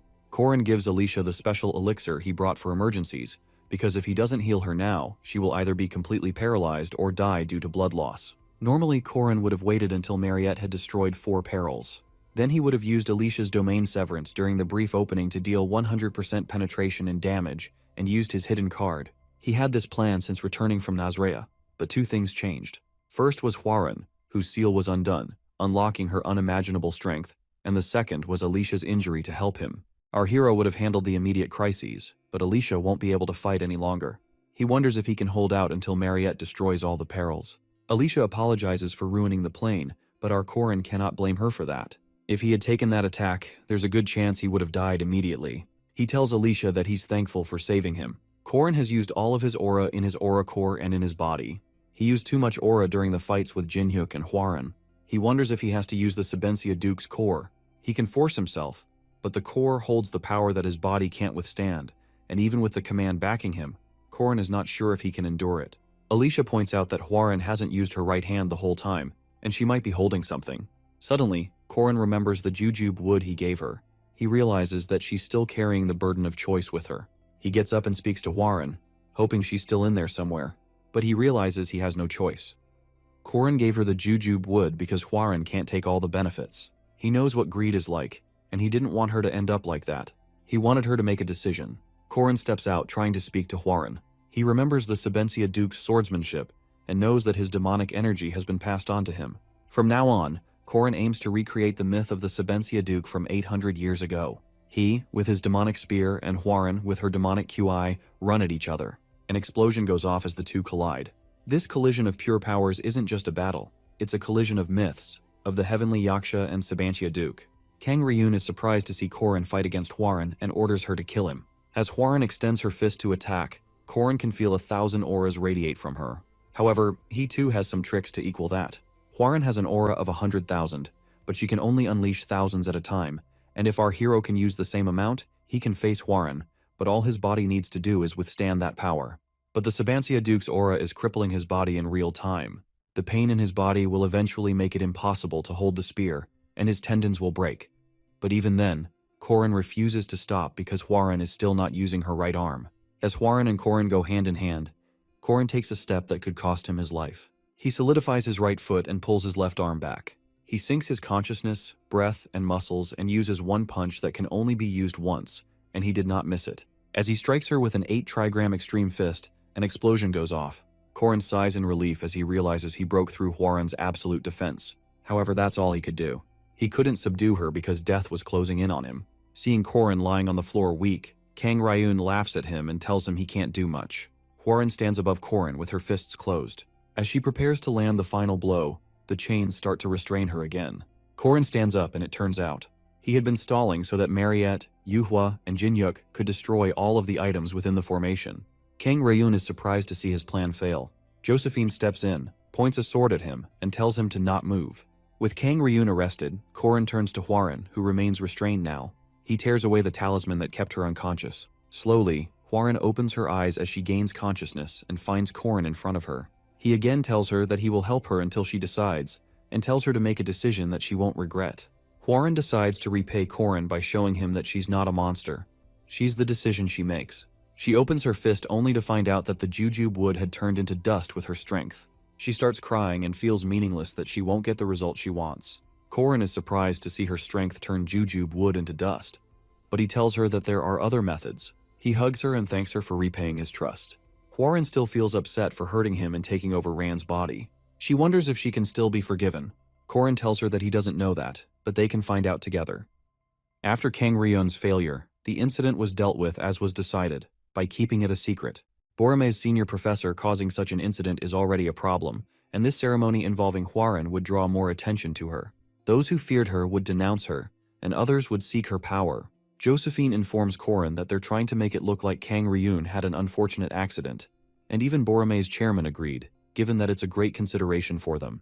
They even requested compensation for the damages, which the chairman tried to avoid, but it worked out. Josephine knows they're in no position to trust anyone, but still, she's thankful to Corrin for his help. Corrin is hopeful that they'll come to trust each other. Josephine says her goodbye and leaves Corrin to rest. Meanwhile, Mariette gets excited seeing Corrin awake. She checks up on him and tells him he lost his fingernails. She feels sad that he always pushes himself and ends up hospitalized and starts crying because she feels hurt because Corrin will hurt himself. Corrin asks her if she's okay considering that she had to destroy all the stone soldiers. Thanks to Jin-hyuk and Yuhwa, our hero was on time and barely made it out alive. They weren't bad people. They just had a tough position. Jin-hyuk was just avenging his family, and Yuhwa wanted to save her cousin. It was Kang Ryun who exploited their desperation. He is the villain. He should be the one blamed. As always, Corrin asks Mariette to call him Appa for being mature, which makes her think he's obsessed with that word. Mariette knows it's impossible, but she wants Corrin to not be hurt. Our hero is tasked with saving the world, and yet he's nothing compared to the player. He's an ordinary sub-player with nothing but his spearmanship to rely on. His body is bound to suffer. Seeing Corrin not even denying that he's going to hurt, Mariette offers to fight with him, regardless of who he fights. Corrin is glad to hear those words because he's going to fight the evil beings and the great enemies who seek to destroy the world, and he's going to fight them, together, with Mariette. Mariette tells him that since Harvest Day is almost here and the holidays are coming up, she's applying for the Guardians thing earlier because, with Corrin as a leader and her as vice leader. Meanwhile, the nurse brings Alicia in on a wheelchair.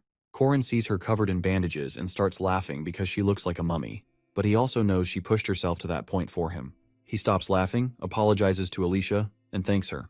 Even though with Mariette's elixir, her bones remained intact, she will still need at least 2 weeks of rest. With 1 more week of the festival left, Alicia won't make it to the campfire at the closing ceremony. Alicia is upset that she has to rest because she really wanted to go to the campfire. It's sad because it would be the first for Alicia. However, Corrin offers to buy her a Jeskier dress for the winter ball, which lifts her mood up again. Corrin starts teasing Alicia by calling himself her Appa. As for the rest of the Guardian members, Corrin suggests Alicia, Lenya Claire, the lady from Intelligence, and the Wolfman siblings Ren and Ron. He wants to invite Yuel too, but Corrin thinks she's too ambiguous. Mariette is surprised that Yuel and Corrin are close, and Alicia tells her they're close enough to hang out together. As Corrin mentions Hwoarun as the last member, Alicia gets shocked. Mariette gets quiet. Corrin tells her Josephine gave him the permission, but Mariette asks him if he really wants to see her lose her mind. People have always feared Hwa. They've hated her and stoned her and called her a monster. This time Corrin got hurt because of her, and she almost killed people like before. Corrin's words run through Hwoarun's mind. She believes her strength was the only way to justify how she took over Rand's body. She thinks she can't depend on anyone for help. She finds Corrin's kindness hurtful and hates him for that. She was always used to people using her, which is why she was closed off. Corrin steps in to check up on Hwoarun, but she hurries at him to change her back to Rand. Corrin tries to start the process, but before he even touches her, she stops him because she wants to eat fish. Corrin realizes she's scared. He tells her it's okay and that he'll buy her fish after. Outside, Hwoarun starts levitating as they prepare to start the process. Corrin takes the Death God's orb that always hits the mark and separates the body and spirit while ignoring defense power. The orb is an overpowered soul reaper that exists only as a data value, but when a human uses it instead of a Death God, its accuracy rate drops significantly, so it's basically useless. But our hero doesn't perceive spirits, so what if he throws it? Its accuracy will be 0. He throws the spear, but it deflects and falls down. He remembers the Mana Stone and how its diffusion range lowers the accuracy rate. The diffusion effect for this system has a maximum range of 100 meters when the accuracy is at its lowest, around 1. But what happens when our hero, with an accuracy rate of 0, uses it? The diffusion range will become infinite, ignoring the fact that he cannot perceive spirits, and its effect will activate. In other words, it gets registered as an attack on the soft mana stone. Korin throws his spear and strikes it accurately. He catches Hwoarang as she falls. He tells her he used a little mana. Hwoarang wakes up and calls Korin Appa, leaving him surprised. Hwoarang calling Korin Appa triggers some memories of him wanting to be called Appa. Tears run down his cheeks as he realizes it's Ran making her first impression. Ran tells him that she noticed him wanting to be called Appa by Hwa, which makes him realize she was watching everything all that time when Hwa possessed her body for 3 years. He asks her if she hates Hwa for taking over her body, but Ran doesn't answer and starts running in excitement. Thanks to Hwa, she can walk for the first time since getting sick, and she's using the energy Hwa gathered. Ran tells Korin that she hated Hwa at first and screamed at her to return her body, but then she realized that her voice didn't reach, and Hwa would only talk to herself. Ran knew her talking to herself was her way of dealing with the guilt. She knows how hard it is to go against fear and anxiety because she was in that body too. Ran doesn't hate Hwa because she was brave and returned her body to her. Korin feels warm seeing Ran forgive Hwa, even though she possessed her body for 3 years. Ran tells him that her time stopped at 14, but Hwa was only 3 years old, and she's got the little sister that she wanted, which Korin agrees with.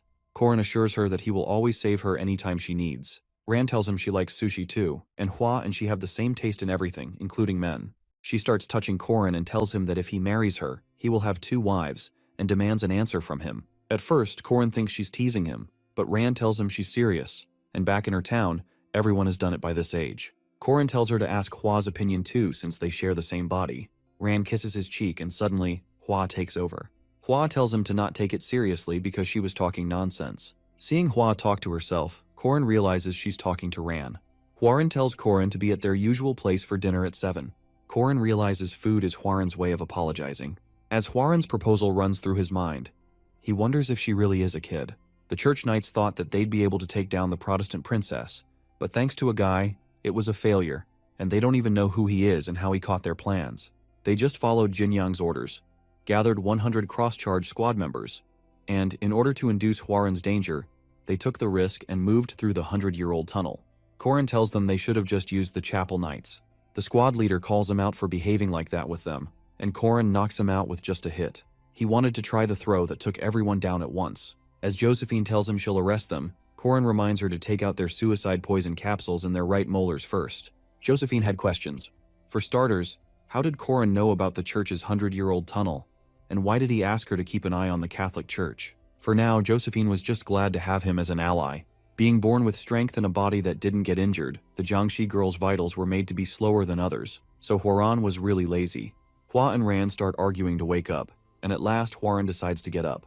As she walks down, she sees Korin sleeping on the couch. Ran tells Hwa to wake him up because his mouth will get twisted if he sleeps like that. Ran asks Hwa if she likes him. Hwa tells her she doesn't understand him because he does things she doesn't ask for, and he works too hard. Hwa tells Ran that she doesn't like Korin, she hates him. Meanwhile, Mariette sees Hwoarang up early. Realizing that she couldn't sleep because of Korin, Mariette asks Daoku to lift him onto the bed. As Mariette leaves after telling Hwoarang to sleep, Hwoarang suggests putting Korin on the sofa.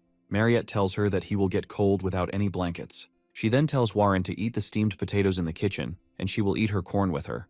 Meanwhile, even though the festival didn't end, the classes continued, and since our hero has heard everything in his previous life, he decides to do something else. He checks his stats and realizes he has crossed Alicia's beginning stats and gained his 3rd aura core as well as unlocked demonic QI release. Now, his aura core is currently lower than or equal to a normal knight with their 1st core. However, our hero has the core he obtained from the White Silver Mandrake, and the demonic nature's core he obtained through Sabancia Duke. So while the other knights had their 1st core, he already possessed 3. Alicia also obtained her domain at this time. The countless steps within the domain have also helped Alicia gain some amount, so her aura rank has also risen to a lower high this time. She had upper middle at the beginning, and she's developed half a year faster than normal, so Korin is excited to see her future. Now the only thing left is the demonic QI release. Korin's current aura is over 8,020%, and 1,600 of this is an instant release. It is a really absurd amount of instant power, but the problem is when Korin tried testing it out in the hunting ground, he couldn't feel it at all. He starts getting excited thinking he'll be able to split skies and cut dragons with a spear. Suddenly, the teacher reveals that she will be checking notes. Korin snaps back to reality and wonders if Lurala is mad that everyone has been sleeping in her class. It is likely that Lurala will punish them by making them clean the classroom. The problem is that this classroom is exclusive to alchemy faculty, which means it will be filled with dirt from experiments. Korin knows he needs to write something if he wants to avoid punishment. He starts looking around. On his left is Jaegar, but on his right, his hand touches someone, and he finds Ran holding his hand, and she offers to show him her homework. Ran tells Korin to copy her homework. She then invites him to lunch. Korin accepts and offers to buy. Meanwhile, the other students see him and wonder if he was always that close to Hwarin. The other student points out that he was the only one who talked to her, which says a lot. Ran tells Korin that Hwa was sleepy, so she took over and let her rest. Korin asks her if she met Jin-hyuk and Yuhua. Although the two were used, they still need to take some responsibility. Kang Ryun will be unofficially executed, and the nation's royal family will do it secretly. Yuhua is the lord of the Kang family now, which means she's in charge of everything from small housework to the family's marriage too.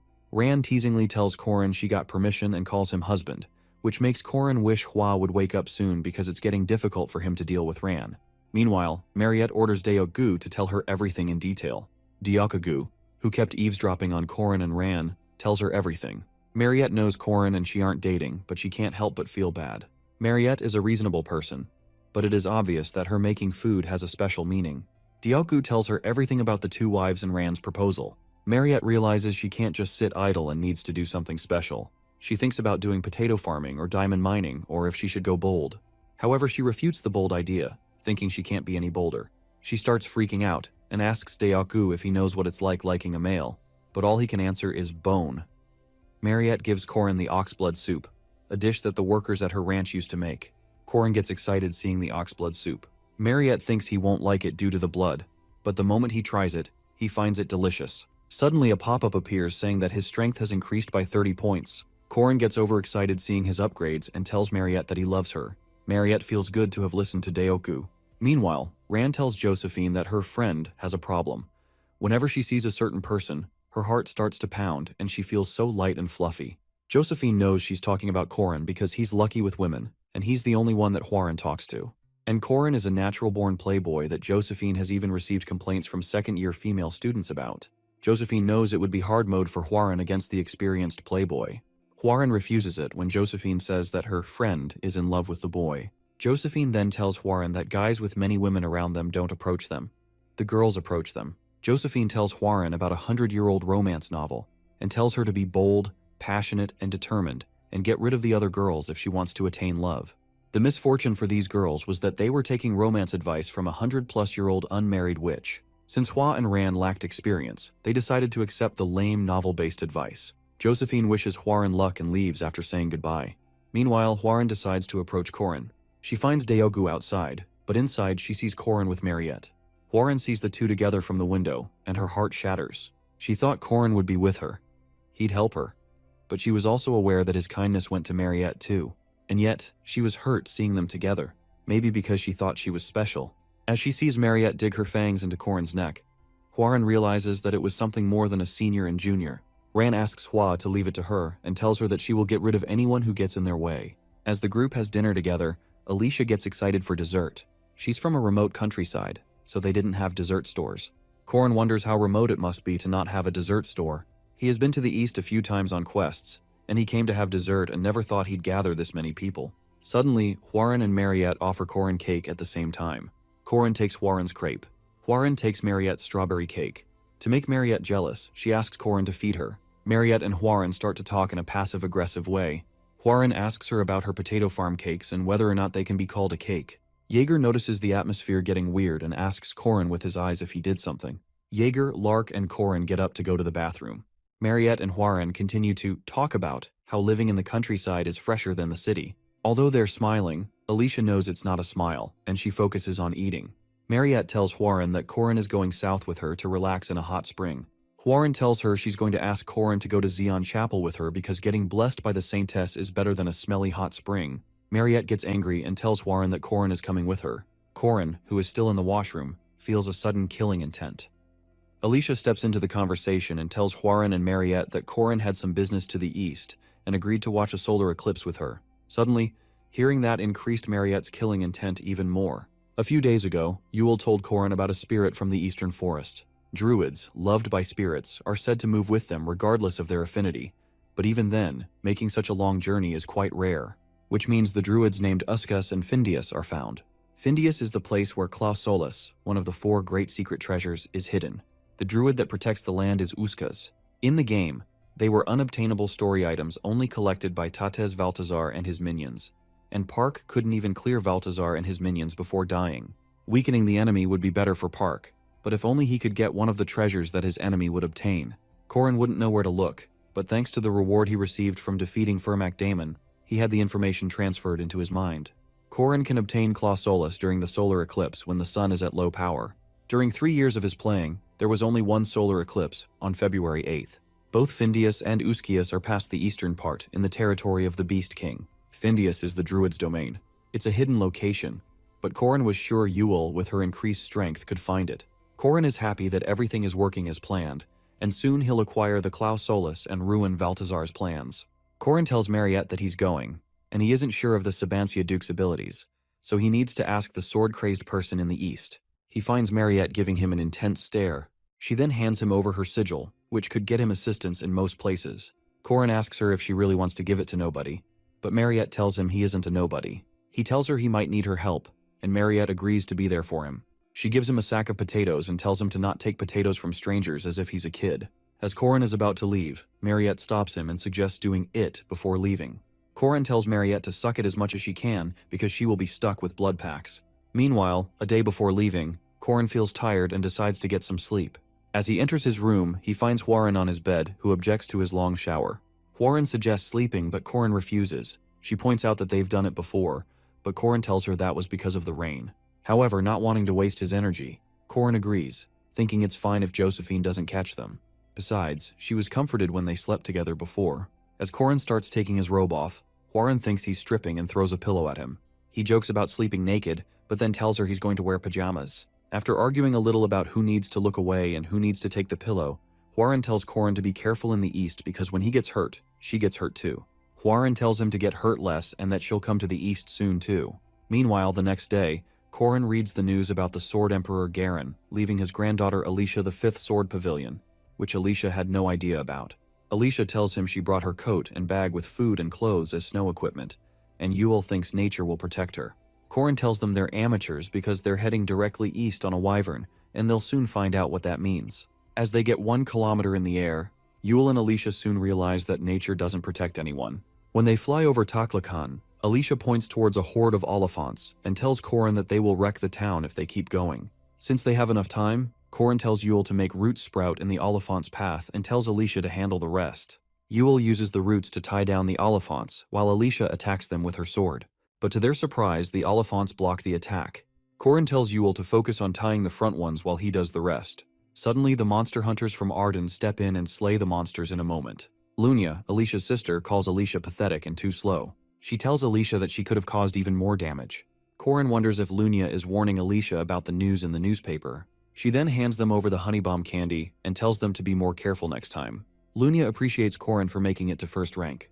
Just as Corin thinks Lunia is too dry, she turns around and proposes to him for marriage, which leaves Yule, Alicia, and even Corin himself surprised.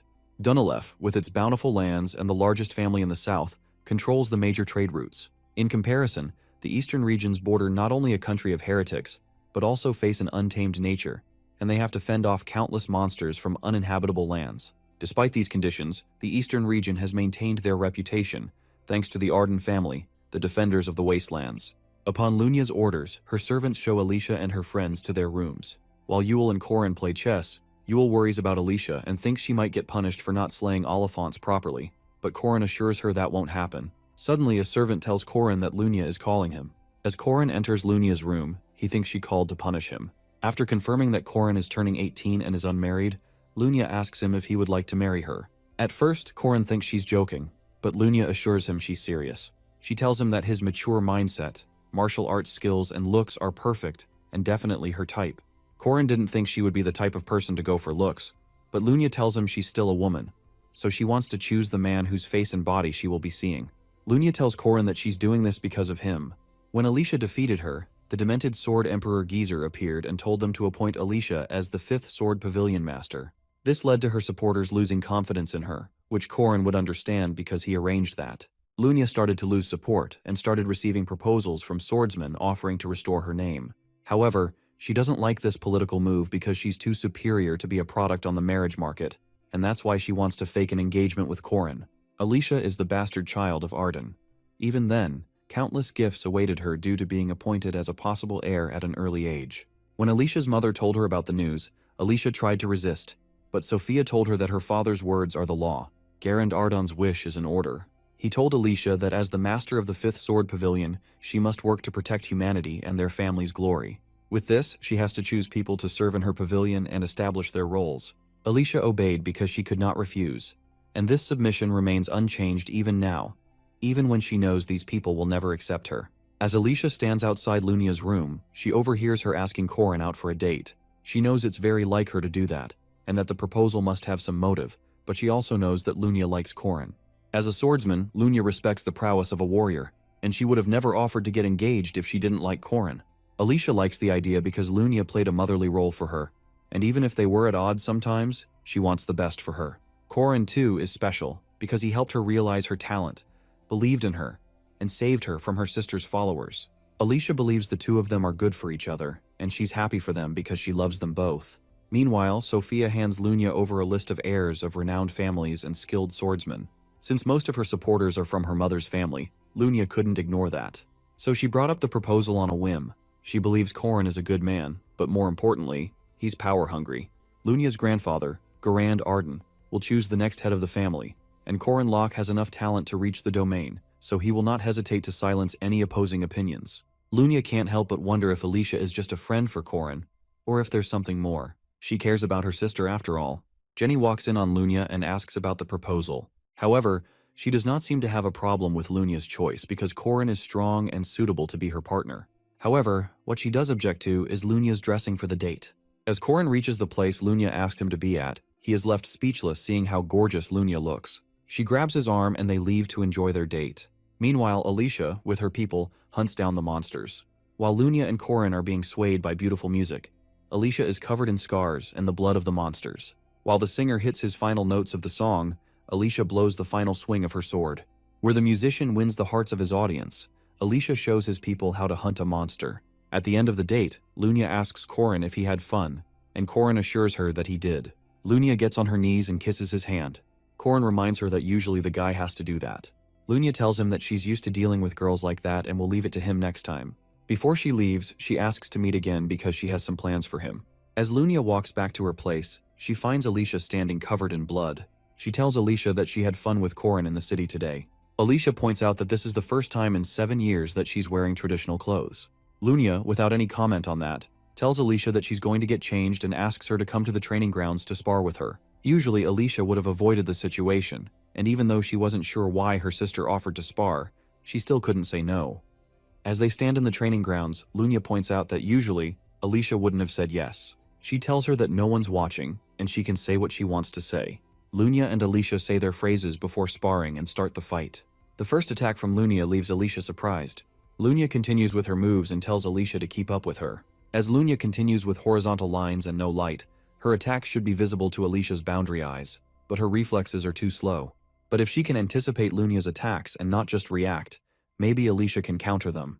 As Alicia counters the attack, Lunia dodges it easily. Lunia tells Alicia her breath is unsteady and throws her flying with a punch. Thanks to Alicia's supernatural reflexes, she stands a chance against her sister. Lunia realizes Alicia is better than before, and thinks it's because of Corin that she's changed her mind. Lunia tells Alicia that she and Corin fight the same way.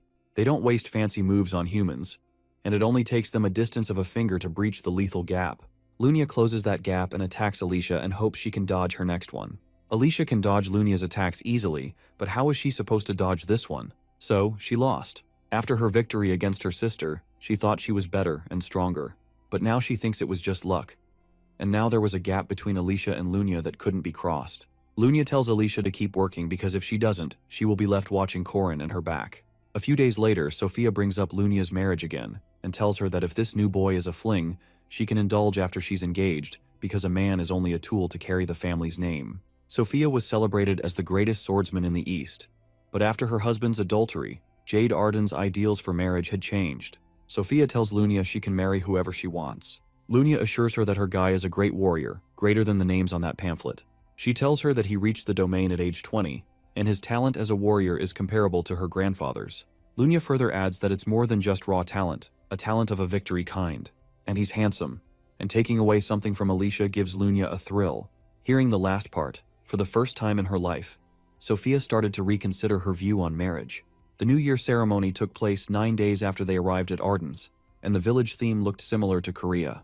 Corin's initial goal to come east was to locate one of the 4 treasures, Findius. The domain of druids, Findius, is a land filled with nature, mountains, and monsters, and it is beyond the border managed by the Ardennes. As they continue their journey, Yule finds a spirit to ensure that they don't get lost in a forest. Corin thanks Lunya for her help in crossing the border, and she tells him that she's just there as her guardian since they're all young, and she's his fiancée. However, without Huaran or Mariette, Lunya is a great support for them right now. Alicia tells Lunya that she shouldn't say things like fiancé because people might think weirdly of her, but Lunya tells her she doesn't care about what people think. Alicia insists that she shouldn't bring down Corin's potential like that. At last, they reach the entrance, and they only need to cross the entrance. As everyone crosses through, Corin is separated from his team, which is expected of a place guarded by a sage-level druid. He recognizes the spell designed to charm those entering through the barrier. Corin wonders if it's the 8-array formation like last time. It is a test to determine whether the travelers with the druid are worthy of entering. Corin is ready to take on any monster or illusion they throw to test him. Suddenly, Corin hears a voice and starts sweating. As he turns around, he finds the main player standing before him, with a grin on his face, calling him brother. Corin is surprised to see the main player, but without wasting any time, he starts fighting. As Corin attacks the main player, he just touches his spear and decimates it. Park Sihu, the main player of this world, may be evil, but his power is equal to that of a god's, and he's eons stronger than our hero is now. Park tells Corin he should be proud of killing him, but he doesn't have what it takes to save the world. Park failed despite hoarding so much, and he believes Corin is nothing in comparison. He can't defeat Tates Valtazar.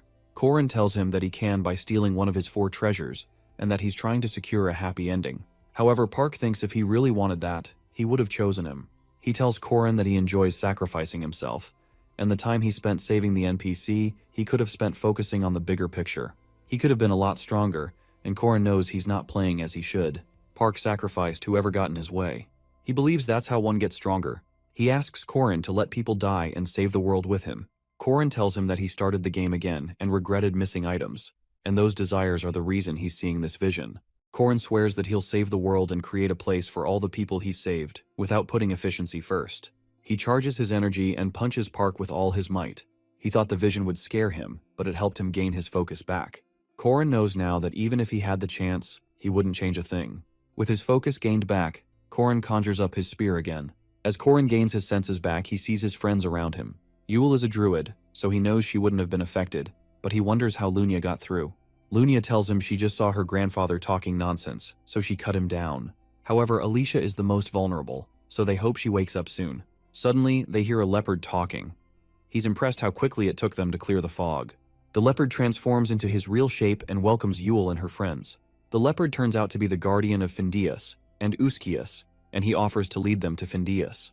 It is only now that Lunya realizes this place is the domain of the 4 treasures, Findius. Yule tells her that all the people here are her kin. However, Lunya is curious if she can get a place here. Uskias knew about a young druid searching for this place, and he asked them why they're here in the wild. Corin tells him that he's looking for the Sun Sword, Claw Solus, and because he's here as the first spear of the Queen of Paradise, Erin Danwa. Our hero is the rightful successor to his master, even after regressing. Corin realizes Uskia said he too is looking for the treasure. Suddenly, a tall shadow walks in and recognizes Corin, but he wasn't expecting him to be that unhinged. The shadow is the monster of Murias, the king of the shade, the beast king Dune Skays. He tells Corin that there's only one throne, and when the age of shadow comes, his goddess will be devoured by beasts. Now, since Corin and Dune Skays both want the Claw Solus and Uskias can't bestow it to either of them, he decides to test their worthiness. The druid is neutral, but our hero doesn't know the contents of the test. Although Dune Skays doesn't either, Valtazar successfully acquired all 4 treasures in his previous life, so there's a risk involved. The druid tells them both to wait in their rooms while they discuss. If it follows the canon, Dune Skays passes the test. While everyone sleeps, Alicia imagines a happy family with Corin and Lunya married and her little nieces calling her aunt. Even though she knows it'll be good, she doesn't know why she feels bad.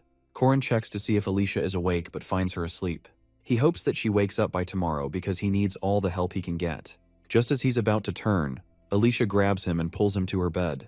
As she sits on top of him, she removes something from his finger, gets close to him, and whispers in his ear that her sister isn't home today.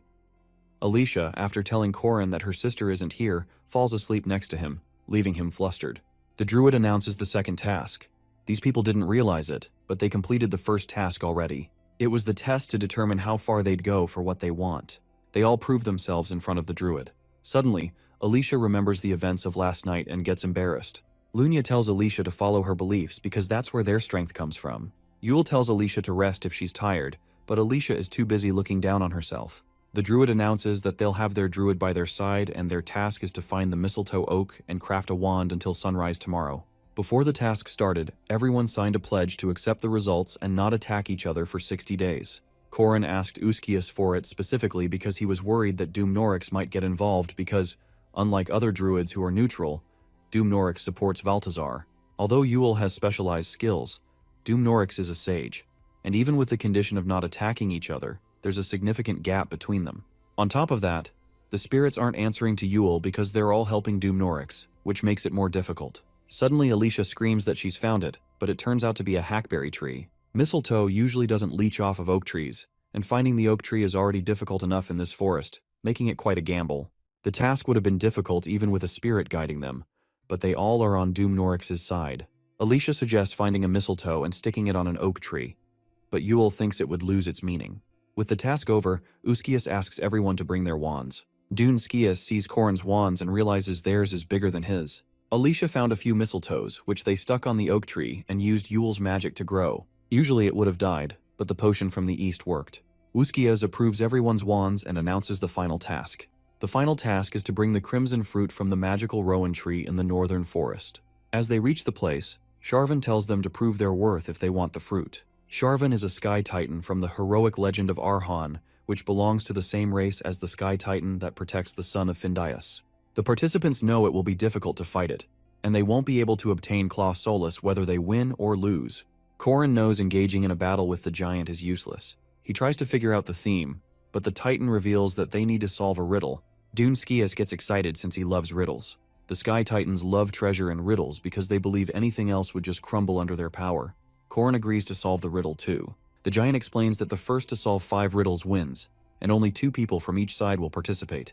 The druids cannot play since they solve the riddles with the titans quite often. Dune Skies is excited while Corin decides to have Alicia on his team since Lunia doesn't like riddles. The titan gives the first riddle that it grows bigger in the morning, yet smaller at noon. It grows big again in the afternoon, yet disappears at night. While Corin tries to think and wishes he had enough time, Dune Skias suddenly answers Shadow and turns out to be correct. Corin and Alicia are surprised, but Corin forgot Skaz's special trait since he always gives an odd impression. The second riddle is, it exists but cannot be seen. However, it cannot be defeated by any mighty opponent. It will come at you but will stop eternally if you pass it. Skias once again answers time correctly.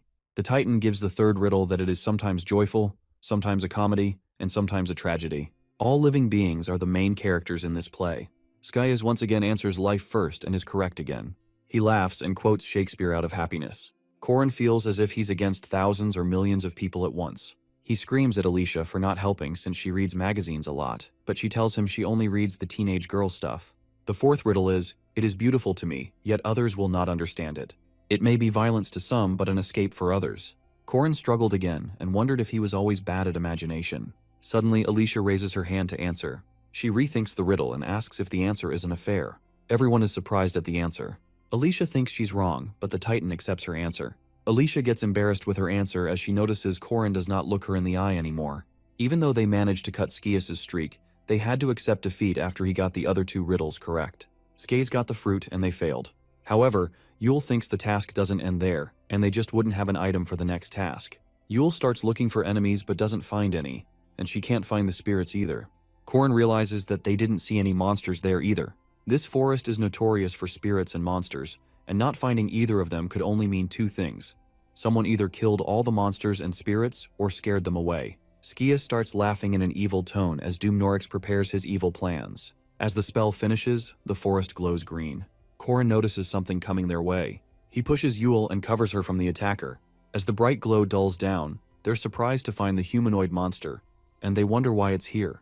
Lunia's jaw drops to the floor as she notices the legendary Arden-style swordsman, the Sword Demon. The demon territory lies beyond the Arden territory. It's a place where the mountain beasts and demons who think of themselves as the forest lords maintain a fragile balance. One old man with his sword broke that equilibrium. He didn't summon demi-humans because they had given in to their beastly instincts, though there were rare occasions when a monster with a human form would emerge. It is unknown whether it was for the sake of living or dying. The Sword Emperor that found this sword-wielding creature laughed and began a one-sided master-disciple relationship that only the master was aware of. On the 8th day, he gave the monster a name. He called it the Sword Demon. The only ones who knew that name were Korin and the old man that named it. However, in the future, it will be known across the lands as it will rise to become the strongest swordsman in the heroic legend of Arhan, and eventually join Valtazar's side. But seeing how he attacked Doomnorix and Skaze, Korin thinks he has not yet sided with Valtazar. Even then, he feels uneasy. Next, the Sword Demon runs to attack our hero. Korin knows he can't dodge it. But then Lunia steps in with her combo to fight side by side with Korin. Lunia is surprised by the Sword Demon's swordsmanship skills. As she fights him hand to hand, she notices it doesn't just use both of its hands but its feet as sharp daggers too. This demon, who controlled countless swords at once, faced an opponent who swiftly controlled her distance with a single sword. The victor was determined by the ability to cut through the gap between them. Korin and Alicia step in to attack the Sword Demon, but to their shock, it effortlessly dodges their attack. Korin goes in for another chance, insistent on not missing. But the demon uses his Domain Severance and 8-hand Peerless skill. Korin is impressed by its power. Moving just once is difficult, and the Sword Demon attacked 8 times. Alicia and Korin, with all their might and combos, only managed to block 5 of them while the other 3 head straight towards Lunia. Lunia can sense the domains, but she's too slow. Korin thinks that Lunia will get hurt, but then he sees her pull off a technique that Alicia would only learn in the endgame. She uses Warding Aura combined with some other combos and successfully strikes the Sword Demon. However, she misses its vitals, so they move in again to finish it off. The Sword Demon hasn't yet reached the stage that Korin knows of. Eventually, it will learn the skill of 1,000 peerless hands and will be able to cut through everything, which is why Korin has to end it here. Suddenly, Skias jumps in and attacks the Sword Demon. The King's subordinates surprise even the Sword Demon and force it to retreat. The Beast King Dune Skias and Legislator Doomnorix are beings with near-immortal levels of life force. They're the monsters that Korin and his friends have to face. After the fight, Yule feels bad for not being helpful, but Alicia and Lunia assure her that it's okay because everyone is safe. However, Lunia wonders where the Sword Demon learned the Arden-style sword skills, and the only possibility she thinks is that it learned through thousands of fights. Lunia believes there's only one person who could do that.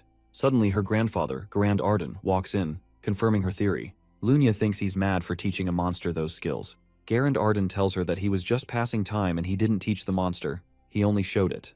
The grandfather reveals the domain and thinks it's exciting that the Sword Demon uses a monster's sword to tread domains. He adds that he can even see the next stage of swordsmanship. While Lunia thinks her grandfather is mad, Alicia asks him to teach her the sword because she's tired of being powerless. Garand Arden agrees to teach her the sword, and thus begins the awakening to that madness. The group goes back to Uskias and Korin asks him about them not having the fruit. He asks Uskias whether they can still be a part of the last test or not, to which Uskias permits them but upon a consequence. Uskias mentions how their lack of fruit will advantage Skaze and Doomnorix. Skaze's sarcastic laugh upon this annoys Korin and he protests to Uskias, asking for a favor since their loss is due to the sudden interruption on their way. However, Uskias ignores him completely and moves on to the final trial. The opponents are ordered to grow the staff, which they crafted in the second trial, up to the sky and make it face the giant that shields the sun. For this final task, they are given the time until the solar eclipse, which is in 3 weeks. Cut from the same cloth, a nature activated by the objects which hold the capability to cut. Due to that, Alicia is able to understand the nature and intelligence of the Sword Demon and fears that they're much stronger than her. While training Alicia, Garand states how awful her basics are. Nonetheless, he was delighted that raising the demon made her want to learn blades. Alicia asks him the reason which stopped him from killing that monster, to which he replies that it was destined to reach the Sky Sword. When she asks what the Sky Sword is, he claims to have created it himself. Alicia lunges at Garand with annoyance, and he prepares himself for the spar too.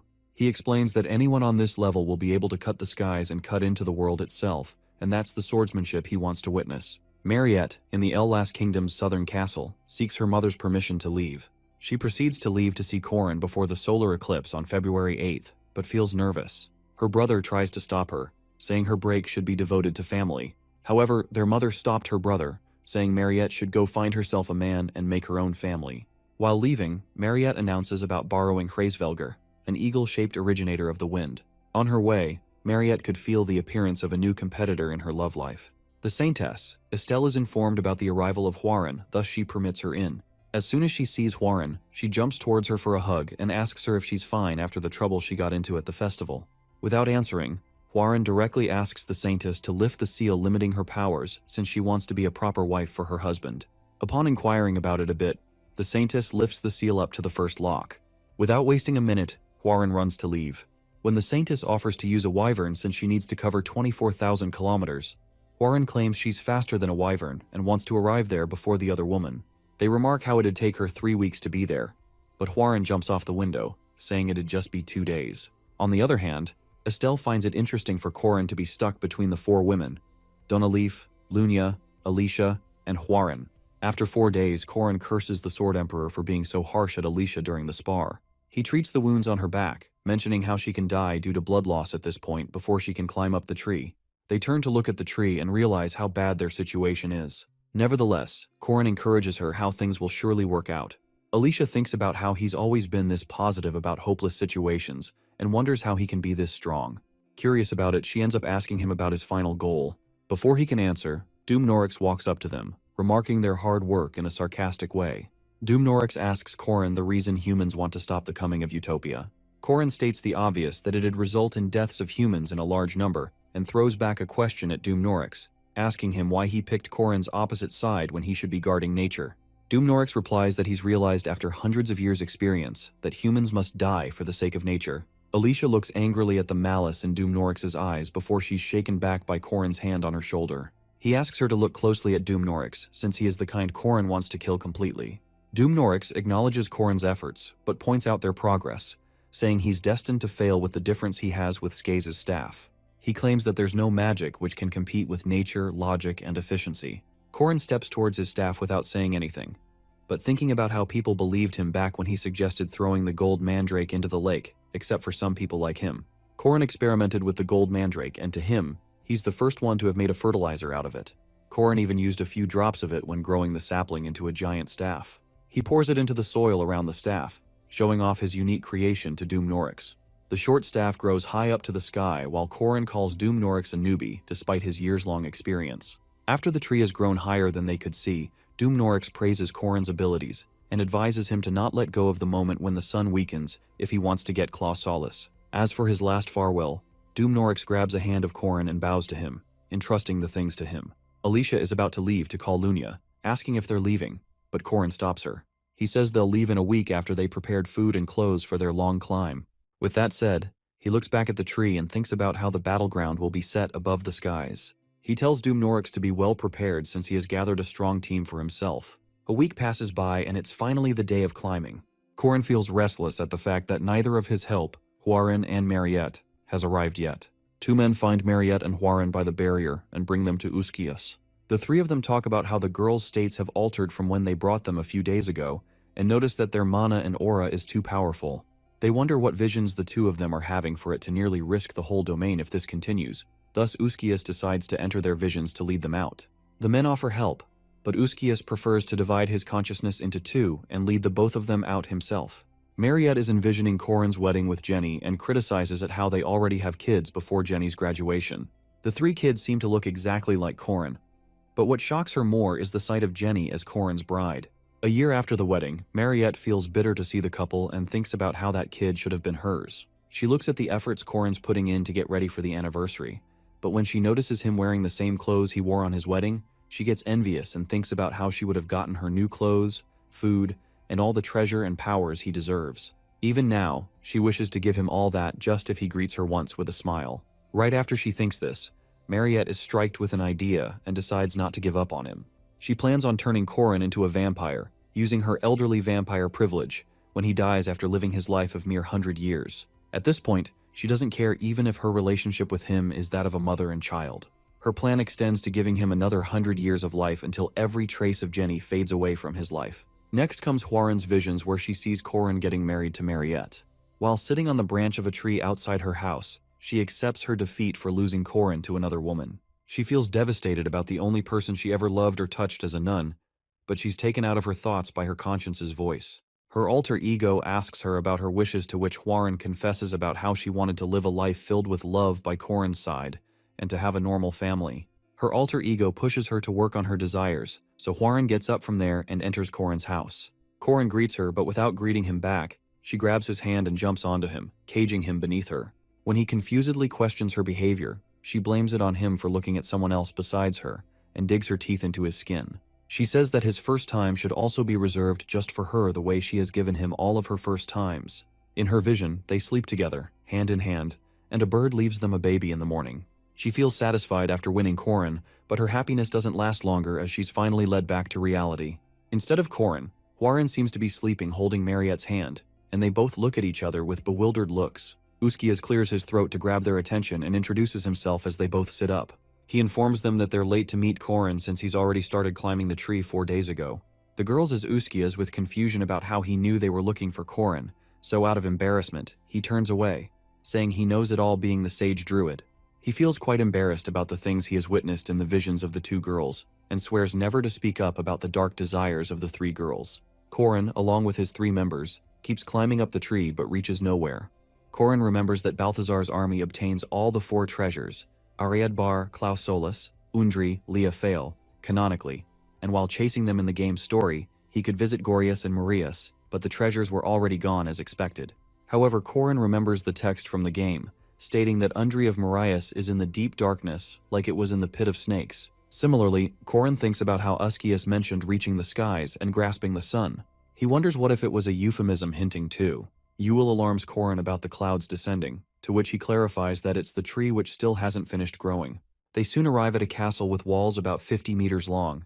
However, Lunia claims that it seems too small to be the castle of a sky giant, and guesses that it might just belong to a normal giant. After hearing this, Yule gets confused and reminds them of Uskias' words when he told them that the giant guarding the sun would be here. Therefore, whatever is here, they just can't use the front door to enter. Corin gets an idea after hearing this, and realizes that their way inside was the fruit they couldn't get. He suggests just knocking the door and shouts out loudly, calling the giants outside from the castle.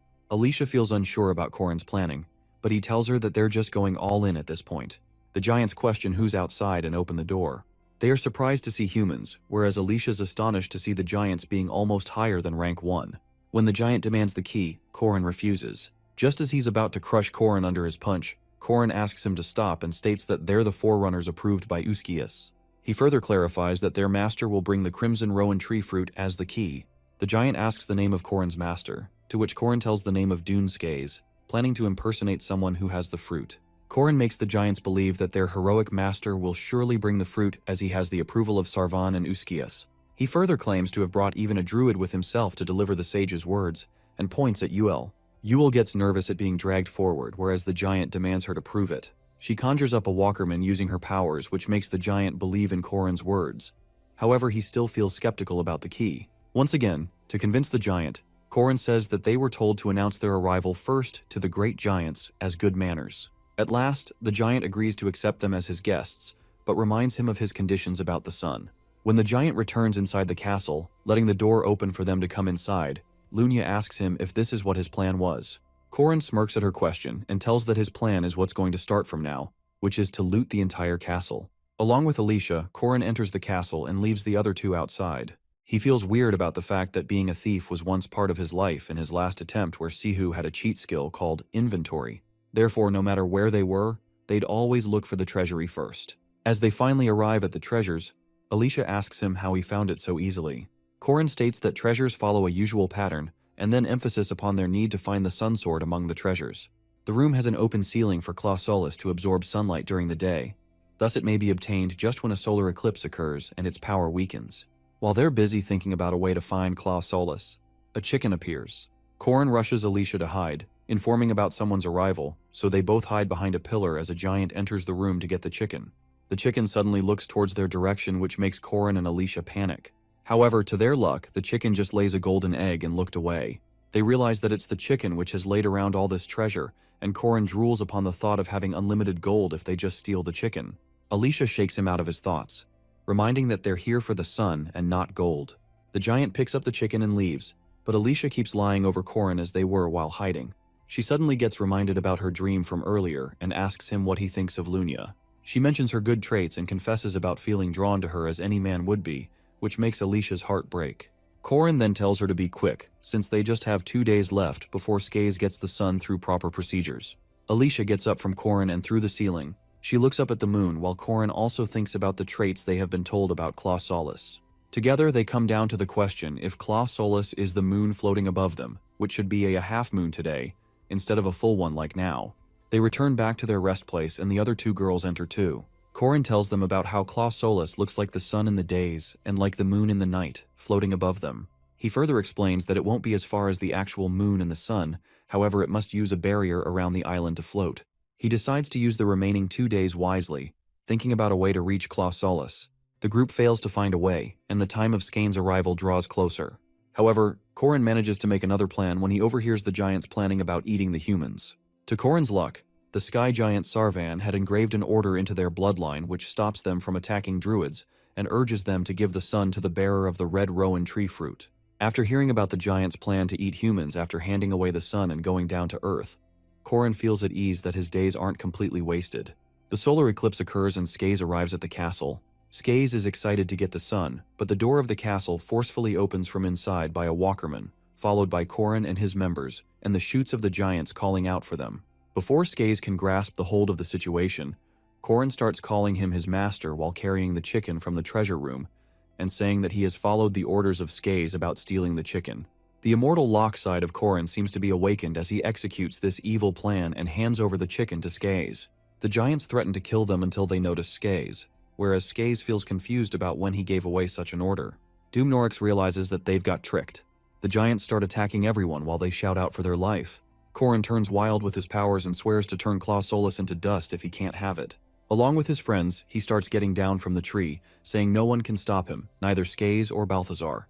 Lunia asks him if he isn't ashamed of his actions, but he claims that immortal Locke feels no shame. She hands Corin a tissue to wipe off the crazy makeup from his face of the immortal Locke, which she feels weird about her fiancé. While he wipes his face, Alicia questions the possibility of Skaze killing all the giants and obtaining the sun, but Corin assures that it doesn't matter since he'll cut down the trees once he gets back on the ground. Yule calls him demonic, but he claims that only winners get to write history. Therefore, if he can't get Claw Solace, he can just cut down the trees and trap 2 of the king's servants in the sky forever. To their misfortune, as soon as they're about to get to the surface, they are met with the beast lusting for the Song of Blades, waiting for them to have a duel of life and death. So when they get closer, they are devastated to see the Sword Demon. To deal with the Sword Demon, Lunia steps forward and uses the warding aura to protect herself and others. The Sword Demon, however, dodges Lunia, which makes her wonder if he's trying to target the domain users first. Sword Demon is so powerful that he got recruited into the king's servants. However, he's just a monster now, with little to no connection to the end of the world. This means that in this fight, Corin cannot seek help from the commandment. The Sword Demon lunges directly towards Corin and starts slashing his swords at Corin, making him greatly injured. This makes Alicia worried about him, and she turns around to look at Corin. However, he scolds her, saying she should only keep looking forward during a fight. Alicia cannot even process Corin's advice when the Sword Demon starts racing towards her. Luckily, Lunia steps in and tells her to move away. She yields her sword and swings it towards the Sword Demon angrily for ignoring her. If Lunia is outside the domain, her abilities will exceed those of Corin's and Alicia's combined, and it would be quite troublesome for even the Sword Demon to handle her outside the domain. However, she's just copying the real deal. She realizes that she can hardly enter the domain twice in a row, and notices that the Sword Demon is again ignoring her, and is casting his powers on the domain users. Thus, she decides to use the half-step she's been allowed, and crush the Sword Demon once the domain ends. With this decision, she also remembers that Alicia can only shield up to 3 of the Sword Demon's attacks, which means it would be a trouble if the domain ends. Therefore, in order to protect her sister, Lunia steps forward and blocks the attack of the Sword Demon. Both of their swords are clashed together and Alicia looks at the scene with horror. After cursing the domain for limiting her abilities, Lunia gets a better grip of her sword and pierces it into the Sword Demon's body. The Sword Demon screams in pain, and advantaging his weakness, Alicia steps forward and swings her sword at the Sword Demon before grabbing Lunia's arm and pulling her away.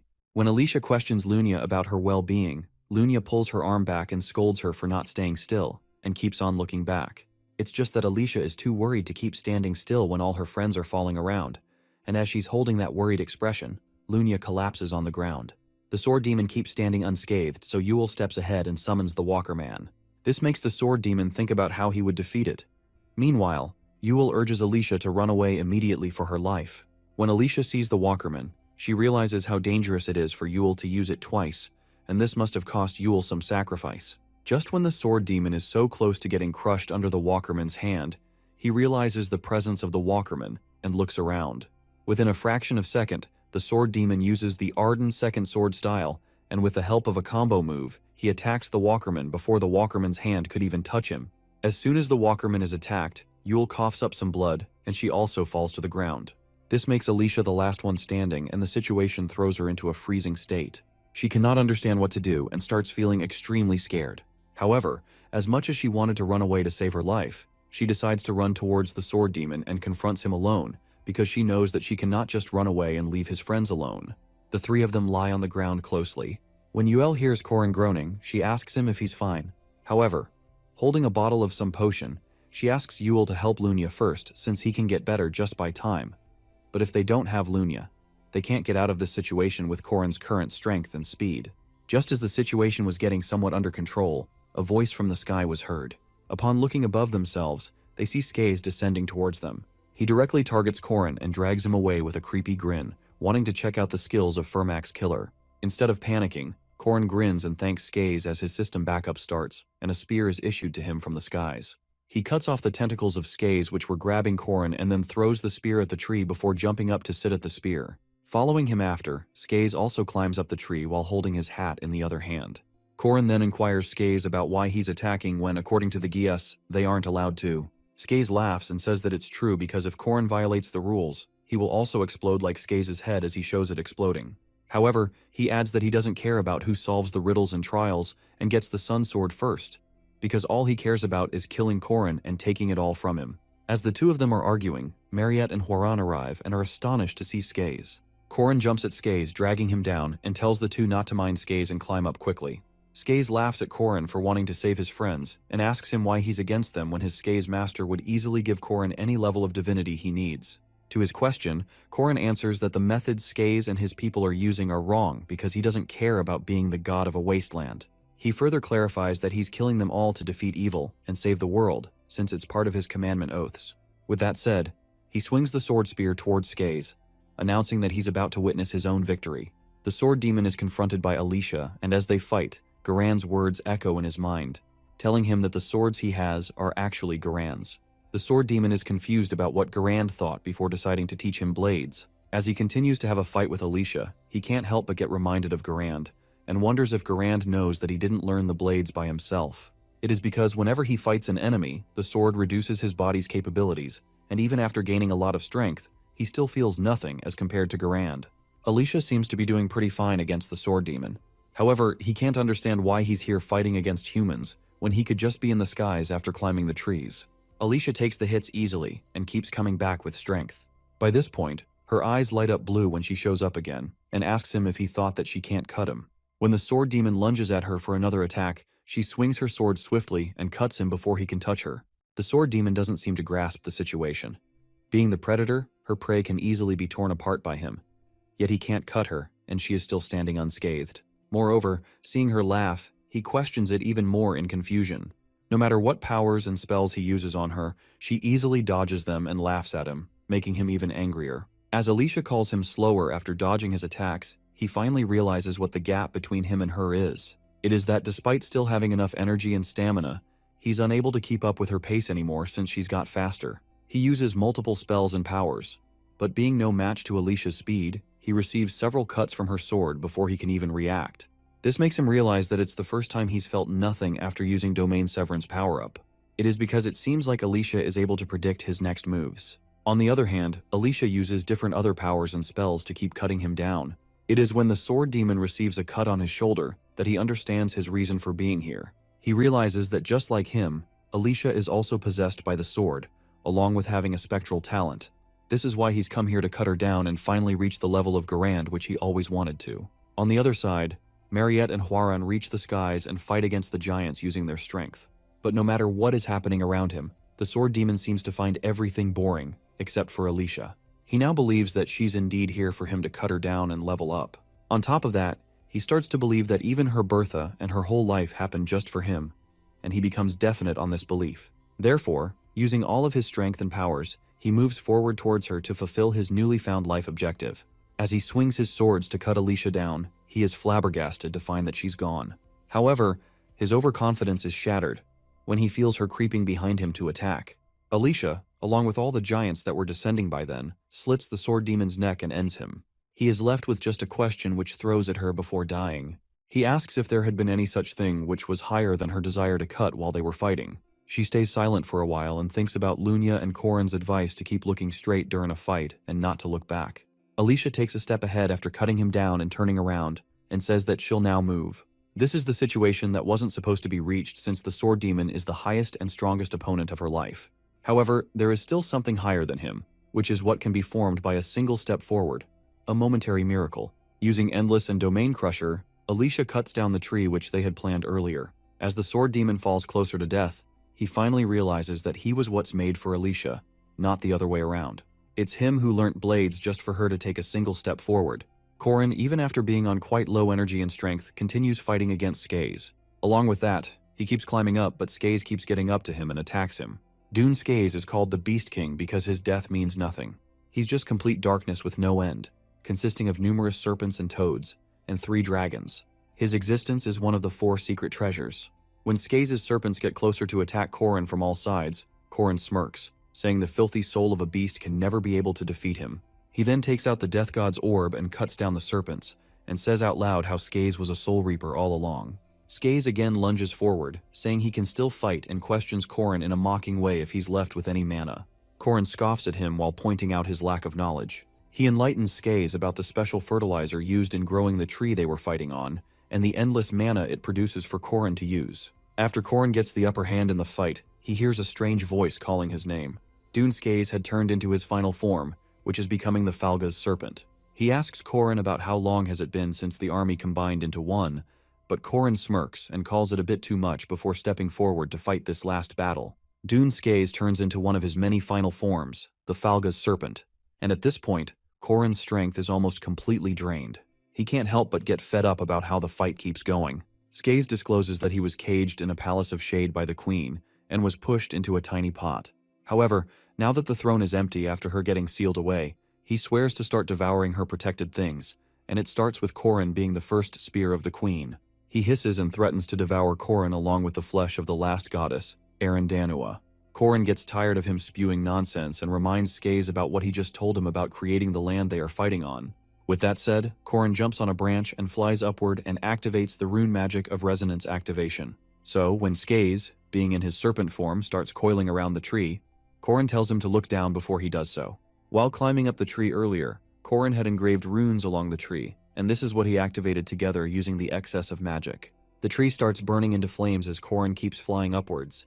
When Skaze questions Korin's safety after burning down the tree, Korin looks at the Claw Solus in the sky and claims that this is what he's after, one of the 4 treasures that can be obtained only at the moment of eclipse, the Sun Sword, Claw Solus. Right now, the one who uses its power will win, and who doesn't will surely die. Holding the spear in his hand, Korin challenges Skaze to fly for the sake of his survival.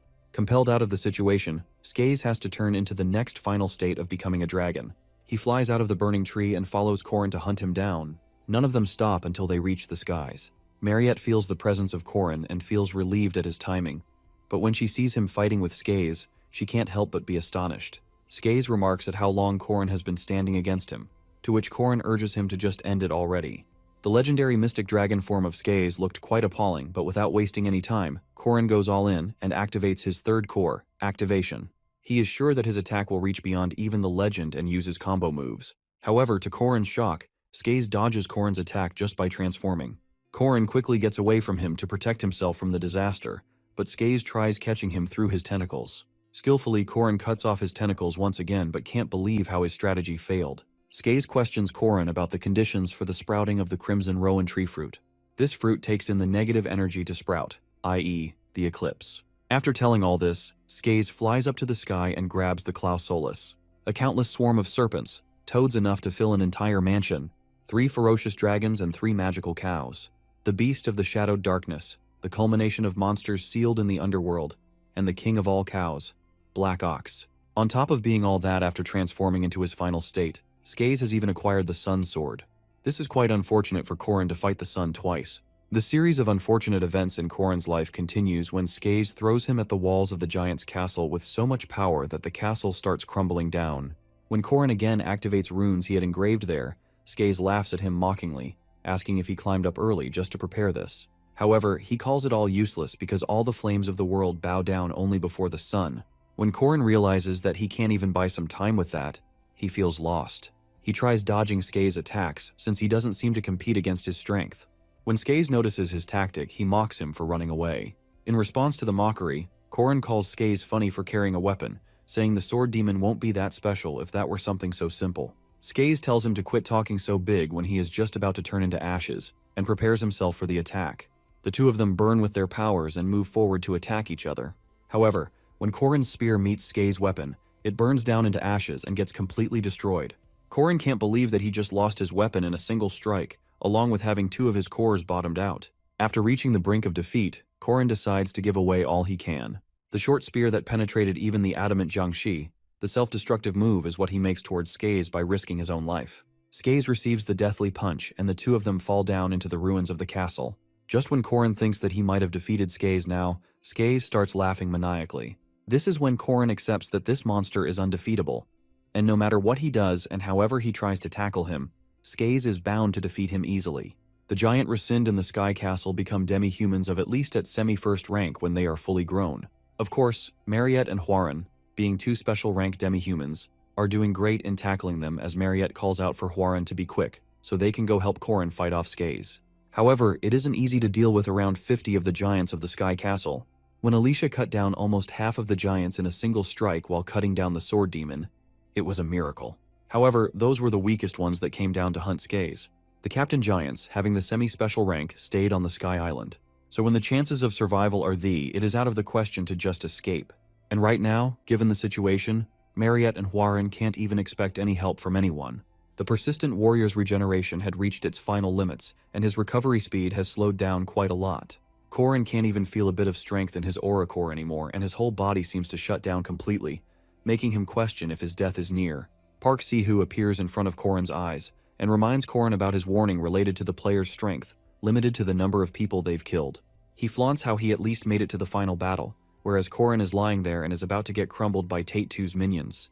When Si-hoo calls all of Corrin's actions useless until now, Corrin denies his claim and says to Si-hoo that he seems to have never witnessed Mariette's smiles filling joy in people's life, even when she's a vampire, and the children who just begun to accept themselves as they are and are walking forward by each step, and the ones who are pushing their own limits. Si-hoo whispers to him if this all brought him some joy, before telling Corrin to give up since his job here is over, as he has no strength left. His words anger Corrin, making him get back up on his feet before punching Si-hoo as he disappears. Skaze sees Corrin standing again and asks him if he still has got the regenerative powers left. Without answering Skaze, Corrin reactivates his rune of regression, and the spear appears once again. When Corrin throws the spear in Skaze's direction, Skaze catches it in midair and throws it towards Corrin, telling him to catch it if he wants it that much. The spear goes straight towards Corrin with great speed and pierces into Corrin's chest. Skaze then moves towards Corrin and burns down Corrin's body with his weapon. After he has made sure that Corrin is completely defeated and is deep into the crumbles and fire, Skias turns around to leave. However, just when Skaze takes a few steps forward, he hears some movement. When he turns around towards it, he is shocked to see Corrin standing there. This was enough to fuel the burning fire of anger within Skaze, and he grabs Corrin by his hair to pick him up, confusedly questioning how Corrin's still alive. He then throws Corrin up into the air and grabs his own weapon, wondering if Corrin will be able to revive if he is burnt down to complete ashes. Skaze transforms back into a dragon and flies up to the sky and breathes fire towards Corrin, telling him to just stop playing with his spear already and die. Suddenly, while breathing fire, Skaze notices that his fire is getting sucked in, which he can't understand how. He then sees his own weapon coming towards himself, having the rune of regression engraved on it. When the weapon hits Skaze, Corrin mocks him for his multiple states and says that he is just a servant of the king at the end. When Corrin asks Skaze about what he thinks Corrin is, Skaze calls him an unfunny person and yells for him to just die as he breathes fire once again. In the preview game, Park Si-hoo and Corrin reach to the final boss, which means the king's servants, users of the four treasures, were somehow defeated. Corrin is the first spear of the queen, and the only human to be fully aware of Claw Solace's true powers. Its owner in the last game was Corrin himself. The weapon of the Skyas transforms into a small ball of Klaus Solus and Korin consumes it. As soon as he does so, Klaus Solus accepts him as its user and a great warrior. He gains the light of the sun, Agatrim. When the fire from Skaze reaches Korin, he remains intact, standing between it, and claims that it's the second time he is using the sun. Skaze gets furious and punches him across the face, making him crash into the ground. However, he once again says the spells to activate the runes of regression, and the place fires up. The Klaus Solus absorbs all the heat and fire around it, while Skias grunts at Korin, saying that it belonged to him.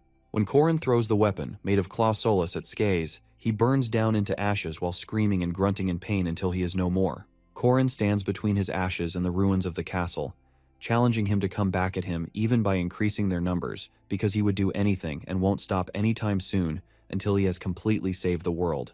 Hwarin and Mariette continue fighting against the giants, using multiple deadly techniques like Crimson Bow, which pierces the bodies of the giants. Mariette suddenly shouts out Hwarin's name and asks her if she also felt something strange on Korin's side. She affirms but also mentions the large number of giants still alive.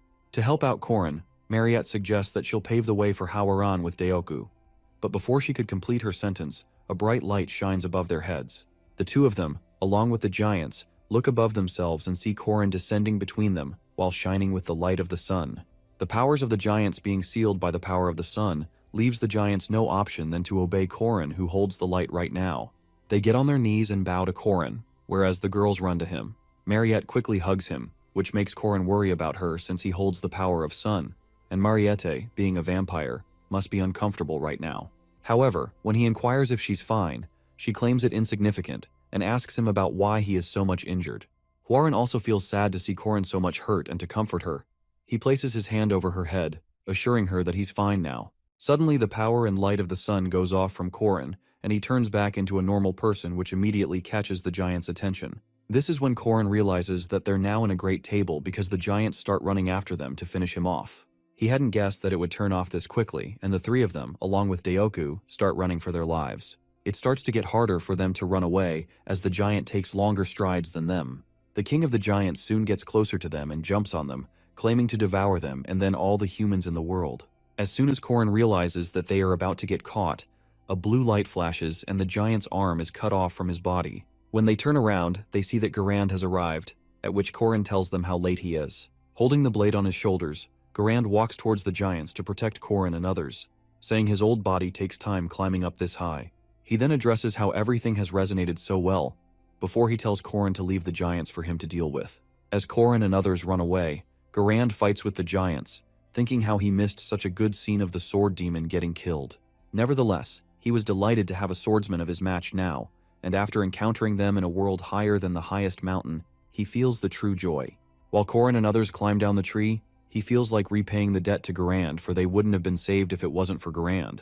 He asks Mariette and Hwaran to cut down the tree to repay the debt of Garland, but they feel confused. He explains how enraged he is at the fact that he almost died to the sword demon whom Garand trained.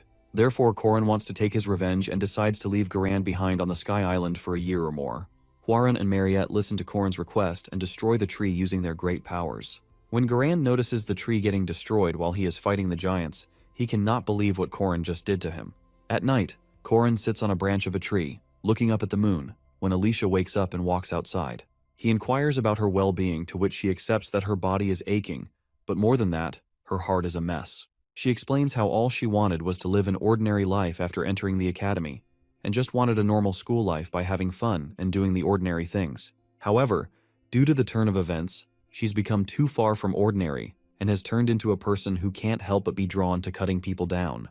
When Korin notices how ashamed she feels to be herself, he assures her that it isn't a bad thing as long as she keeps her morals and choices on the right track. By that, it means that she must not draw her sword on anyone, but on the weirdos who make strange choices. He further tells her to have some pride in herself if she wants to live a normal life with her powers. Availing the opportunity, she asks Korin to promise her to stay by her side and care for her since she's a weird person, because she doesn't know when she might make the wrong choices. And for that, she asks him to do ordinary things for her, like going around the town on weekends or having desserts at nice cafes. Korin, for her sake, accepts to play along at last. At last, the saga of Sky Island ends, but not so elegantly. On one feast, Korin announces to Mariette and Hwaran that he's getting engaged. The two of them stop between chewing their food and look at Korin in shock, asking him who he is getting engaged to. Before Korin can answer for himself, Lunya walks in and addresses Hwaran and Mariette as Corin's mates, and introduces herself, declaring that they're getting engaged in a week. The girls are still in shock and haven't processed this information yet when they are asked to be the bridesmaid by Lunya. Corin sees their reactions and decides to keep playing this prank for longer to have more fun. They both start making up stories about how they fell in love with each other and will get married on the day of the full moon. He doesn't even complete his sentence when Mariette gets up to leave. Thinking about implementing her vision of making Corin a vampire in future, Corin is too confused to understand what suddenly happened to Mariette until he looks at Hwaran crying. She sniffles while congratulating Lunya and Corin and wipes her tears. When he sees that his joke has gone too far, he tries explaining it to them, but Hwaran also runs away crying. Corin falls on the ground, confused about what to do, at which Lunya laughs and calls him a sinful fiancé of hers. The night approaches and Hwaran and Mariette are nowhere to be found. Corin wonders where the two of them could have gone since he really wants to apologize to them. However, he worries about what if they run away once again. He puts the blame on the heavenly Yaksha's physical capabilities for making it unable for him to catch up. Suddenly, Corin feels someone standing behind him. Upon turning around, he sees that it's Hwaran, so he tries to talk to her, but she refuses to talk and walks past him. At once, another girl looking like Hwaran appears from the front and walks to Corin in a nightdress. She walks pretty close to Corin and declares that she'll be sleeping with him, which makes him confused. Hwa declares her wish of sleeping by Corin's side, so he lets her sleep by himself. However, as she drifts to sleep, he thinks about how boldly she demanded from him when she looks as innocent as a kid while holding his hand during sleep. Hwa clings on to her the whole night, and in the morning, she's the first one to wake up. She stands in front of the mirror and says something that isn't coming. When Corin asks what she's talking about, she answers that she is talking about the crane and asks him why it hasn't arrived yet. While stretching his arms, Corin informs her about the absence of cranes here, adding that they should have stayed far to the north since they are found in large numbers near the northern kingdom. He then tells her to get ready for breakfast, and the two of them freshen up.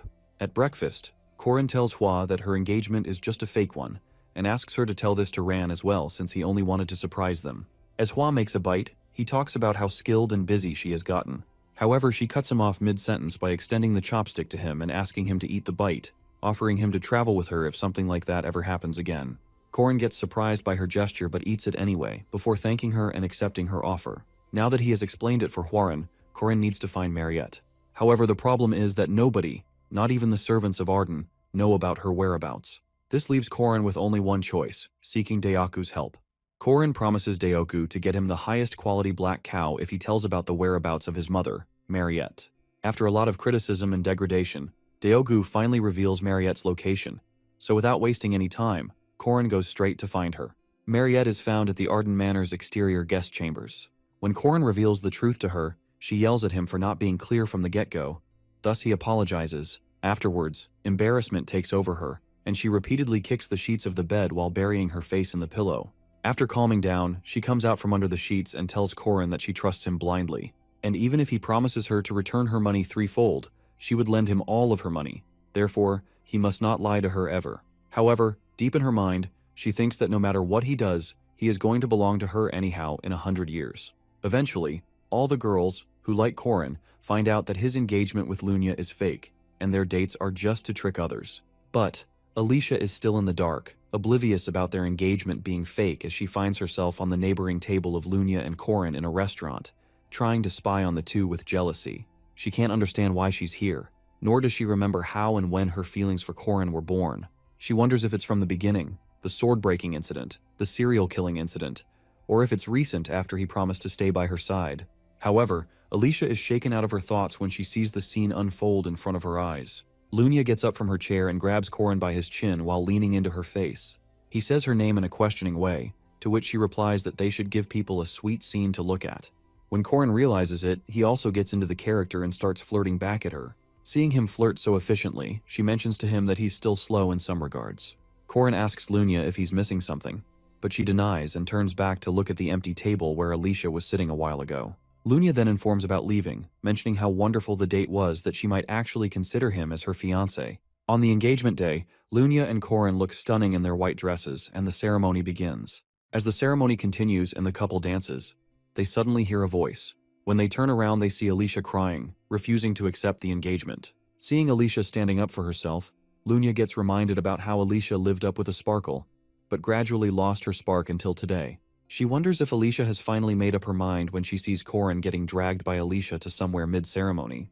The woman urged Lunia's mother to go after Alicia, but Lunia suddenly pretends to faint due to the shock. Meanwhile, Alicia drags Corin to Hwarang, and the three of them fly off using the eagle. After Lunia has made sure that they're off, she gets up from her mother's arm and declares that she's too shocked to meet any other men for a while.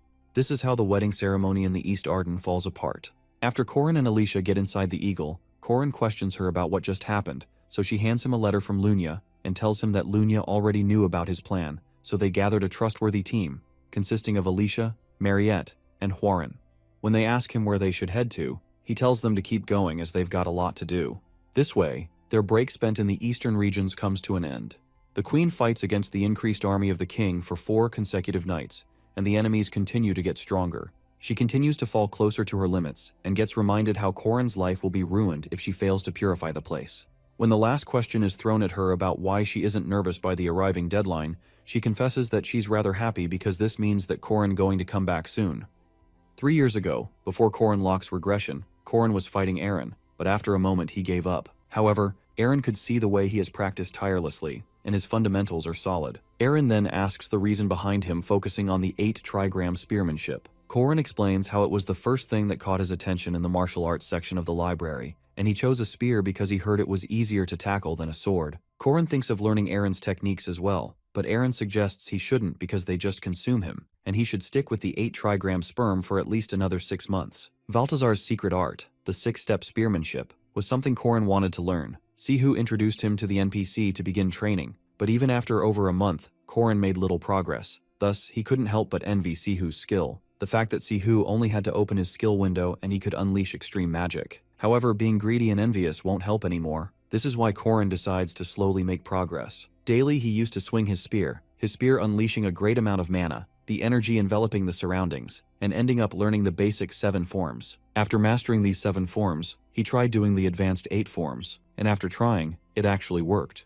In just 2 months, Corin was successful, and Aaron could see how badly his hands were hurt. She was holding his hands in shock, stating how she thought 6 months was a short estimate. She doesn't understand why Corin wants to get stronger. She explains if it was about being stronger, then Sigu is strong enough. Corin explains how sometimes even the hero needs a companion, someone to whom the wagon could be driven, and the most important thing is if he gets stronger, fewer people will die. Hearing this, Aaron realizes that Corin is a good person, but Corin doesn't agree, calling himself ordinary, which makes Aaron smile. The Mage Tower Rebellion incident was when the mages of the tower were on Firmak Daman's side, shattering the shell of Aaron Danwa, who disguised them as Chairman Ariu. Once the shell was gone, the actual Aaron got back to the world. According to the scenario, she died, and she left the players with her will to protect this world. Also, the hidden piece Tribulation Treasure Vault was unlocked, and that was the event, an event where no player could stop. At least that is what everyone believed. Yet the hand Corin held was of affection, and her voice was kind. It was none other than Aaron.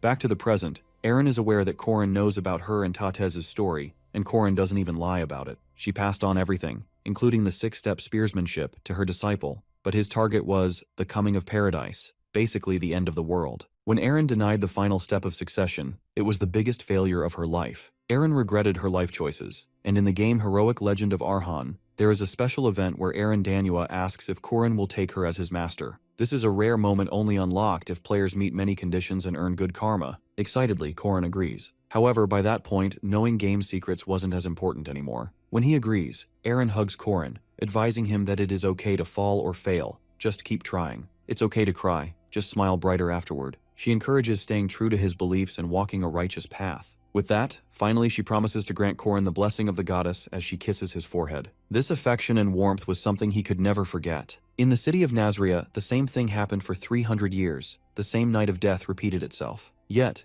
the immortal king's army was only getting stronger, and that balance that lasted for 300 years had reached the limit. As Aaron is running, she is worried that it is the 3rd night, and at this point the immortal king will become a lich fully. But then her eyes shift to the voice that comes from her front. It is Corin. He assures her to not worry because Georg has already been dealt with. Additionally, he tells her not to be in a rush because they have time since he has come to save her. When the immortal king Georg died, the city's time rewound 3 days, and all the undead vanished with it as if nothing happened. This city has a population of 1.2 million. Aram has made a pact with the Reaper because if any undead escape the city, everything will be destroyed. By day, this city is as normal as any other city, but at night it becomes a city ruled by the undead, and this continues in an endless loop. Though they have to defeat the undead bosses and kill Georg within 3 days. To do this, Eren has split her soul in two. The soul has repeated this 3-day cycle for 300 years, but Georg was starting to notice the loop, and now, the loop has reached its limit, so Korin made a deal with the Reaper. Now, with the deadline coming, they have looped 3 more times. At night they fought the undead,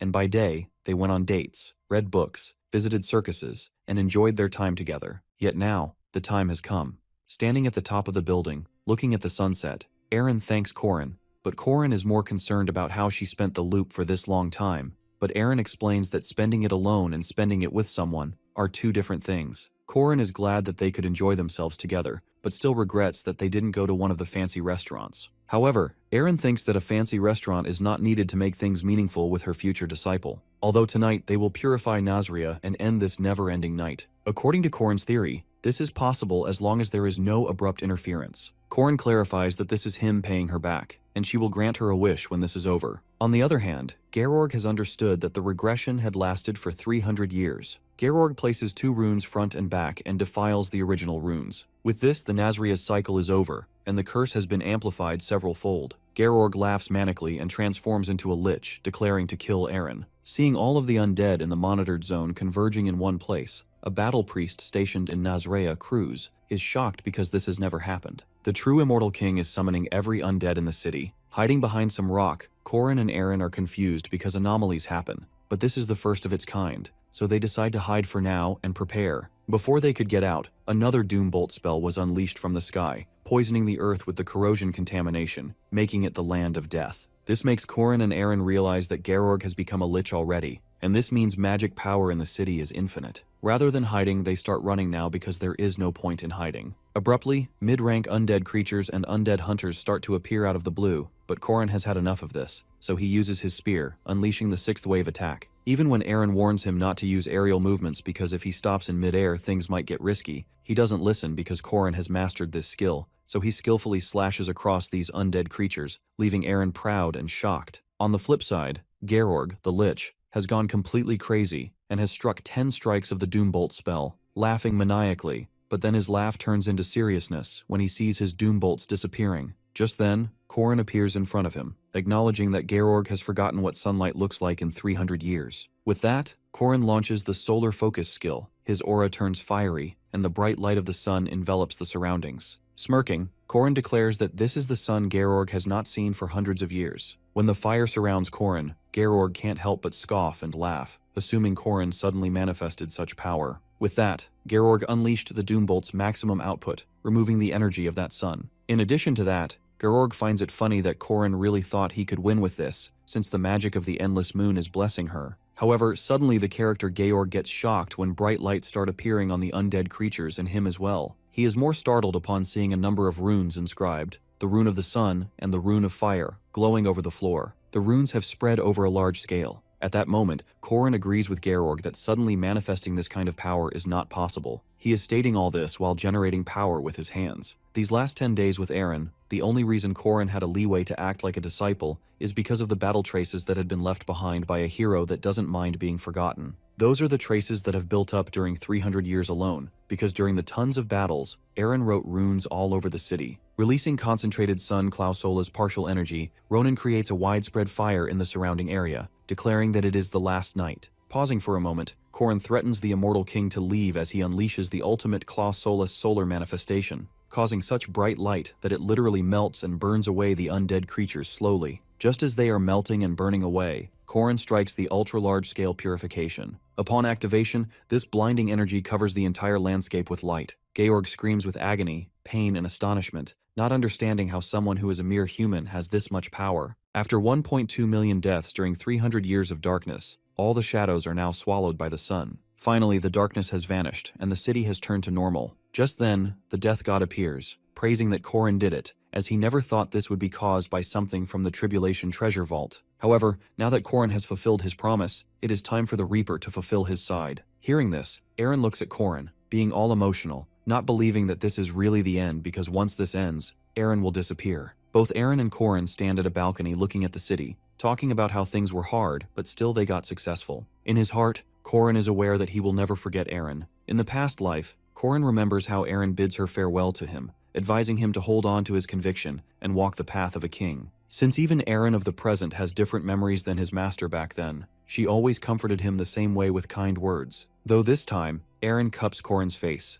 assuring him that the goddess's blessing dwells within him, and instantly she presses a soft kiss to his lips, hoping that he will always be happy in his future, as tears stream down her face. The moment the sun fulfilled its role and darkness receded once more, all traces of Eren would vanish, and that is exactly what happened. Aside from the disciple she raised like her own child, no visitors ever come to this castle where Eren remains. Balthazar, due to the betrayal of that disciple whom she thought of as her successor, she was sealed for 80 long years in the castle. What awakened Eren from her long silence was the flood of memories. 300 years ago, when she was roaming around Nazrea, which she somehow forgot, these memories rushed back. How she made the pact with the Reaper and how she had to repeat the night for more than 300 years. However, memories of Korin come to her mind when he makes the pact with the Reaper himself. When an image of Korin comes to her mind, she thinks this guy was Balthazar's disciple, as she thought he betrayed Balthazar and came to her. She remembers how he came to save her, but then the final memory of her kissing him came into her mind, and her cheeks grew warmer due to the blush on her face as sweat trickled down her face. In an instant, Josephine appears with a book by a portal, wanting to know if Eren wants to read it, but Eren is so embarrassed that she has closed her eyes, not wanting to face anyone. She touches her lips, not able to forget the memories of her kissing her student, Korin. Now, at the second holy site of Zion, in the Grand Cathedral, one of the saintesses, Estelle, is informed by her men about the city of Nazrea being purified in one single night.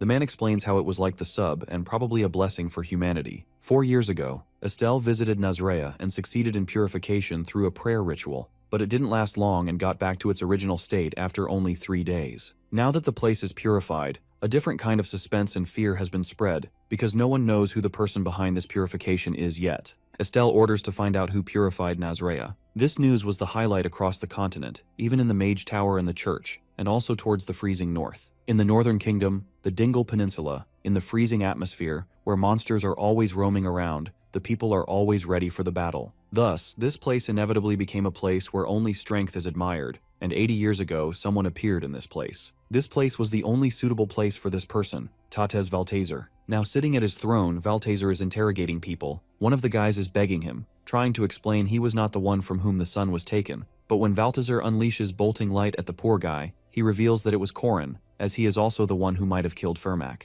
The guy explains how Korin called himself Eren's first spear. When Valtazer mutters Korin's name, it makes the people around realize that Valtazer is aware of this name. Thus, Valitzer reveals that he knows him, because his rival has shifted from the boy Park Sihu to him, and Valitzer thinks to actually personally meet Korin if he claims to be Eren's spear. On the flip side, standing in front of the academy, Korin smiles because now he is a second year. This academy is created to manage special demi-humans in the school called Integrated Dormitory. Basically, it is a dormitory made to isolate Huarab and Mariette, and Josephine was a professor who was the supervisor due to a shortage of staff. Right now, Huaren is holding the tuna fish's head higher in the air, leaving Josephine shocked. Right now, Korin is the assistant supervisor as well, and all the students are busy chopping off the tuna and doing other stuff. Witnessing all the chaos, Josephine needs an explanation from Korin, so he explains that Mariette said she will have a lot of guests, so right now she is busy setting up the furniture, and this is why large furniture is being brought up.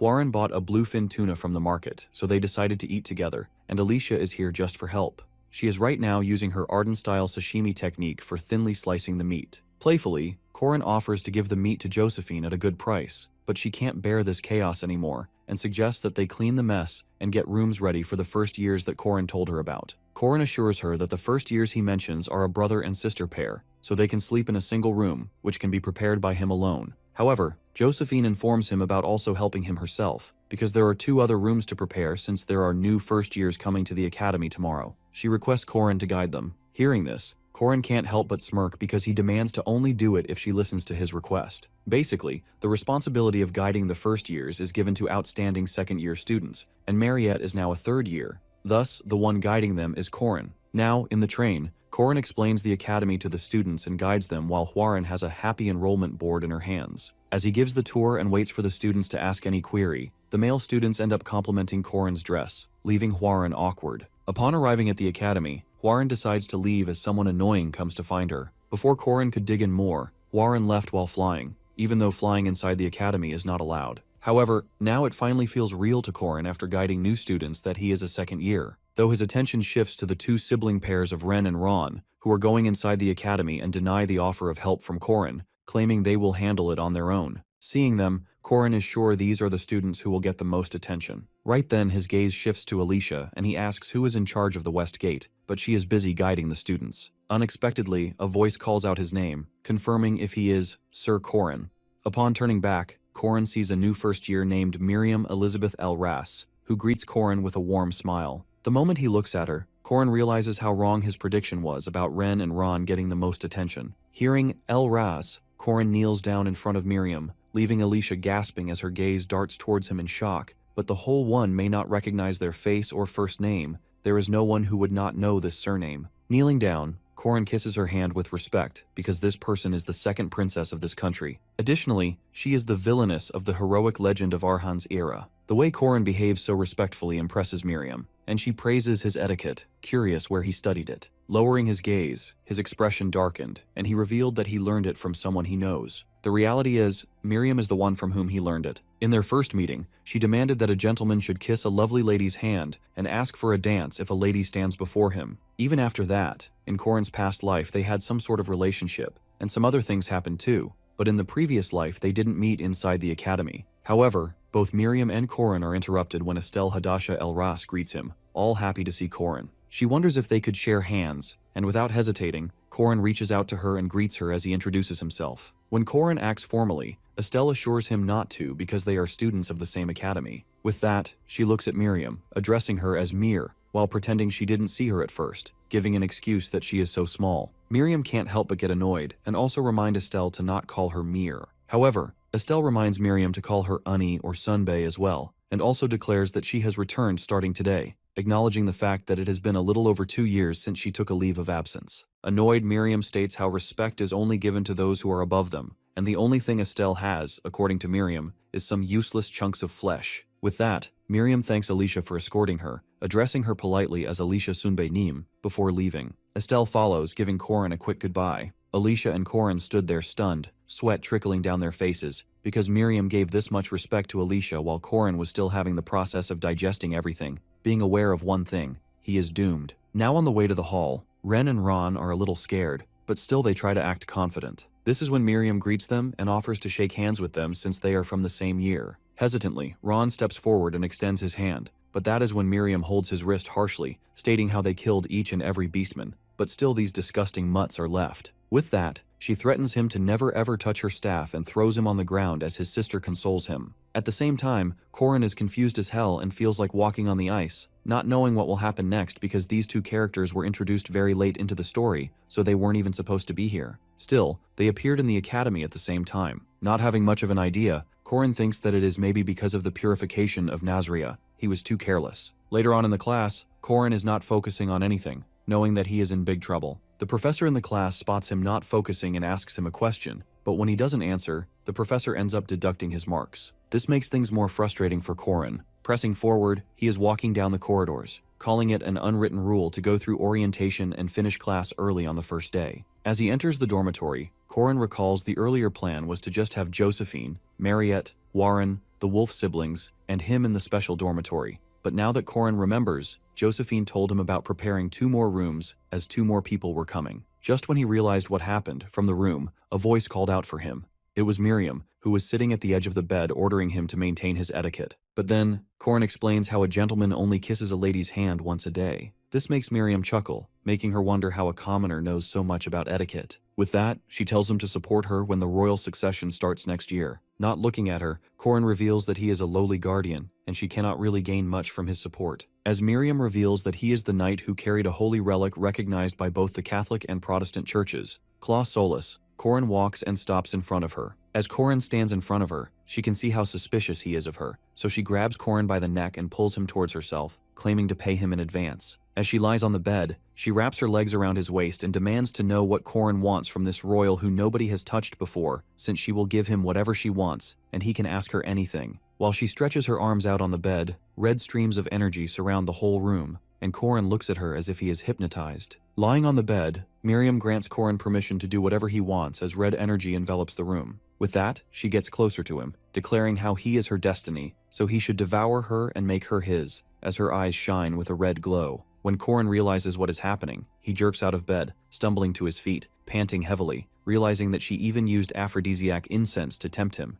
and finding it disappointing because a noble who is about to inherit a throne shouldn't be doing this. However, Miriam has other games in her mind to use the sun god's champion as a political card. She explains how marriage and child conferencing are the oldest forms of transaction. Ignoring that Korin wants to know what Miriam meant by destiny earlier, but when she doesn't care to explain, Korin begins leaving. Once he reaches the door, Miriam offers to set the mood for another day, but when he refuses, she explains how her conditions might change his heart, wondering how confident he is with his decision. Looking back and smiling at her, he reveals that he learned it from someone he knows, to be careful when it comes to beautiful women. With that, Korin gets out of the room, leaving Miriam smirking as she thinks of working hard. Korin is panting, as this was very dangerous, and the weird part is that he has been getting in these kinds of situations more often. Korin recalls an incident with Mariette, also with Alicia, where she said stuff to Korin because she chose theater as her elective and chose to play about an affair, and then Hwarin holding his hands every chance she got. Ever since Korin swallowed the sun, his body has been flowing with yang energy. Because Hwarin releases an endless amount of yin energy because of her 9 yin meridian physique, even touching him feels good. At break time, she keeps holding his hand and insists on staying for a little longer. Later on, at the cafeteria, Korin discusses this issue about women clinging to his body with Jaeger and Lark. However, at first, Lark and Jaeger remain calm, but then start to grab him in anger, calling him a playboy and suggesting he pick one woman. All of them freeze in their position when Miriam approaches them, though both Lark and Jaeger sit at their places and hear their conversation with their jaws dropped, since Miriam requests Korin to give her a tour because she is going to the city center soon. Seeing him,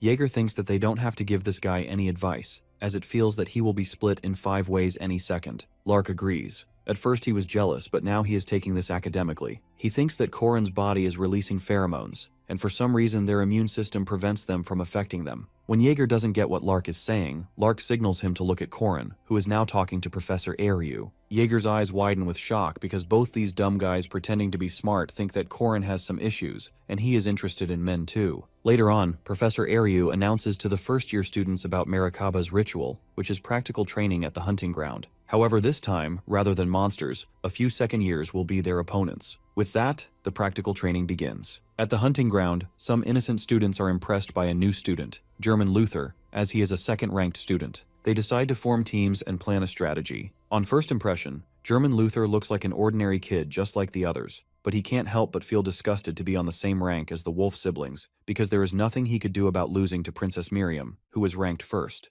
German is aware that he would have left this academy if he was not appointed for his holy mission. Last semester, a covert unit from the Order infiltrated the academy to eliminate the monster, but got captured. At that time, Bishop Renaud denied any connection in order to save them, but now they sent German Luther, so now he has to hide that he is from the Order and act as a model student at the academy. Running, the 3rd and 4th ranked students call for German to follow them as they see their opponent. However, German has no choice but to build trust by completing practical training with them. Some students find it unfair that there are more than 400 students, so it might be tough for the seniors. However, German has other concerns. The main thing is to defeat these seniors and steal their insignia, so he has decided to act and lead these kids, and later on, use them as his pawns to achieve the goal. Everyone's attention shifts to their back when they hear a loud thudding noise from behind. From afar, Josephine looks at students being scared, and recalls how Korin decides to do new student orientation, but puts a condition to include the returning students that he chose for the hunting ground test. Standing there, Josephine wondered if listening to the request was right.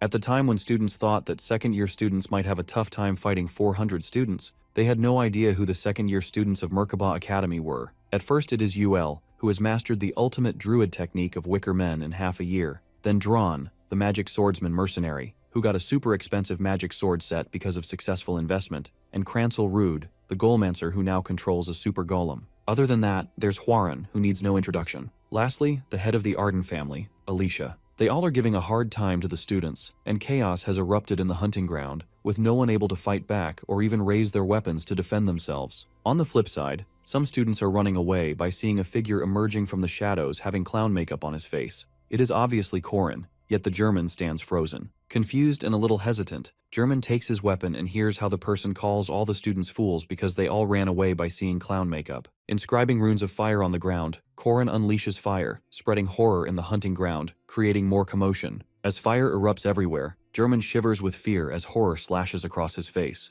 Korin is aware that German has no idea that the person who turned Merkaba Academy's notable second years into super soldiers was the clown before him. While some students faint and cry, German is unable to move from his place because of fear, and Korin can't help but enjoy this sight, demanding to know why he is so serious. With that, he gets a little closer, grinning and ordering him to smile. Meanwhile, German trembles as sweat trickles down his face. After being born in the St. Michaela Monastery and walking down the path of faith his whole life, German had times when he wanted to ask if God really existed, but he is sure of one thing: the devil does exist, after looking at this clown in front of him. As German tries running, Korin uses his spear between German's legs, making him fall on the ground. Just then, Korin declares that this is the end. Out of fear, German shuts his eyes, not able to witness what is going to happen to him, and also starts crying. That is when Korin pats his hand on German's head and helps him stand up, praising him for his guts. When Korin introduces himself, German immediately recognizes that it is the same guy who fought with Lunya Arden. Now that German has calmed down, Korin explains how he was looking for skilled first years, and aside from the princess, German is the one. Extending his hand, Korin offered German to work with him. Surprised, German immediately shook hands with Korin, agreeing to the offer. The first thing Korin needed to do in this hunting ground was to scour German, a spy of the order that Korin is already aware of. 1 hour after the test started, Ron and Ren have been getting attacked by the students, and Ren is knocking them out, guiding Ron to check their backpacks and take their armbands. Poor Ron doesn't understand why everyone is attacking them and wonders if maybe it is because they are demi-humans. However, Ren explains it is not because of that, but because they are second rankers and everyone wants their armbands. Taking the armband of their seniors is worth more points, but they are all too strong, so they are trying to take armbands from people of their own year to get points. Though, in the last part, they have to trade these in for prizes. But when Ron and Ren arrive at the final stage, the cottage is on fire. But then an earthquake appears, and a giant tower-like building appears in front of them, likely made by Yual because it is covered with vines. As the wolf siblings stand there, Miriam also comes from behind, sensing the scent of fur. This tower has 3 entrances, so Ren and Eon decide not to follow Miriam and enter the other gate. When they enter the gate, Drom is already inside, sending lightning strikes to the ground, making it hard for the siblings to stand on the ground. Dron makes it clear that these are the situations he was hired for, so he can't go easy on them. This place has 3 entrances, 3 rooms, and 3 guardians. Then, the corridors join, and there are 2 rooms on the 2nd floor. Lastly, there is the 3rd floor, where Korin is waiting for the students. Although one of the first-year students is already hiding using his infiltration skills successfully, no one can deceive Korin the moment he senses someone. He comments on how he heard that there is someone killed in stealth. With that, Korin doesn't waste a second and strikes his spear at the side of the pillar, where he senses the presence. The way the spear unnaturally curved when the person thought it missed made the first-year student shocked. In an instant, this guy feels like his soul is being messed with. It is because Death God's orb, that will always hit the mark, will separate the body and spirit. Because of this, his concentration is fading, and he is even losing his stealth. The man's eyes widen in shock as Korin calls him by name, questioning if he, Rashid ad-Din Mustali, a first-year second-rank knight, is using a technique from an assassin clan. For a moment Rashid pauses but then gets out of his hiding spot, warning that Korin shouldn't have mentioned it, and attacks Korin from behind with his whips. At first, Korin lets the guy attack and dodges it, but when Rashid doesn't stop, Korin grabs his spear to attack back. Rashid always wanted to stay away from bloodshed, wanting to leave his past behind, but now that this senior in front of him has mentioned it, Rashid can't help but kill Korin to hide his identity. Moving swiftly, he unleashes fire against Korin, but little does he know that fire and heat are Korin's expertise. As Korin dodges the fire, leaving Rashid surprised, he explains how Rashid deserves a reward for doing this much, so he should go up and address his points. With that, Korin also mentions that it doesn't matter if he learned magic, swordsmanship, or assassination, but that stealth ability is needed soon too. The second thing Korin needed to do in this hunting ground was to test the skills of the worthy first year. At the same time, the wolf sibling almost died because of Dron's abilities, but still ended up being passed. At the 2nd floor, in the presence of Hwarin, they were passed immediately because obviously Hwarin couldn't control her strength against them, so she let them go. At the 3rd floor, Korin was waiting for other students, and Ren and Ron arrived. The moment they enter, a slash strikes near their face. It is Korin's spear, which was targeted towards Ren, but when Ron lets his guard down, Ron is knocked out by Korin, and he faints on the ground. Surprised, Ren looks at her brother, but ends up running when Korin activates the Tiger Sweeping Wind to attack them,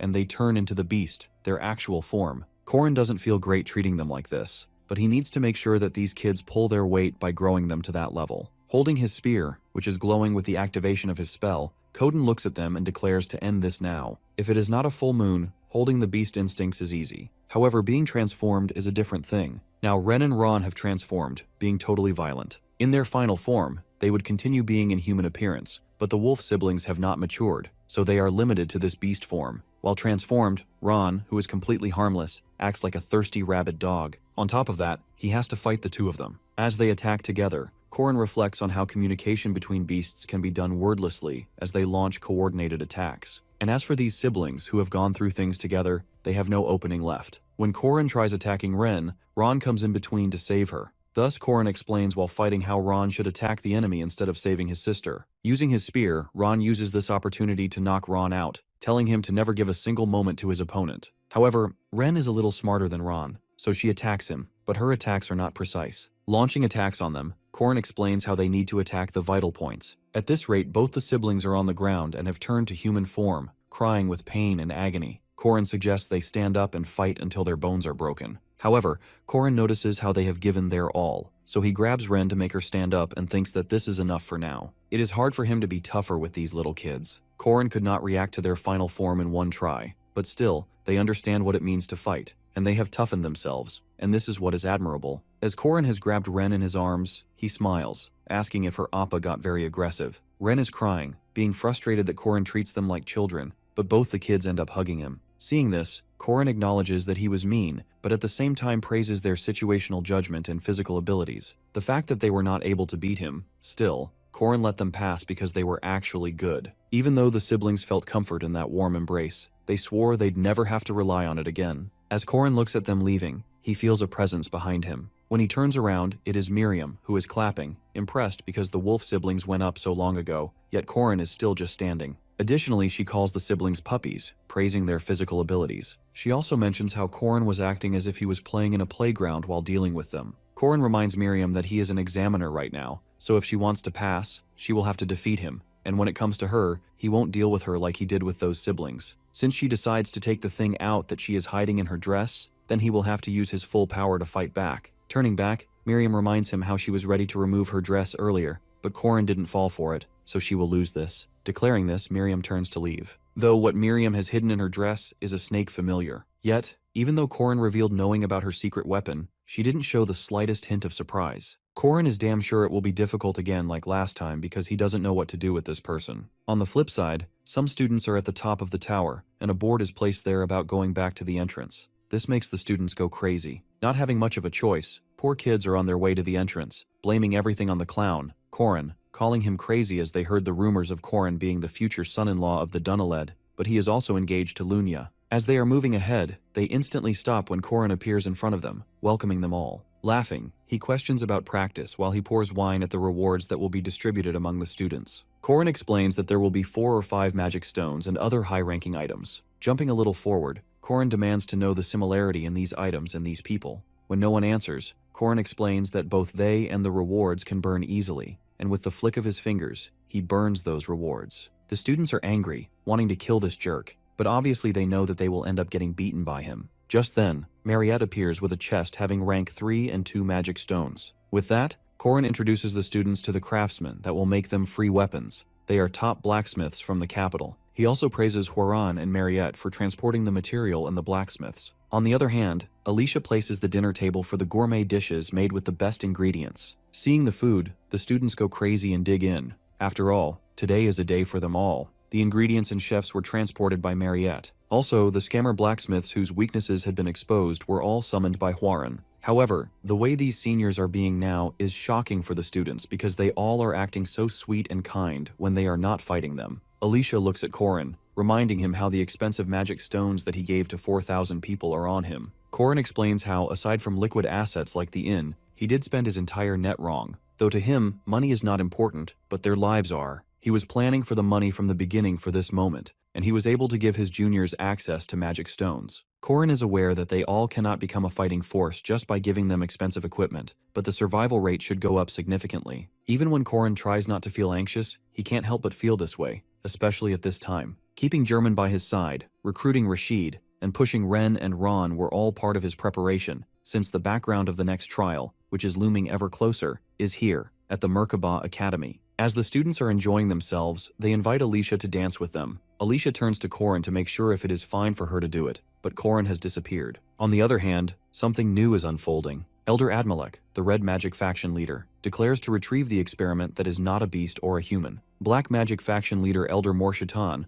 is pretty confident that everything falls into their hands perfectly, especially since even the Golden Mage is participating. Mariette, that vampire, should be retrieved by their Mage Tower. Basically, the Magic Tower incident is about to begin. Originally, under the shallow investigation of the Grand Library Archives, they would have abducted the vampire girl and conducted experiments in the basements. But history will be twisted since Corin has already been waiting, standing at the Magic Tower, noticing and examining everything. The special dormitory housed students that are important to the academy. Firstly, it was Corin and Huaren, but now it is almost full. Every morning, Corin fights with Huaren, showers, and then sees the new students have arrived on the second floor. At the end of the floor, the two princesses have their rooms. The Princess Etel went to the chapel for morning prayers, while Miriam went to her lab. It is not like the original story, and as both princesses are living at the academy, Corin is worried about the changes. However, on the other end of the hall are the wolf siblings. Smiling, Corin opens the door of their rooms and tries waking them up, but these cuties demand to sleep for a little longer. Though, these kids would have grown to be villains. They obviously are tired as Corin pushes them past their limits during the test,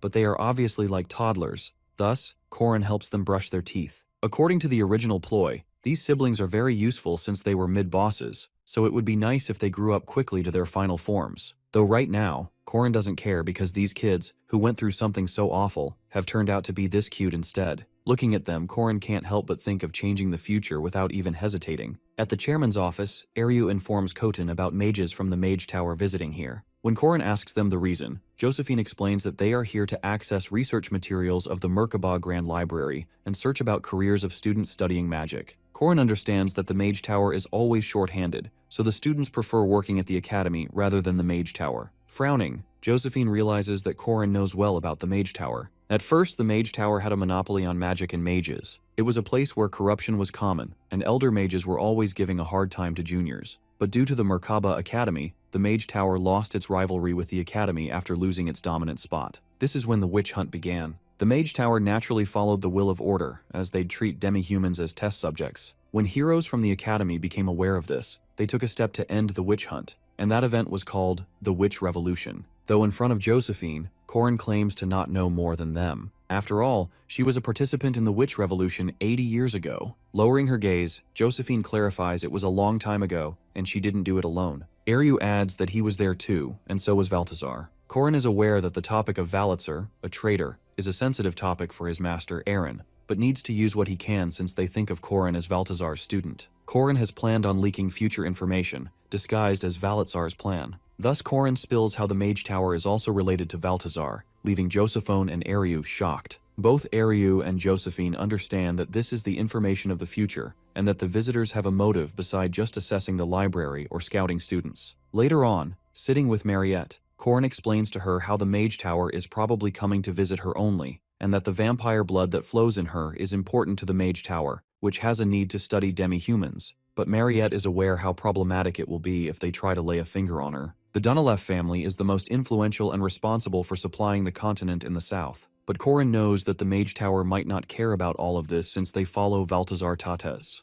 Looking at Corin, he decides that it is time. He tells her the truth about Valtazar and his plans. Before revealing anything, Corin gives Mariette the heads up to keep this conversation between them. After hearing everything, Mariette understands that the coming of paradise that the chairman's evil is trying to do is to collect all 4 real runes and all 4 secret treasures, then use that energy to ruin every civilization and create a place they wish. Corin agrees, elaborating that this is the reason the Catholic Church and the Mage Tower don't care how powerful or influential their opponents are at this point, since they have this thing in mind that everything will be demolished anyway. At this rate, Mariette looks scared and worried, as the plan is kind of horrific. However, Corin acknowledges that the Valitzar plan looks unrealistic, but it will be executed because this is Valtazar they are talking about. Thus, Corin asks for a favor from Mariette. But Mariette is more than happy that Corin shared everything and assured of doing anything for Corin. Before leaving, Corin tells Mariette to come to the Happy Inn at midnight since he has some things to prepare. As Corin leaves, Mariette's face turns red, not believing that she will be with Corin at the inn alone.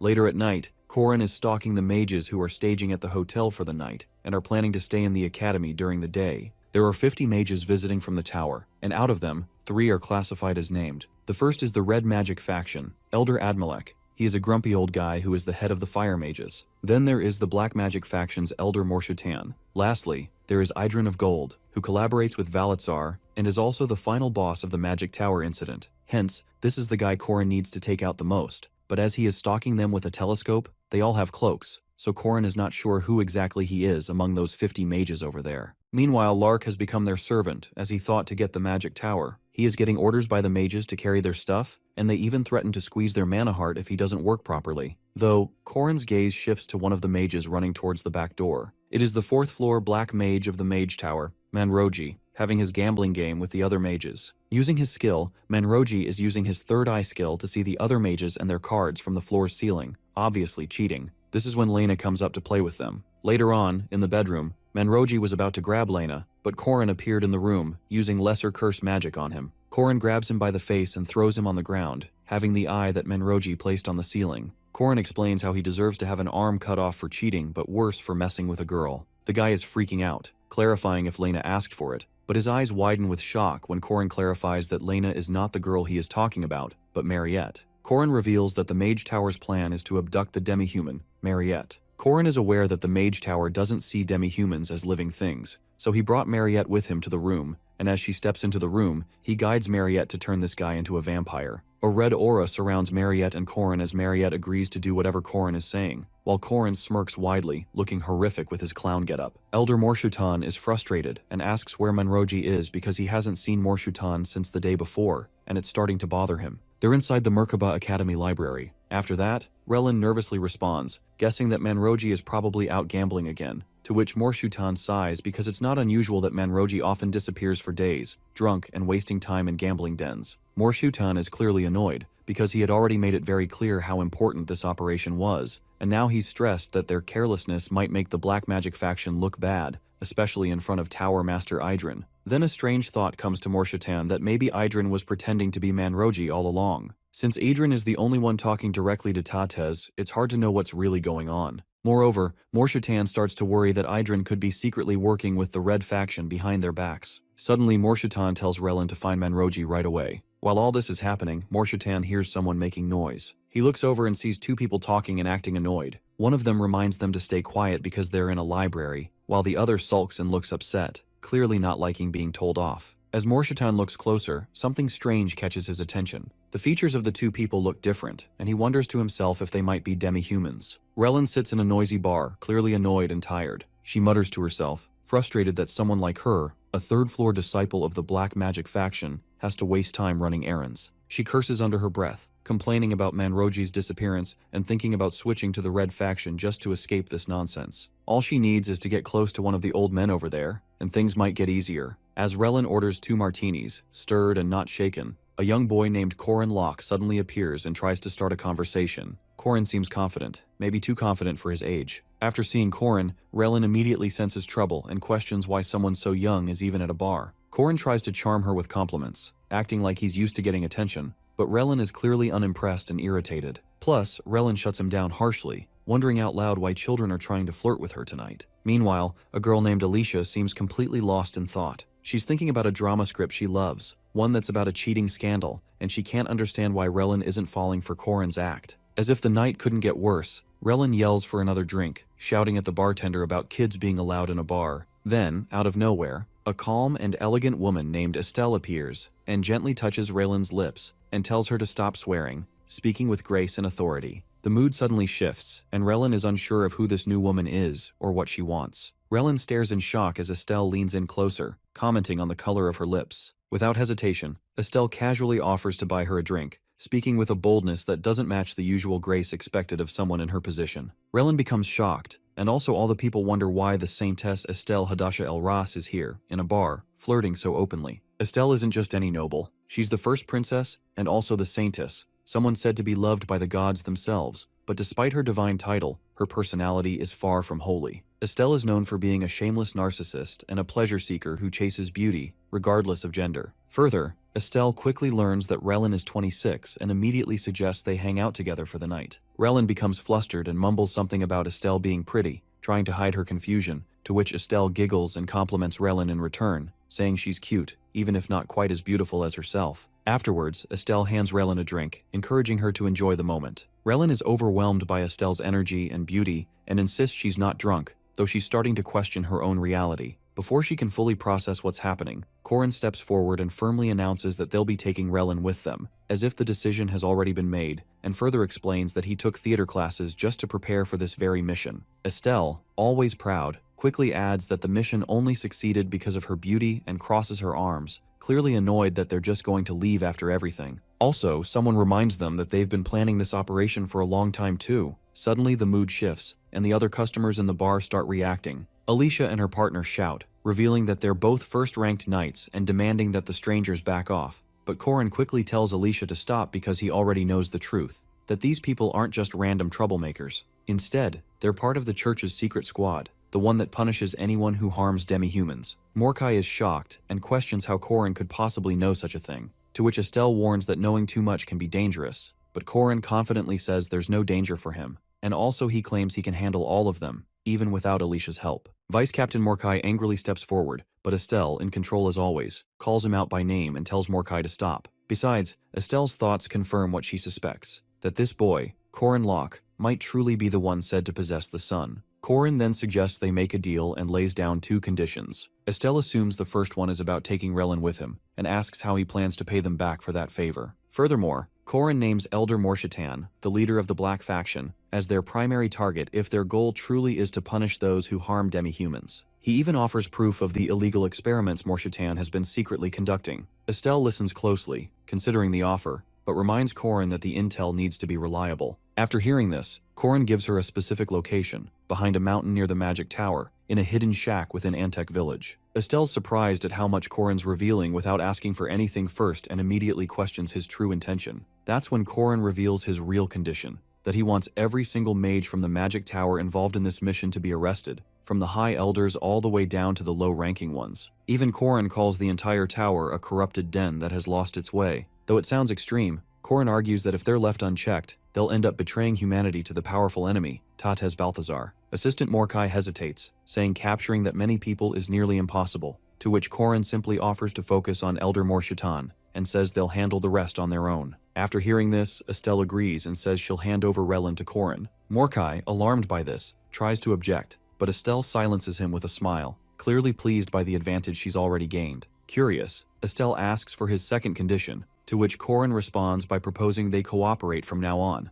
As long as it doesn't involve politics, he'll lend her his support. In exchange, Corin asks Estelle to pray for him. Estelle accepts without hesitation. As long as she holds divine power, she'll offer her prayers, especially now that they live under the same roof. Indeed, the Saintess's prayer is considered a rare and powerful blessing, only available during the final stages of a long journey. Corin, realizing this, cautiously asks when the prayers happen so he can benefit from them. But instead of answering seriously, Estelle smiles mischievously and tells him to call her sis. Corin hesitates because, after all, Estelle is both a princess and the Holy Saintess, but Estelle insists, pressing Corin again and reminding him they'll be working together for a long time anyway. Corin doesn't quite know if moving this fast is a good idea, but the situation is already out of his hands. Elsewhere, the Black Faction loses contact with Relin as well. While no one cares about Manroji's disappearance, Relin's absence hits Jolin hard. Jolin had found a reason to live again through her, and had even prepared a slave collar to keep Relin by his side if she joined the Red Faction. His obsession quickly turns into panic when a delivery arrives and a mysterious video stone is left at the door. What Morkai sees inside shakes him. The footage shows Relin, terrified and begging for help, surrounded by unknown attackers. The viewer celebrates capturing a young mage chick while Relin screams for help. Jolin watches in horror, crying out her name, and without wasting a second, Jolin shouts that he's coming to save Relin and rushes to the outskirts of the city. Meanwhile, Corin watches all of this and reveals that Relin and the others were never his main target, and his real aim is the Tower Master of Gold, Idrin, but he has no idea who that is among the 50 mages who entered the academy. Still, Corin forms a strategy that if he can't find Idrin directly, Corin can at least eliminate suspects. Corin starts by ruling out Relin, stating that she was involved in a side quest called Shaded Love, where an old mage named Jolin had fallen in love with her. After that, Jolin enters to save Relin. Since they were both featured in a scripted quest, Corin concludes neither of them could be Idrin. Major villains like the Golden Mage wouldn't be placed in common side stories. Later, Corin moves on to Manroji, who had been previously captured, and was the focus of another side quest, the Cheater's Hidden Trick. a scenario where the player uncovers him cheating,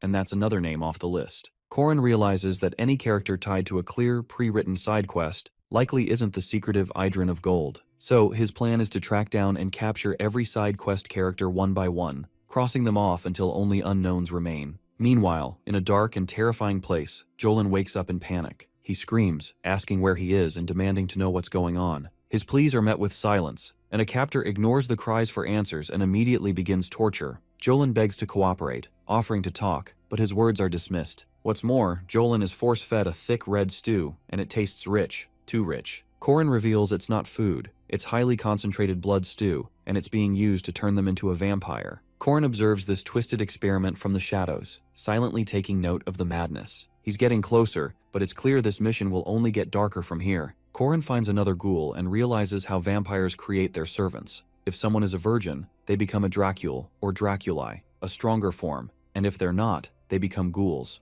like Manroji. Corrin is frustrated, wondering why everyone seems to have experience except him, making him feel like the only virgin left in the world. A girl nearby shyly admits she's also untouched, saying she's only held her dad's hand, and that confirms Corrin would turn into a Dracule rather than a ghoul. Now, since the man in front of Corrin has become Corrin's vampire servant, Corrin knows he won't be able to lie and takes advantage of this, asking the man to spill everything he knows. The man is unable to resist and is about to speak. Corrin questions the mage and finds out his name is Jolin. Further, Corrin demands to know why they came to the city. Nervously, Jolin reveals their mission was to capture Mariette Dunalev and assassinate Chairman Ariu Kassar. Corrin pushes for more answers, and Jolin blurts out that they were following the orders of the Tower Master, someone only known by the title Bayarin of Gold. The Tower Master, Idrin, claimed the mission was important and even planned to participate himself. Jolin isn't sure which faction he joined, red or black, but confirms that the Tower Master Idrin is among them in disguise. With this intel, Corrin feels ready to move forward with his plan. At the same time, Corrin threatens Jolin that he has kidnapped Jolin's beloved professor and other mages who recently disappeared,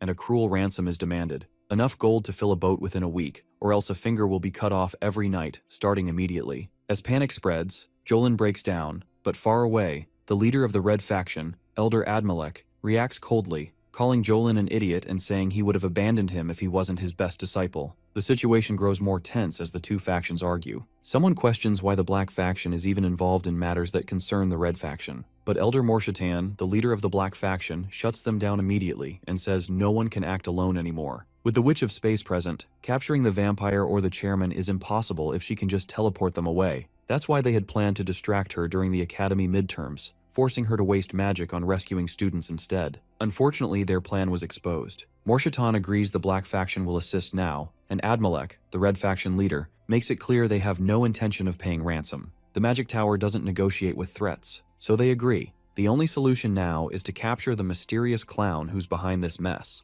Morshatan reveals they have a secret informant planted inside the academy, and this person might know the clown's identity, and that person is none other than the second princess, Miriam. Miriam has seen Corrin's outfit before during the hunting grounds incident, and since the Magic Tower sponsors her, she'll likely report him. This will shift the tower's attention toward Corrin and prompt them to launch an attack on the special dormitory. But Corrin plans to use that moment to trap them all, and that was his original strategy, Plan A. Suddenly screams are heard, and Miriam is brought in, and Morshatan asks if she recognizes this person, to which Miriam completely declines, and everything begins to fall apart for Morshatan because Princess Miriam, who everyone believed would expose Corrin's identity, surprises them all by saying she knows nothing about the clown or any kidnappings. Her unexpected silence confuses both sides. Elsewhere, Corrin is stunned too by hearing that Miriam took his side because Corrin was sure Miriam would mention him, but she didn't even speak his name, and that small act completely ruins his original plan. But it also keeps Corrin safe for now. Even though his strategy fails, Corrin quickly regains his focus, and also thanks the person helping him, and prepares to leave, pretending nothing is wrong,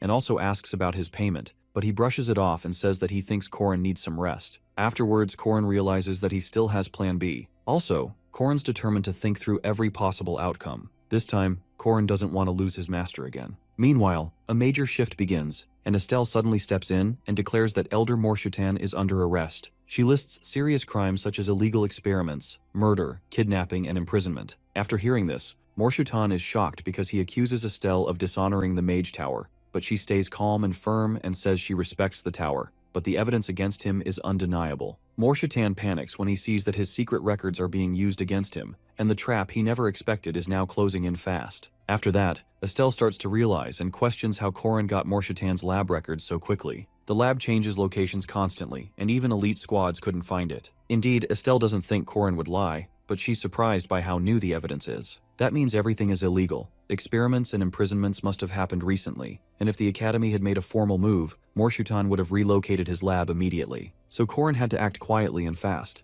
Estelle realizes the truth. Corin Locke is trying to take down the Mage Tower alone, a bold and dangerous move. In the background, we learn more about the larger conflict. The Mage Tower and the Old Church once held massive power, but they lost influence after the Witch Revolution, when the Protestants and 3 legendary heroes defeated them. Now, these 2 old powers have joined forces with Balthazar, scheming to destroy the Academy and regain control. Everything was going according to plan until Corin disrupted it. Chaos erupts among the villains, and one group panics over how the Protestants found and attacked the secret lab. They suspect the clown Corin might be working with them. Urgently, they decide they must accelerate their plans, burn the Academy down and rescue Morshitan during the chaos. But not everyone agrees, and Elder Admalik commands silence because he wants to retreat to the Mage Tower immediately. Their leader, Tower Master Idrin, is called upon, and with Morshitan gone, the rest can't carry the plan alone. Now, it's Idrin's turn to act, and the war between the Academy and the Mage Tower is about to escalate. Tower Master Idrin is shocked to hear that the witch has been captured but quickly regains his composure and understands the situation and orders everyone to move. Their destination is northwest of Merkabah, where a hidden marker lies, a secret from the time of the Witch Wars. Only 2 people were ever supposed to know about this location,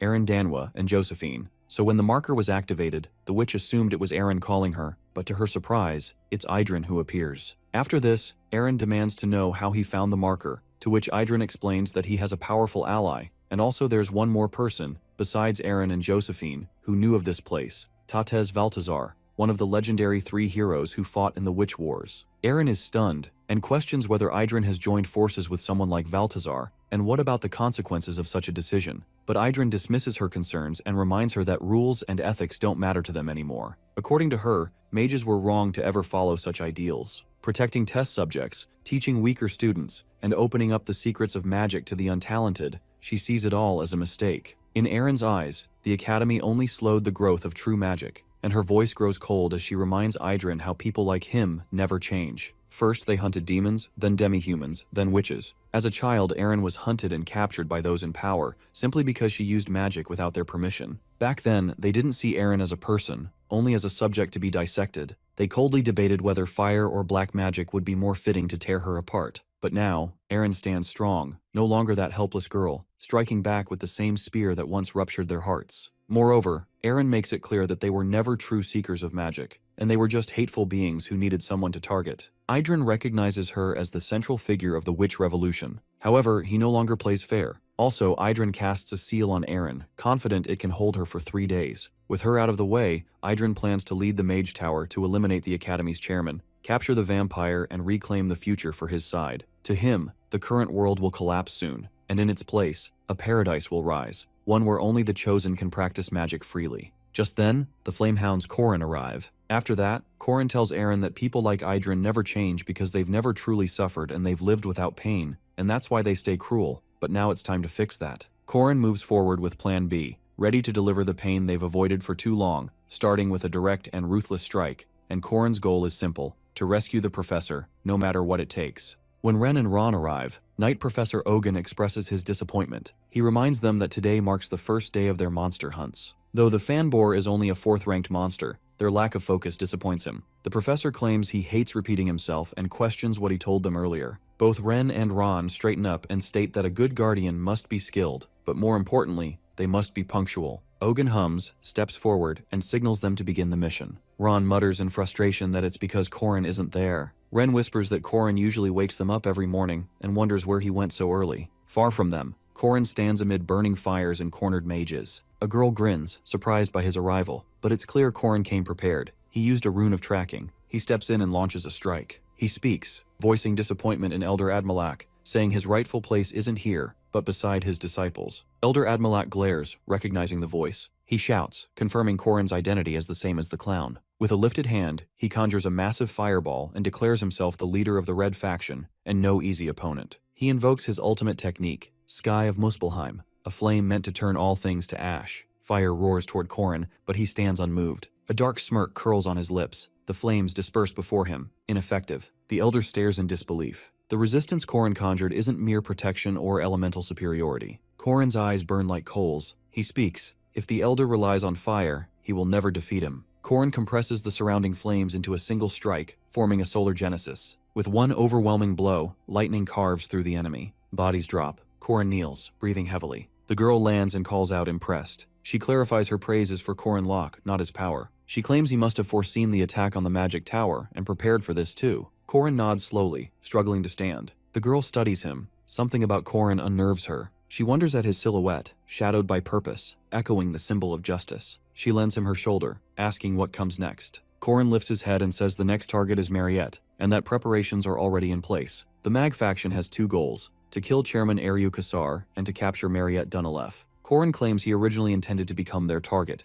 but Princess Miriam acted unpredictably and shielded him, disrupting the plan. Fortunately, he holds a plan B. He continues, stating that during the official opening of Dunalef distribution, Josephine will make a public appearance at the event, then move to a less crowded area, an ideal moment for an ambush. Josephine, moving ahead through an alley, reflects on the plan. She wonders aloud, if they wanted to kidnap her, why not just take her in the carriage? At that moment, two women step from the shadows. One of them reminds Josephine that Korin warned them to prepare. Josephine halts. A chill runs down her spine. Meanwhile, deep in the western forest valley, Ren and Ron are hunting. Ron proudly claims he caught a massive boar. Ren scoffs that his is even bigger, but Ron frowns and mutters that something feels wrong. He recalls that Professor Dana bought many fan boars last year for testing and questions why there are so few now. Ren narrows his eyes, questioning the same. They've come far into the forest, but the numbers don't add up. Then Ren sniffs the air and claims there's a stench of rotting flesh. He spins and shouts at the shadow behind. From between the trees, Professor Arkai steps forward, smirking. He notes the value of elder vampires, but says wolves with golden pelts match them easily. Ren and Ron are still immature, and he states that capturing them will be simple. He adds that the mountain's fan boars are already dead. His monsters now surround the boys. Ron calls out to Ren.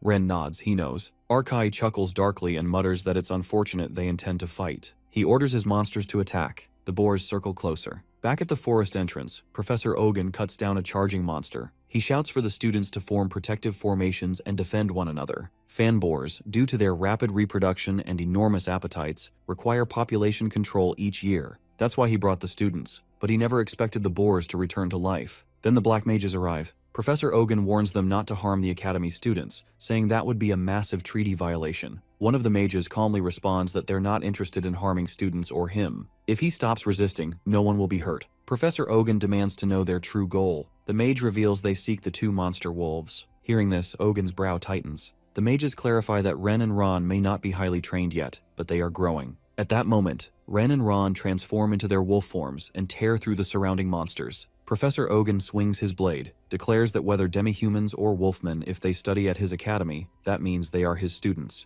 A black mage stares, stunned, and questions does he truly intend to defy the mage tower. Professor Ogun steps forward without hesitation and shouts that they laid hands on his students. Now he will face them all. In the special dormitory, Korin is confused when Mariette tells him that she never saw the ambush he warned her about. He wonders if the enemies noticed the trap. The plan was to target Josephine, Mariette, and Chairman Ariu simultaneously, but instead, 30 black faction mages vanished. The red faction mages were dealt with, but no one knows where the others went. Princess Miriam appears, interrupting their conversation with a knowing smirk, implying she might know where the missing mages are. Meanwhile, Ren and Ron are locked in battle against the black faction. Their Golden Wolves state struggle against the Hellsvander monsters, which are resurrected using dark magic and corpses. These monsters are not just strong, they are usually durable. Professor Arkai watches with amusement as his beasts overpower the wolves. Ren and Ron recall Korin's advice: distract first, then strike at weaknesses. Ren goes in aggressively but ends up hurting herself. Ron watches as Ren loses consciousness. Arkai smirks. He wanted to test on Ren but is content that Ron survived. The bond between the wolf siblings runs deep. When one falls, the other loses control. Ron snaps and goes berserk, panicking everyone. Just as she is about to kill Arkai in rage, Korin intervenes. Ron is angry that he is too late, until he pulls her into a hug and tells her Ren is alive. Mariette nearby is giving Ren a potion, saying they were just in time. While comforting Ren, Korin is uneasy about Miriam's earlier tip. She is supported by the Mage Tower and shouldn't be helping him. He suspects there is something more behind her actions. Korin then makes the Black Faction mages kneel. He thanks Professor Ogun with a smile for risking himself to protect the first years. Ogun credits the students' survival to their gear, made from expensive magic stones. Suddenly, Madame Josephine arrives in a rush. The chairman's marker is reacting. Corrin realizes this is what Miriam intended by giving him the location of the mages. The red faction had ambushed Madame Josephine, and the black faction targeted Ren and Ron. Still, no sign of the golden mage. Corrin, along with Mariette and others, heads to Chairman Eriu. They find her unconscious but not fully destroyed. There is still time. There, Corrin sees the 4 great treasures of Luada de Danann gathered.